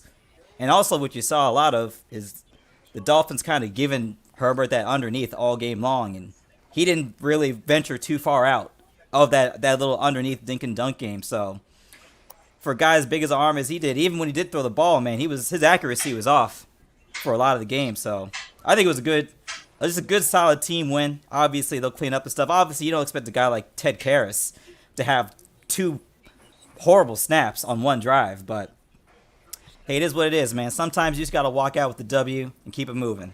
Hey, but in a game we weren't perfect. Did you ever feel threatened? It seemed like we were pretty much in control. No, especially not with the secondary that we have. I no part did I ever feel like Justin Herbert was giving us the business at any point of the game. So I don't know what you're talking about. I felt threatened every time Karras snapped the ball. I felt I started to feel a little queasy. No, I don't want to bring that back, but no, I was queasy. I was getting queasy. Yeah, man. What happened? Yes. Touchdown! Oh my God! Oh my God! You're a play ahead of me. You're a play ahead of me. It's a touchdown.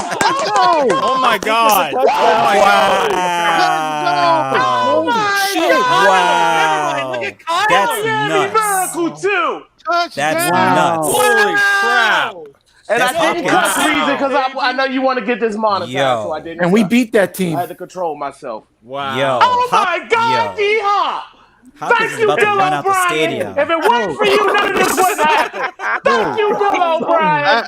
Oh yeah! Wow! I legit. Wow! The ghost of Bill O'Brien Oh, still yeah. giving you Halloween candy. And I had the Cardinals -2.5.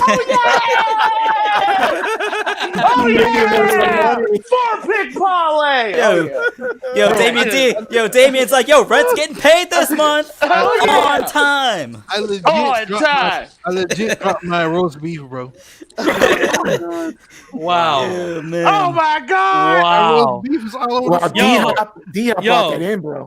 Yo, that helps me in fantasy. was a hell of That's a a play. 40-yard completion and a 40-yard touchdown. Oh yeah, I got Kyler in our free league. That's a Bro, hell of a I got play. I got D-Hop in a paid league. Let's Oh go. I boy. do too. I got D-Hop. I got D-Hop in paid league, and I benched Kyler there for Aaron Rodgers, so I'm not looking too happy right now. Yo, shout outs to D Wade, man. You legit. That's a highlight of this stream, man. Wow. Hey yo, Wow. That was great. That was a great play, man. this is destiny was a for us great this year, play. man. I'm starting to feel a little destiny with us, man. Does anyone know when Buffalo has their bye? It's after this game. After this game. So we're gonna have the same record if we win next week as the Bills. All right, cool. Yep. Oh, we have the Broncos next week. Yeah, Broncos And yo, are fading. Locke, it's been struggling, man. Oh yeah. He's only Bro. been having, and whenever they've won, it's only because he's had second half magic. Other than that, he's been like struggling, man. Like Only thing I'm Herbert. scared of is going out mile high, like the reason you quoted earlier in the season. Yeah, That's yeah, the only thing yeah. I'm scared of. That's a real problem right there. No, it's Hey, not. No, I'm talking about No, No, hold on a it's sec, not. hold on a They sec, suck hold at on a oxygen sec. for a week, Hold man. on a sec. Okay. One at a time, like I said, because we have so many people. EM. Oh, How you feeling, homie? What's good, gentlemen? What is good? I am, bro. Did What you up, just man? hang What on is before we get to Miami? Did you just see Arizona, Yeah. my friend? Yeah. Oh, we were all Yeah, smiling out, yeah, bro. yeah. We were all What happened, smiling Ghost? out, bro. Oh my God, Yo, man. that boy Kyler Murray, bro, all the way to the left side of the field and then bombs it for Hop. Man. Look at that. Bro, that's Bro, Bro, I told y'all, he flicks his wrist and that ball goes 60 yards, no problem. Look at the offensive lineman, man. Ty- He's shocked. Thank you, Bill O'Brien. I Thank dropped you, the dang Bill roast O'Brien. beef. That's what Damien looks like right now. Thank you, Bill That- O'Brien. that- Except he's got roast beef on his Yeah, chin. that's the look Pyro has right now when he dropped the sandwich. Bro. and horseradish on his upper lip. I legit, as soon as I saw that play and he caught that fucking pass, sorry, Reason. But when he caught that pass, man, I legit dropped my roast beef on my Oh fuck. man, my French dip. My roast beef. EM, No, EM. A1, bro. A1. Man. EM, I want to hear your Hey, thoughts on the Dolphins game. Man, bro, pardon my I can bear. I was acting a fool during the game as usual. So if my throat is a little raspy, you know why. Complete win, bro. Contributions in all three phases. Tua, I didn't think he was particularly sharp, especially through four, I would say 3.5 quarters. I think he missed some reads early on, but he didn't put team in jeopardy by turning the football over at any point, which is always the most important thing. But he did enough. He was efficient. He was efficient enough, I would say. And the story again is his defense, man. His secondary is ridiculous. I mean, the Chargers, Herbert has been cutting up the league since he got inserted into the starting lineup, and they had him pretty much on lock for the entire game. I mean, it's ridiculous. And yeah, man, it's just force them to the outside, baby. That's all you had to do. Making plays in all three phases. Complementary football, all three phases, offensively, defensively, special teams. Complete win, and this is what you want to see. All three phases, playing at a high level as we moving forward into this stretch run, the stretch division run. So, how impressed were you with Salvin Ahmed? Oh, very, very. He showed good vision. Obviously, the burst, the athleticism, the speed is there. He might be. I mean, man, talent wise, he might be the most talented guy on our roster, bro. I mean, complete. You know what I mean? Breida might be the fastest, I would say, but Breida lacks. I always say Breida is a track star playing football. Yeah, he's not necessarily. He's a blend of Gaskin and Breida. Right. Like. Yeah, right. Yeah. But Ahmed, he looks like he has all the requisite skill sets that you need to be. I'm not going to label him I'm not really call him a franchise. He's our franchise back, but he can be a significant contributor at that position moving forward. So we got 3 for a committee this season. If Breida and Gaskin get healthy, we have a legitimate 3-back committee. That's the thing, right? Either one of those guys could run with a hot hand on any day. Yeah, I would agree. So that's a true committee, right? And if you look at it, like kind of what I said, Breida and Gaskin are different runners, but Ahmed falls in the middle of them as like the blend of them. Right. You know what I mean? I would agree. They complement each other. In that running back by committee approach is, traditional New England approach, bro. So peace, Damien. All right, Damien, be good, bro. Ian, what you cooking tonight? Oh man, I had a brisket. Smoked the brisket pretty much all yesterday and last night. Good. So it was outstanding, bro. I'm full as a tick, bro. Hey, full as a tick. So, but yeah, man, I loved it, bro. I mean, I'm telling you, this team, it's not just one player. You know what I mean? We have a complete. That's what I keep telling people every week. Your boy week. Mac had a drop today, bro. Mac Hollins? Yeah. When did he have a drop? I don't know. You have to go back. The 2-point conversion. Yeah, the 2-point conversion. Yeah. Oh, that wasn't a drop. The DB just made a play on the ball. Oh, see, here comes the cape. Is it crushed velvet, EM? Is it crushed velvet? Is it made from the finest of wools, EM? Here we go.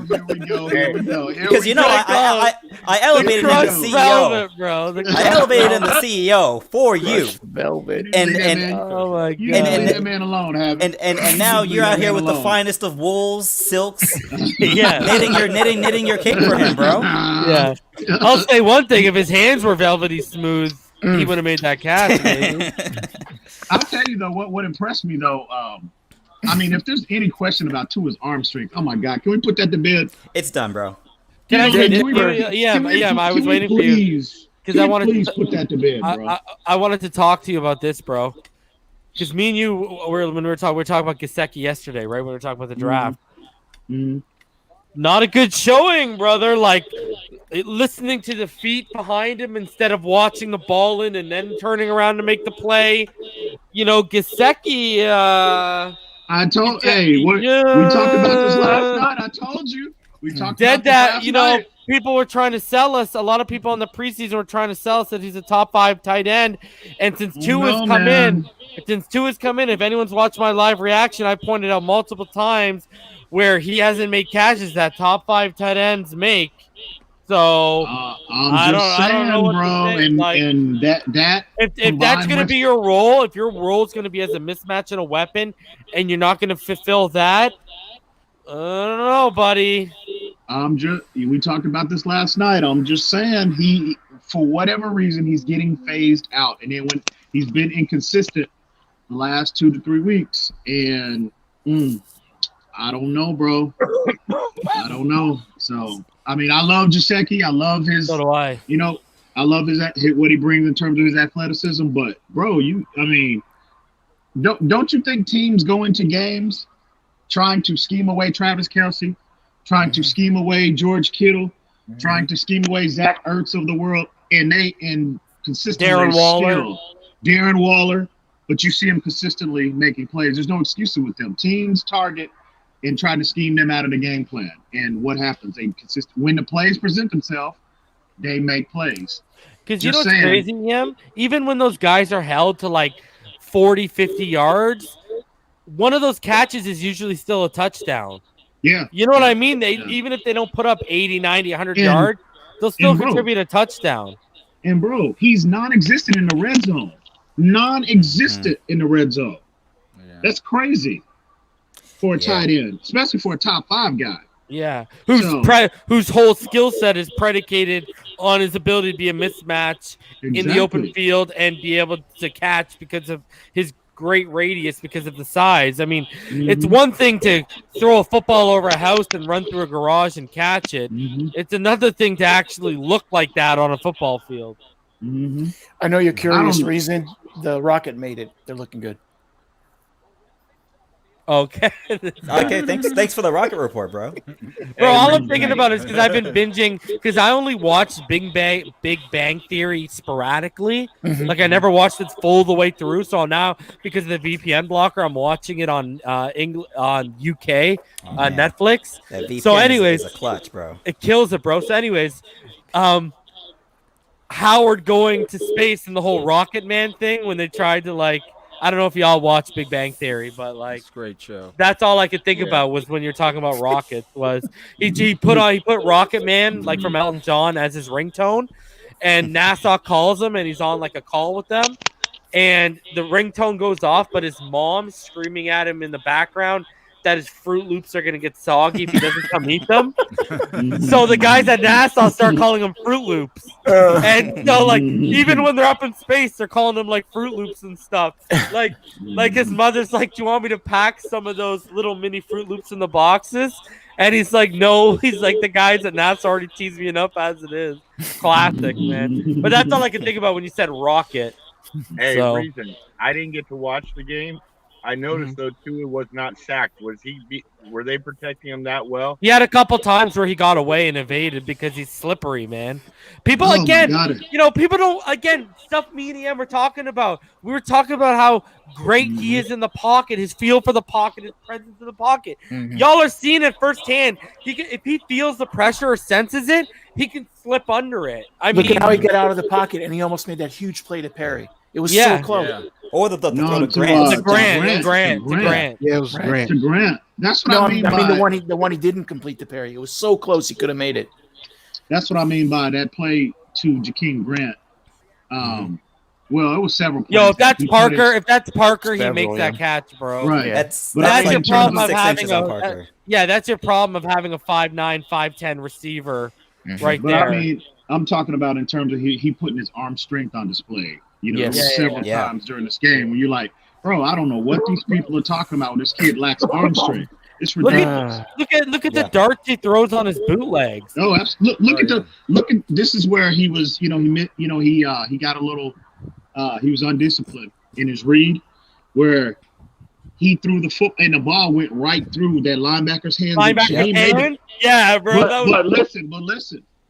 The reason why the linebacker did not make the play is because he had so much velocity on the football. I mean, it was like, I mean, bro, if he had a subpar arm, that ball's picked off all day. If that's Ryan Fitzpatrick, if that's Joe Burrow, that's picked off.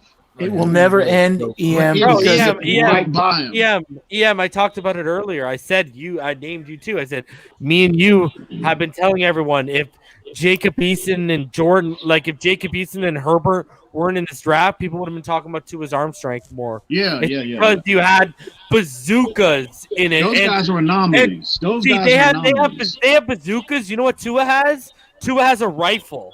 If you're gonna compare it to something when everyone compares it to How about guns, laser? How about Tua has laser? a rifle. I would agree. Yeah. I think laser could be good too. Yeah. How about a guided rocket? I tell you what though. I tell you what. When he rolled on that waggle play where he pumped to Shaheen and then he drew the defender up and then he threw that he completed that ball to Gesicki, you know, like maybe 10 yards further down the field on the bootleg. Yeah, that was a laser. Yo, EM, remember when we ran the ball 3 times in a row on the third quarter, right? And when we went out on that 3rd and 1, I was screaming, "Bootleg it!" Yeah, this is where you bootleg that because a little quick speed out and you get the first down and you keep it moving, bro. I think Shan took a nap. That's just situationally. There's a couple third downs. I think what happened? What happened EM for a little bit, bro? Shan was up there sleeping, bro. Hey, man, here y'all go again, putting Shan in the nursing home. There y'all go again, putting Chan on the Maxwell's House coffee label. Yo, Grandpa Chan, bro. Grandpa Gailey, bro. Grandpa Gailey. Uncle Gailey. Chan got caught napping for a little bit tonight, bro. But, honestly, that's enough of the Chan Gailey slander. Honestly, this is what I said earlier. There were drives where he called it perfect to a T. But there were also drives where, again, situationally on 3rd down, I have gripes for. It's just situationally on 3rd down is where my gripes fly with Chan Gailey. And it's not it's at times. It's not like drive after drive after drive after drive. It's at times. That's all. That's all. No one's perfect. Yeah, that's true. Yeah, bro. You know why that whole narrative about his arm strength will never end? It's because of people like Skip Bayless. One person says it, and they all jump on it, dude. It'll never flipping end. Dude, this man followed, Skip Bayless followed around Michael Jordan for a year, and I still don't listen to his opinion about basketball. What does that say? Look at the nonsense he says about LeBron. I'm not the biggest LeBron fan, but he's great, man. He's ridiculous. He's ridiculous, bro. Like he's absolutely so unfair to that player, bro. It's like silly. When you look at LeBron defensive, again, he's the best we've seen since Jordan when you talk about defensive and offensive, because people forget Jordan winning defensive player of the years and stuff for some reason. I don't know why. But and you talk about he's arguably the strongest two-way player we've ever seen too. So Skip Bayless is just saying, dude, are we really going to listen to a Dallas Cowboy fan about football takes? Come on. Or as Jalen Rose called him, Water Pistol Pete. But I got listen to Skip, dude. They listen to that dude. I got a question for you, man. Did you send me a voice message telling me how good the graphics on the PS5 are? Yes, you son of a bitch! I'm going to eat all of your briskets. I'm going to eat all of your brisket. Don't let me catch you in the streets with a controller in your hands, bro. That's hilarious. On and popping like Orville Redenbacher, bro. Yes, I did, my friend. I don't need to wake up and hear about how superior. I don't need that either, by the way. I don't, this. I'm a black man in college. I don't need this right now. Hey, Havoc, hey, seriously. Man, I'm telling you, some beast. I'm trying to rub it in, bro. I know it is, bro. Well, when you send me a voice message, you are trying to rub it in. Don't act like I'm not on YouTube trying to see these previews, bro. I was getting a little concerned because you never responded back. I said, Havoc's trying to get to 1,000 subscribers so he can get that PS5 money. Why do you think I'm doing this for, guys? Why do you think I'm doing this for, guys? My wife ain't gonna get me one. I hear you, man. I'm struggling. I hear you, man. I hear you, bro. It's nice though. It's nice. PS5. How is it? Yeah, is it good? Definitely worth the investment. It's definitely Call worth of the Duty. This Call of Duty. I love the last Modern Warfare that was just out. I love Ghost, but this Call of Duty is top 5 Call of Duty all time. I'm hearing good things about 2K21 too. But have It's you in can the you can- 80s. It's in the you can- 80s, taking place during the Cold War. But have you can wait. You can wait just Nice, like I'm I gonna am, check it man. out. Bro, I We still play- can't find we got- one. We can play the Shout waiting out game. to Infinite Trauma because he be rocking it with me. Actually, Man. Gavin, when I sent you that voice message, I was testing out the mic, the quality of the mic on the remote, control. You're Yeah, 'cause testing. the- You're No, 'cause testing I the mic didn't on the know. remote. Yo, because I On want the to say remote this. control. Yo, I didn't know that the controller came with a mic. Oh my Built-in god. mic, bro. I didn't know Built-in it. mic, bro. Me and That's reason I nice. said because I That think is nice. when I got home on launch day, I got home a little late, so I Hey, didn't. no, So This I guy's was calling it so launch day. so when I want to play PlayStation now. so when I sat down and actually got a chance to open it up and got it all installed and everything. Yeah, EM, do me a I favor. said, damn. Hey, Do me right a favor, here. EM, do me a favor. You Let me turn know your on, address and sleep schedule. I don't have a I'm gonna slip that off you real quick, Oh, okay. and I'm gonna bring it back as soon as possible. I hear you, man. I hear you, bro. But Hey, yeah, Oh man. When we go Bro, backstage, bro, when you go backstage, Pyro, I'll light it up for you. Okay. yeah. Well, yeah, man. You two are some great salesmen. Now I want it now. Yo, Oh, bro, bro. can I tell you, man? The Call of Duty is ridiculous, bro. And the only reason I didn't get Spider-Man because apparently it's only 10 hours. It's short. Yeah. Hey, check this It's out fun, too. though. Yeah, y'all know. fun. You don't. Oh, y'all and know Valhalla's beautiful too. Valhalla with the But smoke let me break this down for y'all, because the Madden for PS5 is supposed to be coming out in less than a month. December Look, I was 4th. getting to that. But they're not even talking about it at all. Like they're not Look. even trying to No, talk about the apparently, features. in it. apparently it's looking different, eh? I I'm gonna hope tell you. so. I'm gonna tell you this though, and It's gonna play the same. I told Reason this privately. Yeah. Obviously the PS4 version will come out till next month, but I'm sorry, the PS5 version, but the PS4 version of the game, It's highly disappointing. no. Yes. The PS5, I mean, it upscales it to consistent 60 frames per second, which makes the gameplay smoother, which obviously makes the graphics so much more crisp. It looks like, I'm telling you, the game now, if you got here's the thing, you got to be looking at it on a 4K display to see what I'm talking about. Bro, you need to don't get have- out here. EM, you need to be out here playing a PS5 game now. You need to get that Call of Duty and run it.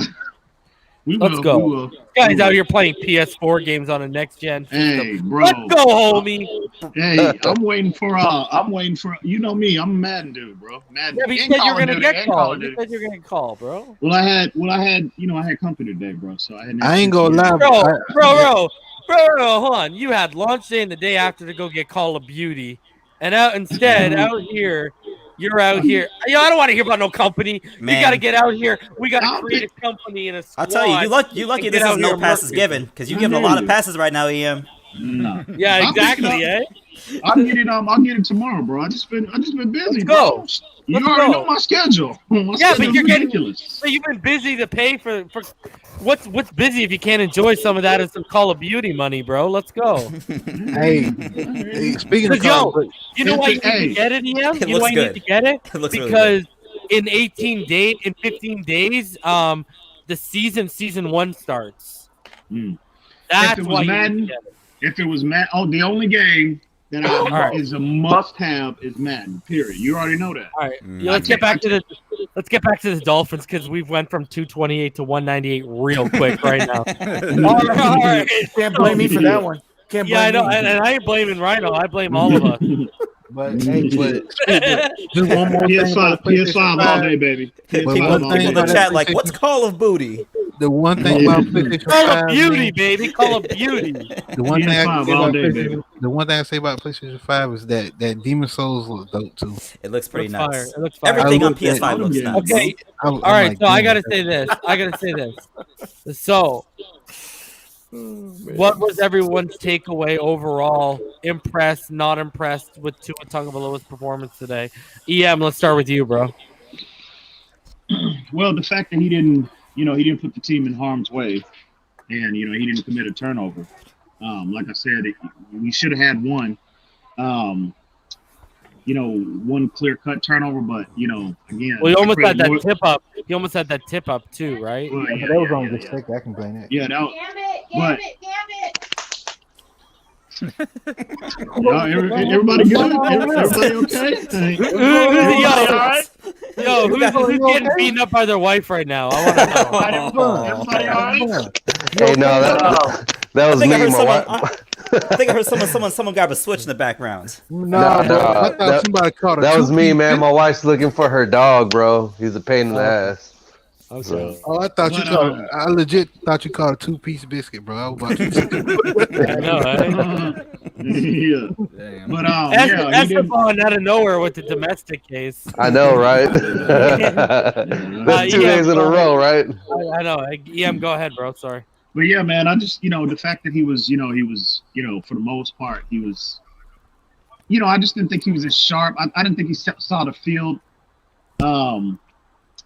He wasn't as sharp seeing the field, and today he was late on some throws, and I just thought like that throw in particular to Gesicki, where he hit him in the hands, and Gesicki obviously didn't make the play. But I think if Tua would have just saw him initially, that could have had the potential to be a big play. But I don't think again, he didn't play bad. He was efficient, for the most part, and he was disciplined with the football, and he, for the most part, he took what the defense gave him, which that's what you want to see at the end of the day. We'll see. There will come a time this year when you see the consistent big plays, and but for the most part, he did enough for us to win, and the game was never in jeopardy. So I thought he played well. I just didn't think he was as sharp mentally as as I expected him to be. So, but that's natural with a rookie quarterback.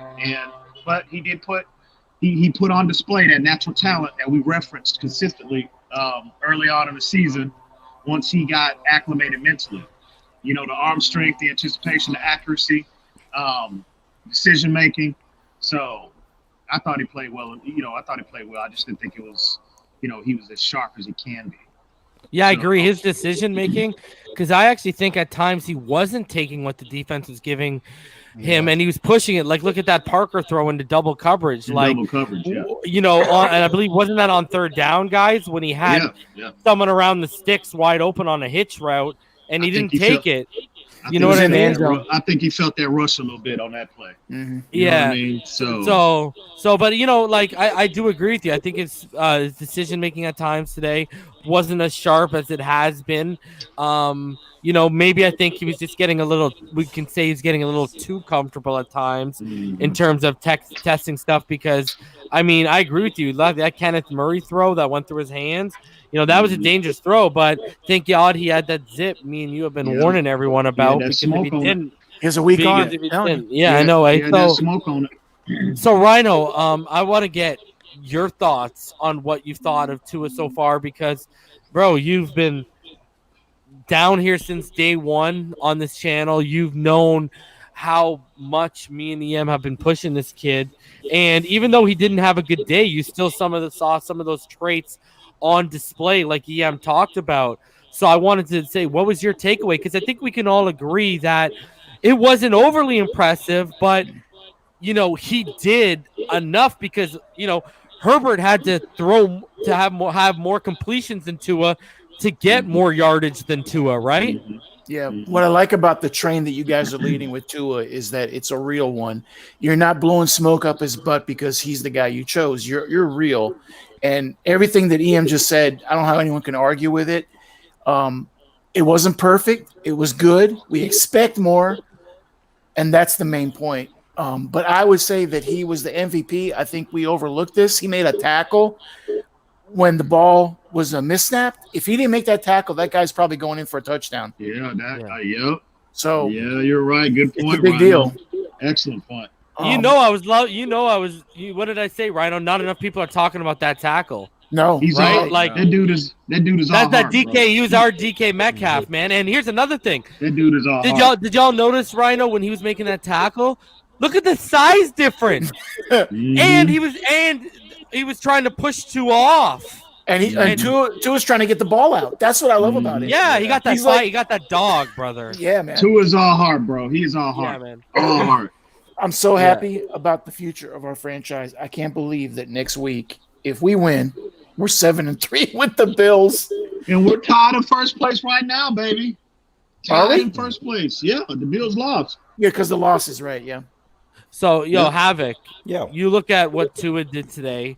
Again, we've kind of gone over about how it was impressive and it was enough, right? Like Rhino was right. We all expected more if you look at our pregame predictions in terms of yardage, especially against that banged up defense. But are you impressed with his ability, how well it's translated from the collegiate level to where he is now in terms of the ball protection? Because you know how one of my favorite stats of him is we're talking about the guy with the greatest touchdown to interception ratio ever at the collegiate level. Yep. And like EM says, other than a Gesicki pass that we can all say Gesicki allowed the defender's hand to get in the way and that put it in harm's way. Other than that one that went through Kenneth Murray's hands, and that was just because he trusted his arm enough. You know, he doesn't put the ball in harm's way. And how impressed are you that a kid 3 starts in is this careful with this football in terms of his game management ability? No interceptions. It's interesting, especially I think on that play with you talk with the ball went through his hands. I think that was that's Tua starting to feel out.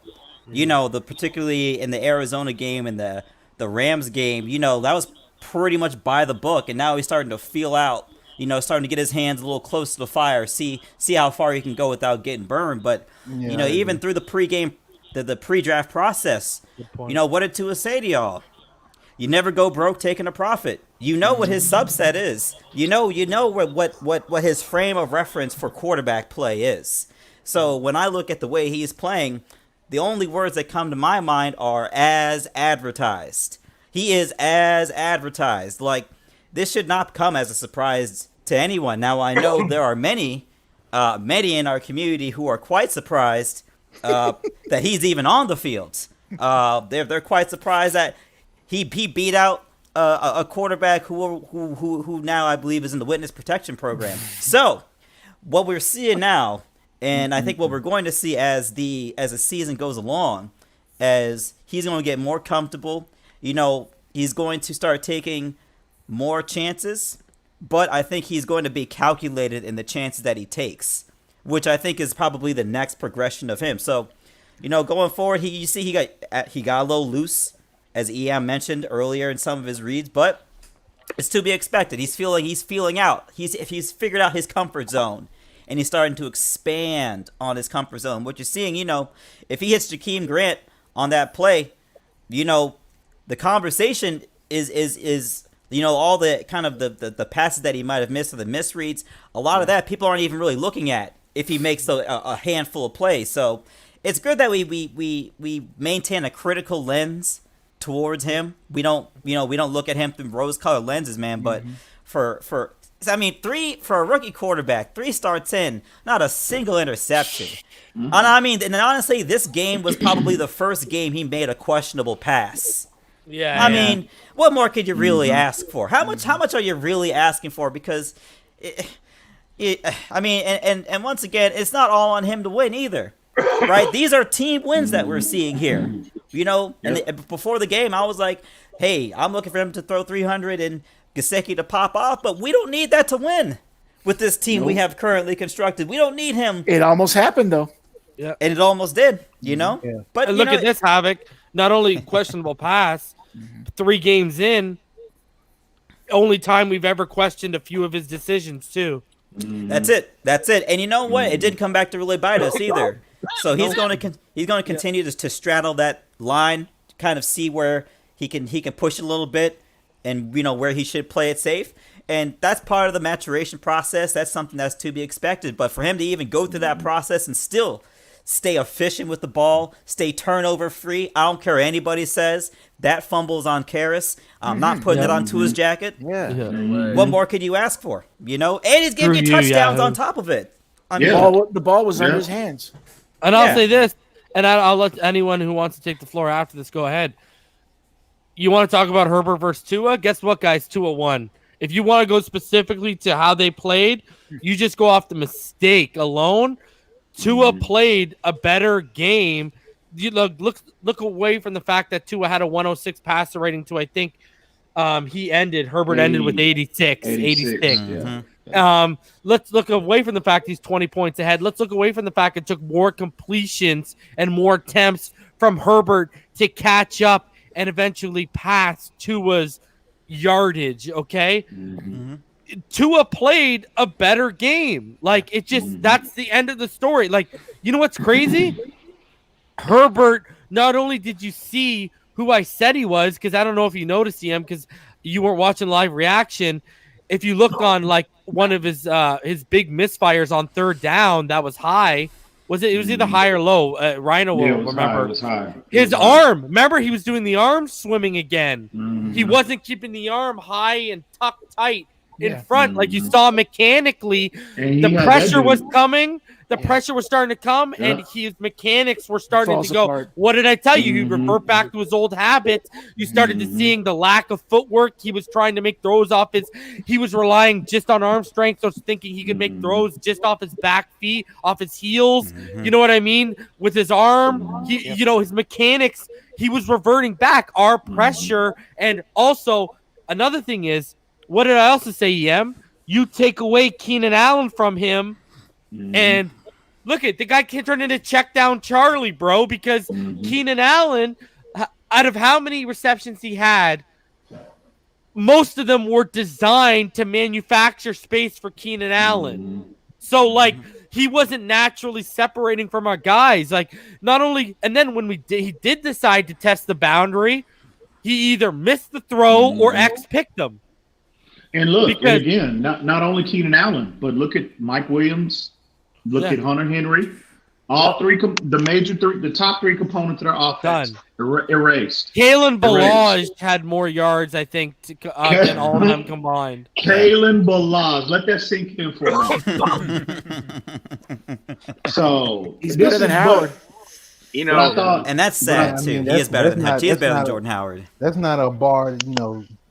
You should, you know, be against because it's there though. Howard, it's there. But you know, in all fairness to them, they were dealing with a yin and yang situation with their offensive line. Their offensive line could run block, but they couldn't pass block worth a damn against us. So it was like, what do we do? And like I said, Balaj wasn't busting out runs on us. It was like a bunch of 4 to 8 between 4 to 8 yard runs, like added up. Like, they were leaning. You know, exactly. I think he only averaged 3.8 yards per carry. Yeah, man. Like, dude, the guy had had 16 carries. He only had like 55 yards or something like that. I feel this Sunday is the best Sunday so far, man. The Texans lost, Bills lost, and the Miami Dolphins win. Don't forget, Power, the Giants won. Right now. The Giants won, so that moves that Houston pick. You know, moves it up. And Houston number 3. Apparently, we're number 3. Wow, that right NFC least is so brutal right now. Say that again, Rhino. Say it again one more time. We currently have the 3rd pick in the draft right now. You didn't say it right. Say it one more time. We have the 3rd pick. I don't know. I'm missing it. Sorry, dude. I was watching TV. Sorry, hold on. He's saying we have Panay Sewell currently in the NFL draft. Excuse me, now? You're right. Yes. It looks that way. You got it locked up right there. Yes. And by the way, where was Antonio Callaway today? Dun, dun, dun. Yeah, what happened to that? Who's ahead of us? He's Who's ahead of us? Do we need the Jets? The Jets and the Jags. We saw a lot of Malcolm Perry today. The Jets and the Jags. The Jets and the Jags. I'm reading my mind. I tell you that damn Malcolm Perry, bro. He can cut. Shifty. He can cut on a dime, bro. Yeah, I mean, I can't wait till they start more. I can't wait till they start incorporating him more in that slot position, bro. Because I think that cutback he did was nasty, man. Where he cut it all the way back around. And then he just cut it into the middle of the field. I was like, dang, this guy's like a dang pinball. Yo, EM, that's what we were expecting Kirk Merritt to show us right off the bat. But the thing is, he's not the fastest guy in the world, but he is very quick, shifty. His first step is explosive. Malcolm Perry is. You can see why they drafted him in the 7th because he's. What did we say, EM? Or at least what was I saying? I don't remember where you were. I was saying he's a guy you just want to get the ball into his hands in open space. And look at this guy, man. He's phenomenal. Oh yeah, he is. Again, he's Julian Edelman. He's Wes Welker. That's who he is. Yeah, you agree. You called that. You called that. You're right. When you can see the intrigue, Flores was in there. He was there for 50 years, so he saw the development of Welker as well as Julian Edelman. So he had to have had them in mind when they identified him pre-draft. You know what I mean? So all those people who were saying there's 227 in the room right now, all of you who are saying I was being harsh on Robert Hunt, who was the odd man out today, everyone? Yeah, I was gonna bring that up. Yeah. Yep. Because guess what, guys? He's a guard. Yeah. He's not a right tackle. Right. I'm saying right now. I'm not saying he can't be a tackle. I'm saying as of today, as of Sunday, November 15, 2020 at 8:06 p.m., Robert Hunt is a guard. He is not a tackle. That is why Jesse Davis and I got to say this. I know EM texted me and I called it out when we were live. Solomon Kinley at fullback, boys. And did you see that hole he created? Bro, this guy, is that Solomon Kinley or is that Solomon Moses, bro? Bro, just man, Solomon Moses. Trust me, bro. Hey, no linebacker. Even ball game. No linebacker wants that smoke. You see him coming downhill at you. Nobody never ever. Smoke. Ballgame, if you're around, there's the link, brother. But Ballgame says he ain't ever gonna be an NFL tackle, bro. Yeah, I'm not gonna say that. I'm not gonna say that just yet. I'm gonna give him a little longer. But I'm just saying, right now, today, he's a guard. He'll be limited though, EM. Even if they make him a right tackle, he has to be limited. He doesn't have the feet, man. He doesn't have the feet. Yeah. Hey man, I agree. Hey, I gotta ask y'all, man. If I can get in a question, man. I know we had that drive where they drove on us and they were running the ball and it sucked that they ran it all the way in.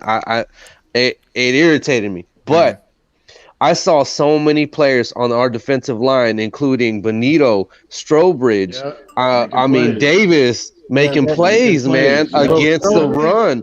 Against the run, man. I was. The next kill by Strobridge was just. Yeah, we were missing Wilkins today, but Raekwon Davis is blossoming right before our eyes. Yeah. I can't wait to go back and watch the tape, bro. But I mean, he was stout, consistently resetting the line of scrimmage, bro, getting penetration. I mean, he's blossoming right before our eyes. Yeah, bro. did we get a sack or give up a sack today? I don't think we gave up a sack. Remember he evaded 2 sacks. I think it was the total will be. Did we get any of them? 2 sacks as a defense. We had 2 as a defense, yes. And Pyro, it can't get better. Ogba Needham. And I tell you, Nick Needham. Hey, Nick Needham. Great game. He had a good game. He had a great game, you, man. Oh yeah. Now I remember. Yeah, that was a sack. Yeah. Yeah, he did great. Nick Needham. Nick freaking Needham, bro. Yep. Hey, and Pyro, it can't get Enough better. said. New England's gonna lose tonight. It can get better. Hey, to go back to what you said earlier about Tua, the 2 important things for me is what you guys said. He has 5 touchdowns, no interceptions, but the big thing is 3-0. That's the fact. Let me ask a question. On the play where Kinley was the fullback, who was at right guard on that play? It would have to be. It would have to have been Hunt. It was Hunt. Have to be. Yeah, it had to have been Hunt. All right. You want me to look? I'm just wondering. Like, it have to be Hunt. Davenport in a couple times in those plays too. Yeah, but they had him. When they were having like as an extra tackle, basically, right? Yeah. Like, Was that the first touchdown or the second touchdown? Yeah. I just remember him at the end of the game when I saw Davenport in, but he was more so like an extra tackle. Oh, the Kinley was the Ahmed run. Yeah. Okay. The Kinley was the Ahmed run. Yeah, I was wondering if Hunt was utilized as a swing tackle or if he was actually in the guard position there because you've been calling it for a while, bro. Hey, but you notice how much the running game improved now that we have Jesse Davis right back next to the rookie on that side of the line. Yeah. Say that again one more time, Todd. I didn't hear that. I Sorry. said how much the running game improved now that Jesse Davis back at tackle. And Todd. Yeah. How did Kinley not look like the guy from my film analysis today? Exactly. Back to the way he played before. Was I wrong? Well, no, it's because of the communication. That's the key right now is the communication because Kinley can trust that he can arc someone out and pass them off and then Jesse can handle him, arc him out wide, and then he can come off and he can help off whether Karras needs help or whether someone else is shooting the gap, another defender. It makes Kinley's life. It would be the same thing for Hunt. If Hunt was in Kinley's position, it would probably be the same thing.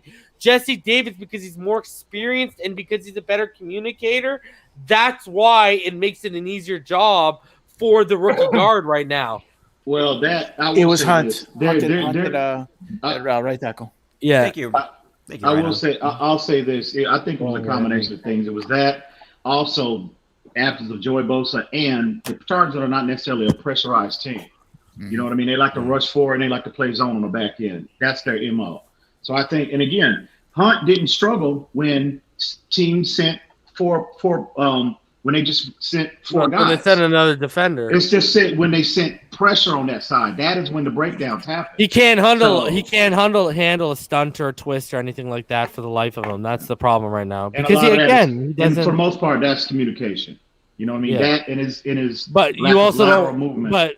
Well, if you actually look at him, what was his problem with Marcus Golden? He couldn't handle that athletic bend, or he couldn't handle a guy who was converting power to speed around the edge. He couldn't handle that because again, he doesn't have the feet for it. He got quicksand feet against guys like that. Yeah. So that's going to be your problem. Whereas Jesse Davis can handle that. The problem is just his base, his anchor strength. That's the only. If he had, if Jesse Davis had like adequate or better than adequate base like anchor strength, we wouldn't even be having the conversation about Panay Sewell, because I'd be saying you don't need to invest it. Well, guys, it's official. My brother-in-law, who's a Dolphin hater, he texts me a picture of the sunrise, and he goes, "The sunrise of a new Dolphins dynasty is here." Yeah, if he's on board, it's official. Yep. I'm telling you, man, it's for real, man. And it's because all credit to Boyer. He looked shaky at the beginning of the season with his play calling. He got it together. He's obviously found the rhythm of the personnel and how to call plays in game better. He looked like he went from a step and a half behind to now he's a step and a half ahead most of the time.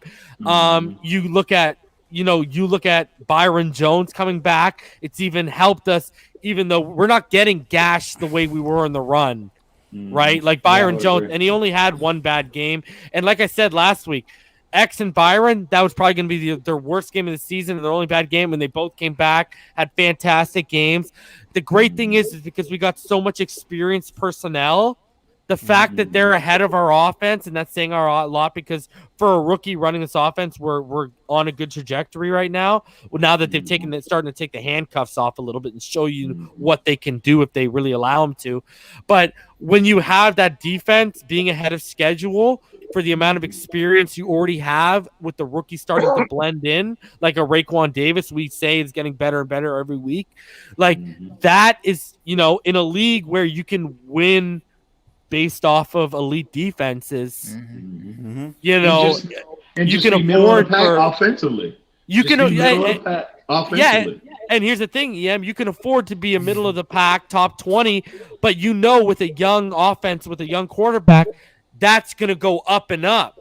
So with your defense ahead of schedule, you can afford to allow the offense to catch up, because when your offense is ahead of schedule and your defense isn't, your offense is putting up 35 and your defense is allowing 42.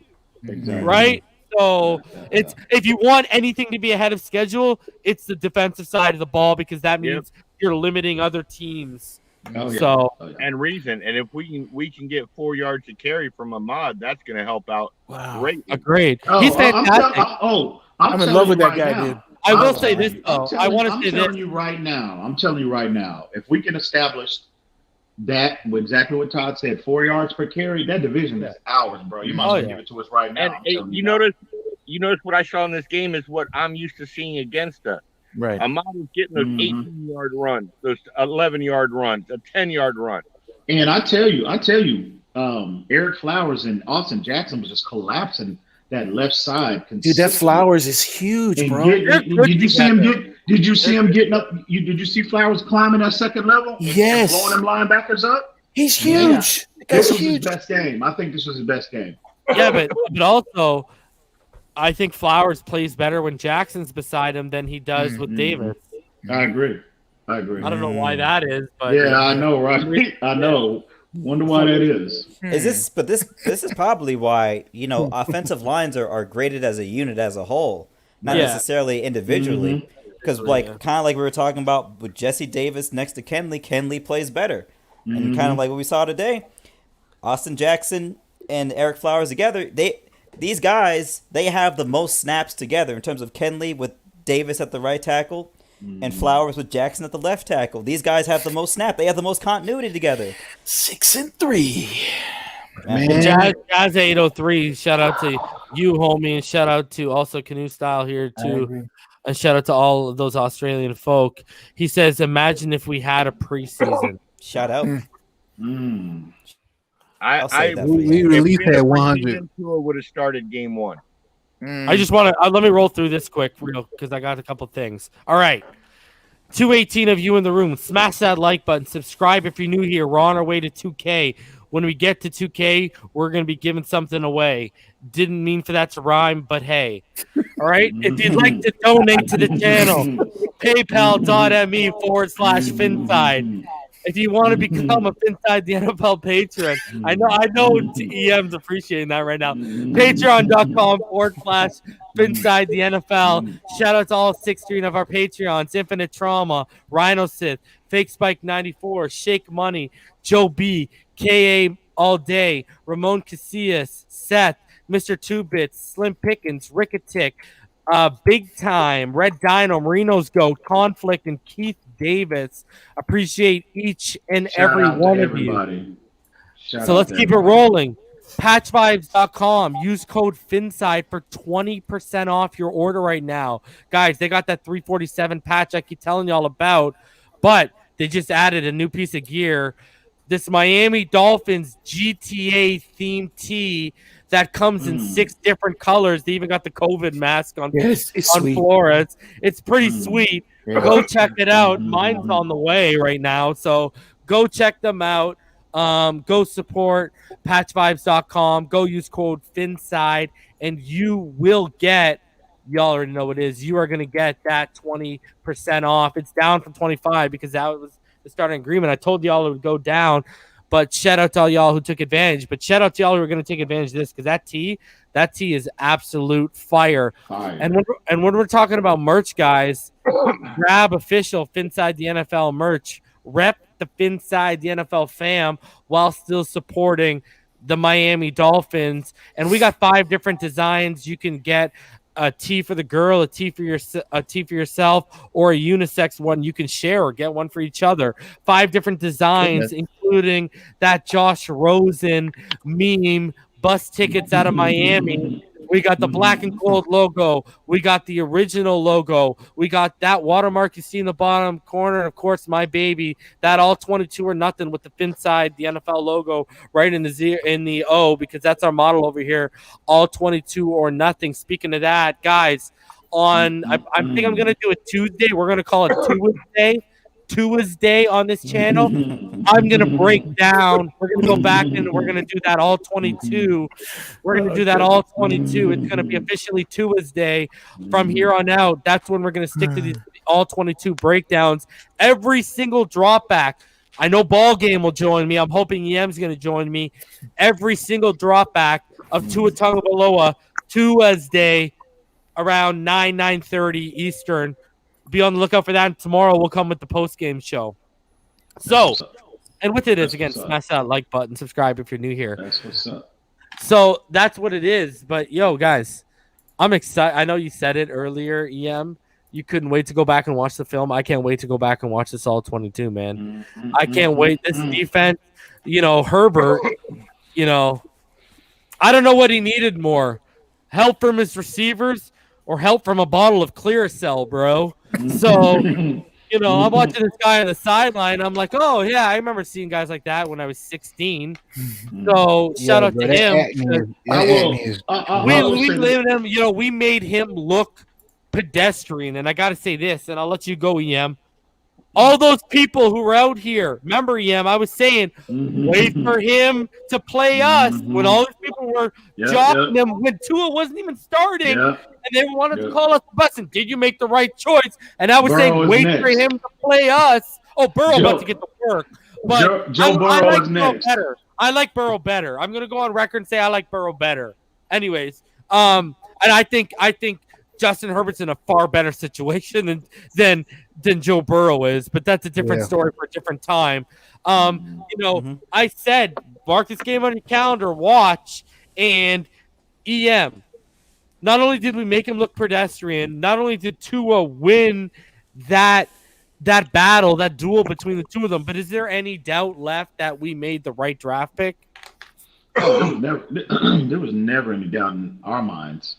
You had a portion of the fan base that, were consistently, they let the casual fan get the best of them, and they Speak on it, making these casual fan assumptions that Speak on it, EM. Can beat out a quote unquote journeyman. He's not. They're paying. Like I said, they're paying too much attention on what's going on in Cincinnati and the Chargers. Pay attention to what's going on in our backyard. And at the end of the day, we called this, we said this, but I will say this in regards to Justin Herbert. That's not today. What you saw is not an indictment on him as a player. We're as long as we're healthy, we're going to make probably 98% of the quarterbacks we face look pedestrian. That's just a fact. Mm-hmm. We envision this defense to be playing this level at the beginning of the season. The tape is out there. The receipts are out there. We knew if they were it was all dependent on health. And it seems that we're getting, everybody seems to be coming into form health-wise, and we're seeing the big dividends that this defense is consistently producing. But I'll say that it's not an indictment on Herbert, the player. No. But here's the thing.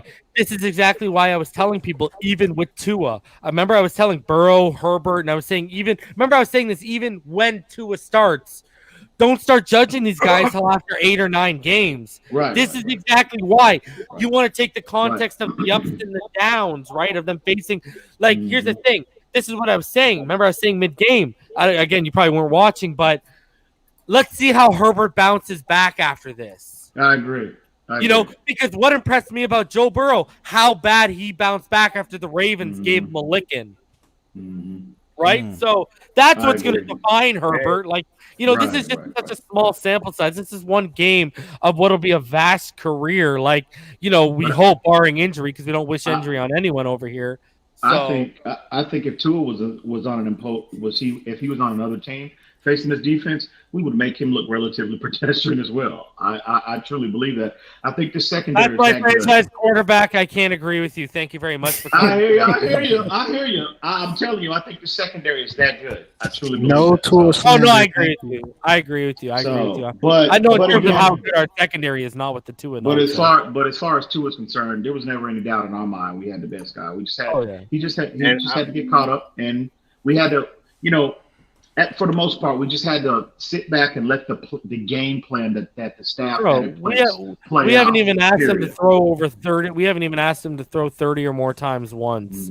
Herbert and Burrow have already had to do that multiple times. Dude, I tell you what, already throwing the ball 50 times a game. Burrow is not 60 for Burrow. Remember when Burrow threw for 61? Yeah. Yeah, but Burrow's next though. I can't wait to see Joe Burrow. Hey, but Burrow, he's good. I like him, man. He's good, but with his O line, I would not want to go up against our defense. Can I say this though? Yeah. I agree with you, but you know what the thing is? Watch me and quote me here. Burrow's gonna push it downfield more than Herbert. Watch. I don't think so. I don't think so. Reason. No, he's gonna. No, I think no. I think he's gonna try. Yeah.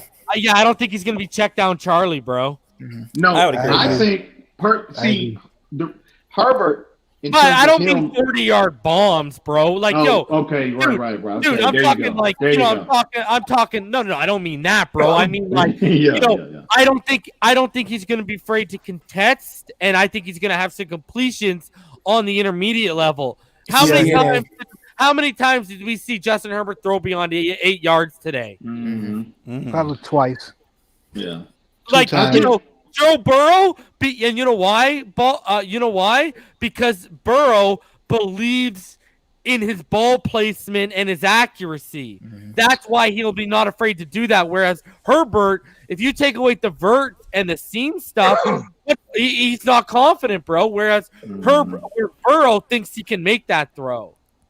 So I will say, I'll say this: if we can make Burrow, if we and can confine him, I think. Sorry, I'll let you continue, but I also want to add context. Go ahead. I think call me crazy.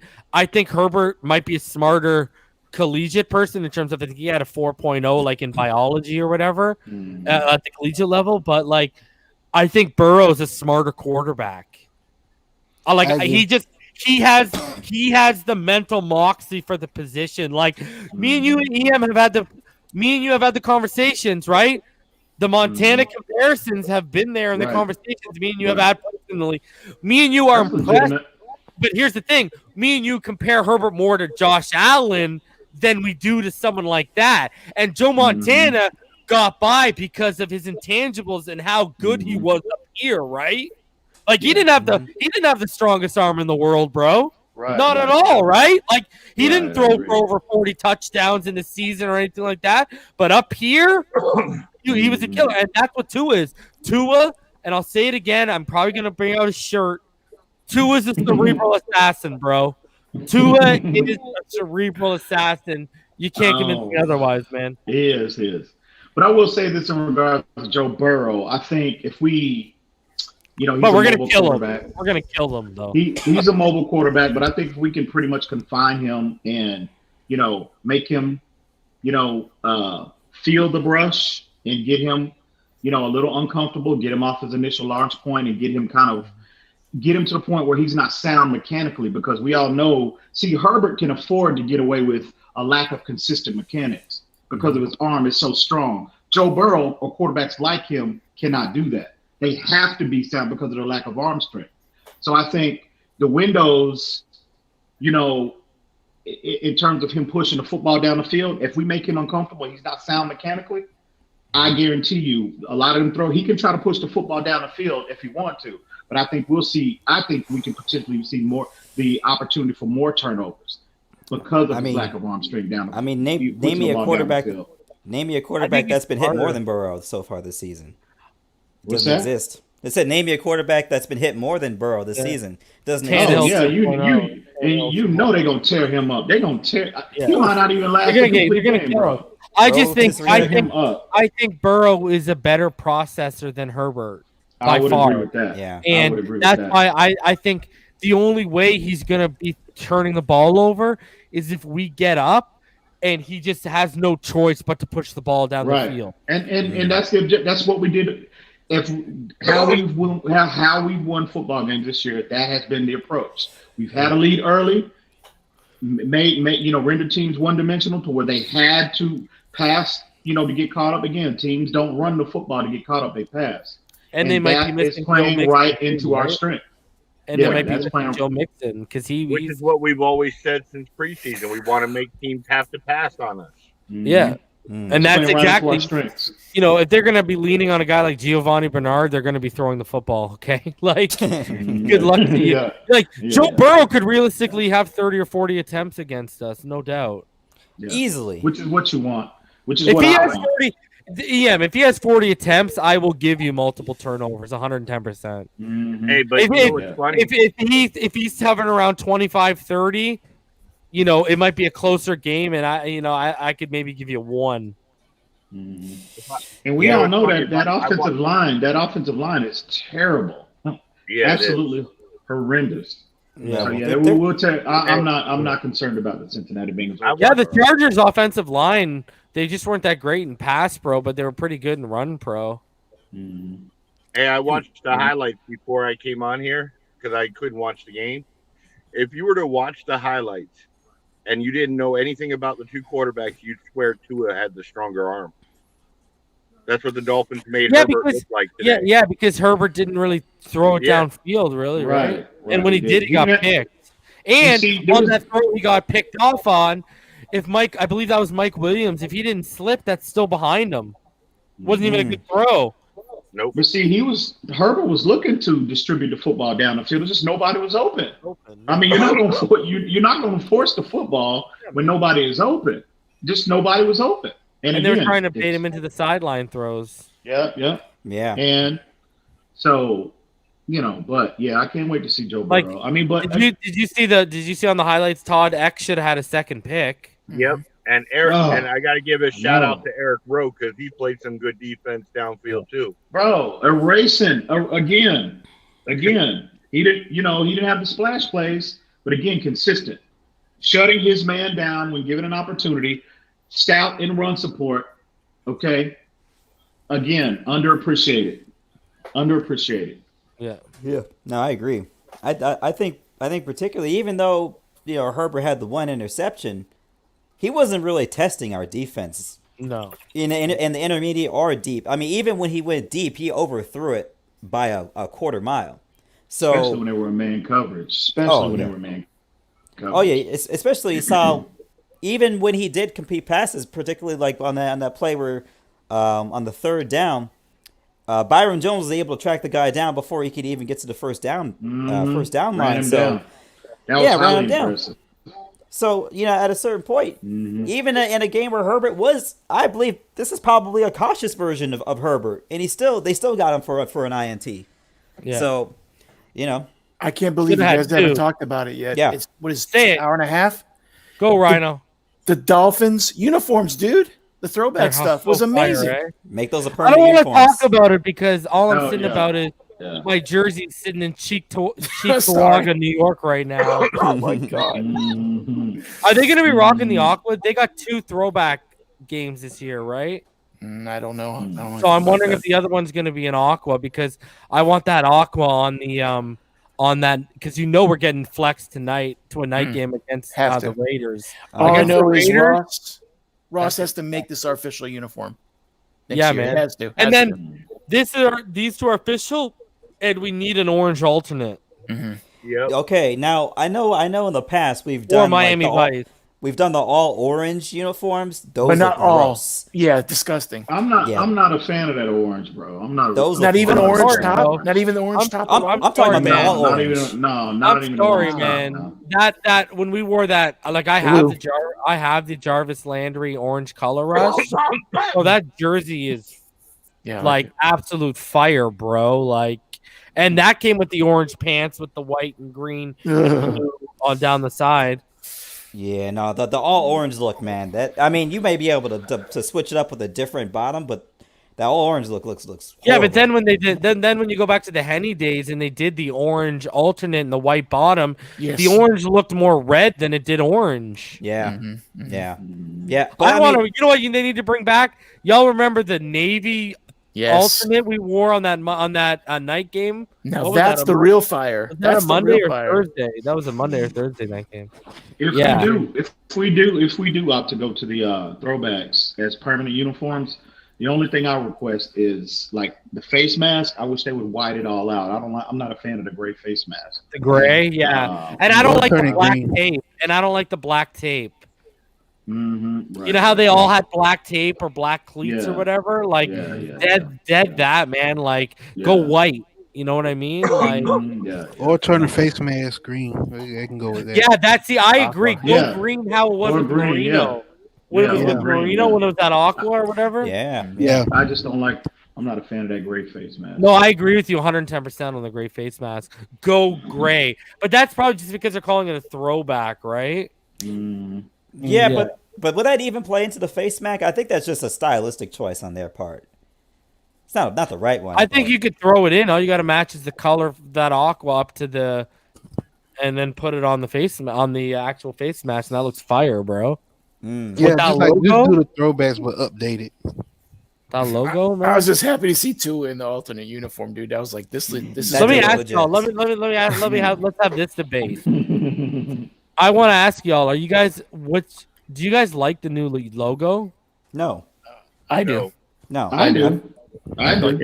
Okay, would you take? I like would you it and I take don't this, like it. Would you take this logo or the one. Well, I know we had different versions of it, My but would you favorite do like version. the one from the like 90s to like Yeah, the early that's my favorite version. 2000s? That's my Or favorite would you version. do the one from like the 80s, like the 86 logo, the one, the kind of, or the throwback one that we're kind of using now? I think that I want the one, the throwback we're using now. I think that's the best one. I think. I think in terms of the logo, I mean, the one they came out with, in the late '90s into the 2000s. I think JJ's. I think the thing about that was people thought it looked a little too cartoonish. Some people hate them having. Some people hate it. Now if you can clean that up, make it look a little bit less like a Saturday morning cartoon, and just, I mean, obviously you can only make a dolphin look so tough, but you could make it look a little less cartoonish. That's what I would go with. Dolphins you add that logo see, with the current throwback jersey. I'm good. Money. Yeah, that's fire. I know. Yeah, that's why. Yeah, that's why I said. You remember a reason we were talking backstage? I would like to have like the throwback, logo and the colors and stuff, but updated, so it's your own style and not something from the past in a way. My biggest issue with the modern stuff is the colors are wrong. We're not teal. F teal. We're not teal. We're aqua. That's my biggest issue with it. I'm serious. It pisses me off. That's the jerseys? Yeah, it's teal. What they're throwing out today is teal. That we are not teal. Whether they light coral. I don't know whether they changed the official color to teal, but we're not the freaking Marlins, dude. I had enough with it. Our stuff is almost blue, Well, the Marlins have pretty much gone exclusively with the Vice City colors now. Oh, really? Yeah. They're not even trying to look like the. That's what I said, man. Day. Yeah, our alternate, you either go orange or Vice City with our alternate. But I'll tell you something, Reason, though. But when they break out that Vice City jersey, boy, them jersey sales are gonna go through the roof when they break out that Tua Vice City uniform. Hell yeah! I'm popping one. I get one, bro. That and orange jerseys, yes. Wait, what? Wait, what? Mediterranean. They'll only give you one alternate usually, right? I know, but I was just saying, if you go either way, if you go Vice, I would get it, or orange, I would get it. But I prefer they go to the orange jerseys again because those were fire. Yeah. All right, guys, we're about to hit 5 hours here. I'm at 4 hours 51 minutes. Let's start going through final thoughts. EM's at the bottom, so I'll save him for last. Rhino, we'll start with you. Let's get your final thoughts, bro. Yeah, I'm just really happy where we are. I can't believe that next week, that if we win, we're 7-3 and we're in first place. It just, it's really good progress from everyone on the team, and I wish everyone be a little more patient with Jay Gailey. It's getting on my nerves a little bit. I think the guy. I'm joking, Rhino. No, I know, but there are a lot of people that aren't. I'm not. The biggest issue to me is not Gailey. The biggest issue to me is learning this team. That's where I have the big issue with him, and he does have some brain farts. I agree. But overall, it's hard for me to complain with 6-3 and go Dolphins. Yeah, like I said, my only complaint is him situationally, really. 100%.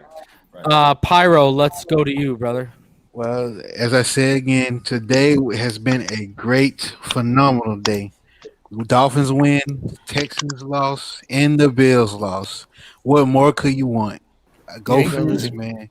What did you say? What was that? New England losing, that'd be perfect. Oh, we'll see what they do. Because you don't know, sometimes New England will show up, sometimes they won't.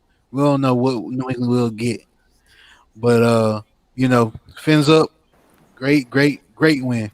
You forgot something, Pyro. They lost, so I don't need to say it. Okay.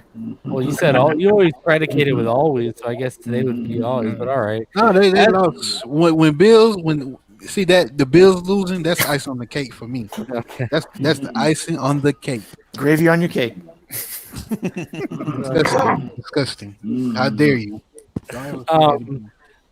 Esteban, are you there, or did your wife go to work? Nah, man. Bro, I was eating chicken tortellini and drinking sangria, listening to y'all. So it's a good day, bro. She ain't complaining. So what's up? What's up? I was like, dang, did Esteban get the 2-piece biscuit special with a medium Coke? That's right, man. That's right. Let's hear your final thoughts, Esteban. Man, I'm just glad that they won.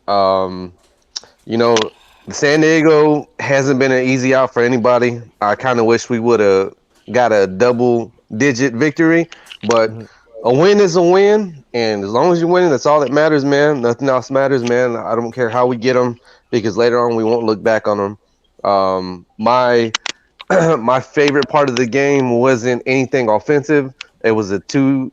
It was the 2 yards tackle for a loss by Strobridge.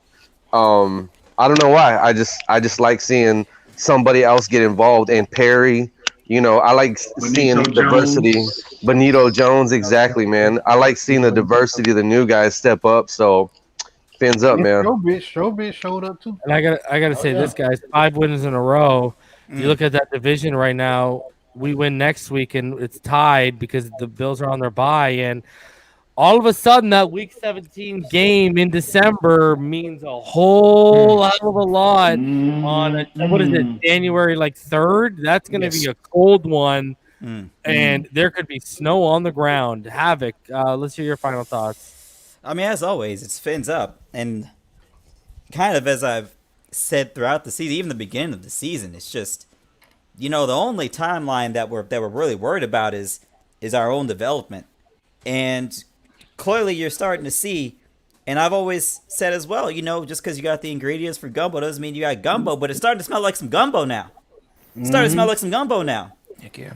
So, once again, Pyro, I asked you several times when I do my final thoughts. I'm agreeing with just, you, man. Just turn on the mute. I'm agreeing with you. I'm gonna have to switch my channel from no passes given to red flags given because all you do is steady perpetrate. But as always, I appreciate the ability to come on and fins up all day, every day, 365 days a year. Shout out to Australia, Western Australia, Sydney, City, Melbourne, Torquay, the whole Gold Coast. You know the game, Perth gang, Sydney gang. You know the vibes. Let's keep it moving. Sydney gang. Pyro, I've had enough. Todd, let's hear your final thoughts, bro. All I got to say is I'm getting used to these victories now. I'm enjoying this. With how many years we go hot and cold, one game we win, then 3. Now we got 5 in a row where we're gonna have victory Monday, and in my mind, I think we got 3 more coming. But let's just enjoy it and go Fins. Ronnie says Tua has already won the same amount of games as Fitz did for us this season. It's true. Adrian says, I don't like gumbo, though, Havoc. Got to switch up the analogies. Don't like gumbo? Gumbo is the king of stews. You need to switch and here's up the your taste thing. buds, homie. I gotta say Adrian. this. You know what, Clegg? AVG gets my game ball. All right? Yeah, that guy, blocking the punt, leading to us getting the early lead. He was effective in the pass rush. He was effective. And he laughed at Balaj to his face. Yeah, he was effective in the run game. AVG was a beast today. He's blossoming too. He gets 1 of my game balls. Let's put it that way better.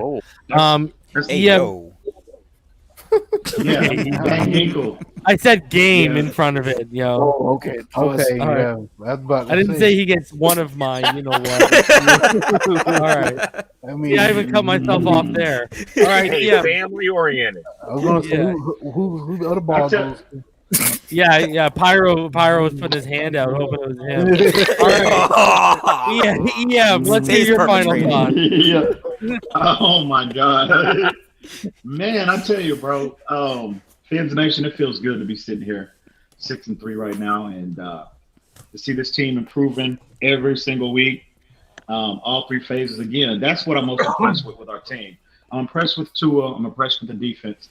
I'm impressed. The thing I'm most impressed with is that when we play complementary football in all 3 phases, I mean, we are a tough team to beat. And again, to see the incremental improvement and to see the play and look at the players that they are, they're getting acclimated into, in particular on the offensively and defensively. Your Malcolm Perry's, your Matt Collinses of the world, your Zylers, however you pronounce it. The Andrew Van Ginkels of the world. These players are just growing up right before our eyes in the midst of a division race. And that's the most encouraging thing. You're seeing the coaching, the blend of coaching, consistent coaching, as well as the players, player improvement on a weekly basis. And I tell you, that's the most encouraging thing moving forward. And Tua, can't say enough about Tua. I'm thoroughly impressed with him as a player. Seems level-headed. The game doesn't seem too big for him. And again, that'll pay big dividends moving forward as we get into this divisional race. And ultimately, hopefully, we'll get into the playoffs. So with that being said, man, we can just keep this momentum building, keep this momentum going. And y'all already know what it is all day, every day, baby. And shout out to the homie Adrian Gray. I wait for the day that he comes on the channel, bro, because he's going off tonight. Right, he's going off on Balaj right now. He's saying Zach Seiler took his manhood. He said whatever Balaj's wife or girlfriend belongs to Zach Seiler tonight. Like he's going in on this guy, man. He doesn't play gumbo though. There's something that wrong hit was ridiculous. I don't know how Balaj got up. I was Yeah, that was. He's gonna be feeling that one tomorrow before he gets out of bed. You, man, I gotta say, I don't want to hear it, EM. I don't even want to hear about. I must say this. Story. Listen. I will mute you, bro. I will use the mute button right now. Listen. I gotta hear about Balaj. Okay, he's on his third team in 10 this weeks. season. I don't want to hear nothing right now, bro. Third team in 10 weeks. Listen. I'm just gonna say this. I'm just disappointed we couldn't get that kind of what we saw today out of him. You know what I mean? Okay. It's just disappointing. Well, it's just disappointing. But that shout out our coaches with 4 I'll take Salvin. I'll put it this way. I'll take Salvin Ahmed every day and Amen. 3 times on Sunday over Kalen Balaj. Bro, Let's go, baby. I can't argue that. I can't. You know when I knew it was EM? You know when I knew he was for real, EM? Was last week when on that play when they tried to tackle him and he rolled. So the defender was on his back, but Ahmed wasn't down. So he got up and kept it moving. I was like, okay, this kid gets it, man. Those are the type of plays where like this kid gets it, man. So before I forget, real quick, reason. I can't say enough about Woo! I was gonna say that, yeah. He gets the game ball too, bro. Woo! I can't say enough about Jakeem Grant. I mean, Tua, baby. Talking about growing up before our eyes. I mean, this dude, man, he looks like a completely different player from the first part of the season. Yeah. Man. Well, remember people were asking us in the comments, why are they holding on to him? Why aren't they getting? And remember what I used to say, even when I was getting mad at him, they're probably holding on to him because of the chemistry he had with Tua. And here's the thing, bro. That confidence is now affecting Grant's play in special teams, not just offensively. Like he is night and day right now, and it literally took a quarterback change. He wasn't like that with Tannehill. He wasn't like that with Fitz. And all he needed, and it goes back to what Tua said this week when they asked him about Preston Williams being out. He said, it's next man up. I just look for who's open. And Grant, he's found him open. You remember all those times we wish Fitz would have made that throw? Tua looks like he wouldn't have missed that throw, bro. He's confident. He's oozing with confidence right now. Yeah, man. And he looks like a legitimate weapon. Look at him. Actually, remember the strength we always talk about? He shows off in the preseason. You see him using it today, breaking tackles and like three guys trying to take him down, bro. I wish they were giving the ball more. I wish they would utilize him more as a running back out of the backfield. You know, in the passing game as well as giving him a few touches running the football as well, bro. Oh, you want to go full of the backfield? Oh yeah, he's dynamic. He's got if you look at his size, right? If you look at his size, he has a running back size to him, right? Exactly. He's got that skill set, bro. Yeah. And I mean, really, what linebacker is going to cover him? Good luck with that one. What linebacker is going to cover him? Once he gets to if he gets to the second level, it's probably a wrap. Yeah, those jet sweeps will kill people. Yeah. And he almost broke it a couple times tonight too on special teams. Exactly, man. Yo, I'm telling you, he's just playing at a different level, and it took that Tua change, man. Oh boy, I said there was a plan in place, but I also said they wouldn't have made the change if they didn't see enough in practice. They would not just say, "Oh, here's the rookie." Flores is about best player, gives us the best chance to win. You know, this goes back to the Rosen Fitz thing last year. Like, this is no different. If Tua did not look ready, they would not have made the move. Absolutely. Can I say this reason? And Fitzpatrick playing seems like a lifetime ago. I know. Oh eh? yeah, Yeah, it yeah. does. Doesn't I it? agree. Thank God we don't have coaches I doing agree. lines And sorry, in Em, the, sorry, Em. Yeah, I coaching know. room anymore. Yo, No, you EM, good. finish You good, it up Rhino. because I'm about to outro it. So finish it up, EM. Yeah, I was just gonna say Tua in regards to Jakeem Grant, Tua is showing more confidence in that again, like we've never seen a quarterback give him, and he's showing his appreciation with his play on the field. So No. if he can just continue to be consistent, he can, if he can prove to be a reliable target, a legitimate reliable target in the passing game, because you saw him today, he was dictating coverage, even though the ball didn't go to him at times. They consistently had, giving him cushion, and they had the safety over the top of him. He's dictating coverage, so he's doing his part, even if the ball doesn't necessarily go to him. And all I gotta say is this: we win this division. Brian Flores, Coach of the Year. We win this division. I don't care if it's 10 games or nothing. I don't care about the stats. Tua Tagovailoa should be Rookie of the Year. I don't care what anyone tells me, especially if he keeps on the trajectory he looks. It ain't going to be perfect, but if he only loses 1 or 2 games in 10 games and we win this division, fight me if you think he should not be Rookie of the Year. Holla at me. On that note, fins up all day, every day. Be Tomorrow safe, night, everybody. post-game show, Tua's Day.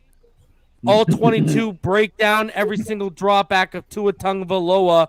Your homie, Reason, Mr. Ballgame will be there. Hopefully, EM will be joining us. We'll see all y'all the next 2 nights on Fin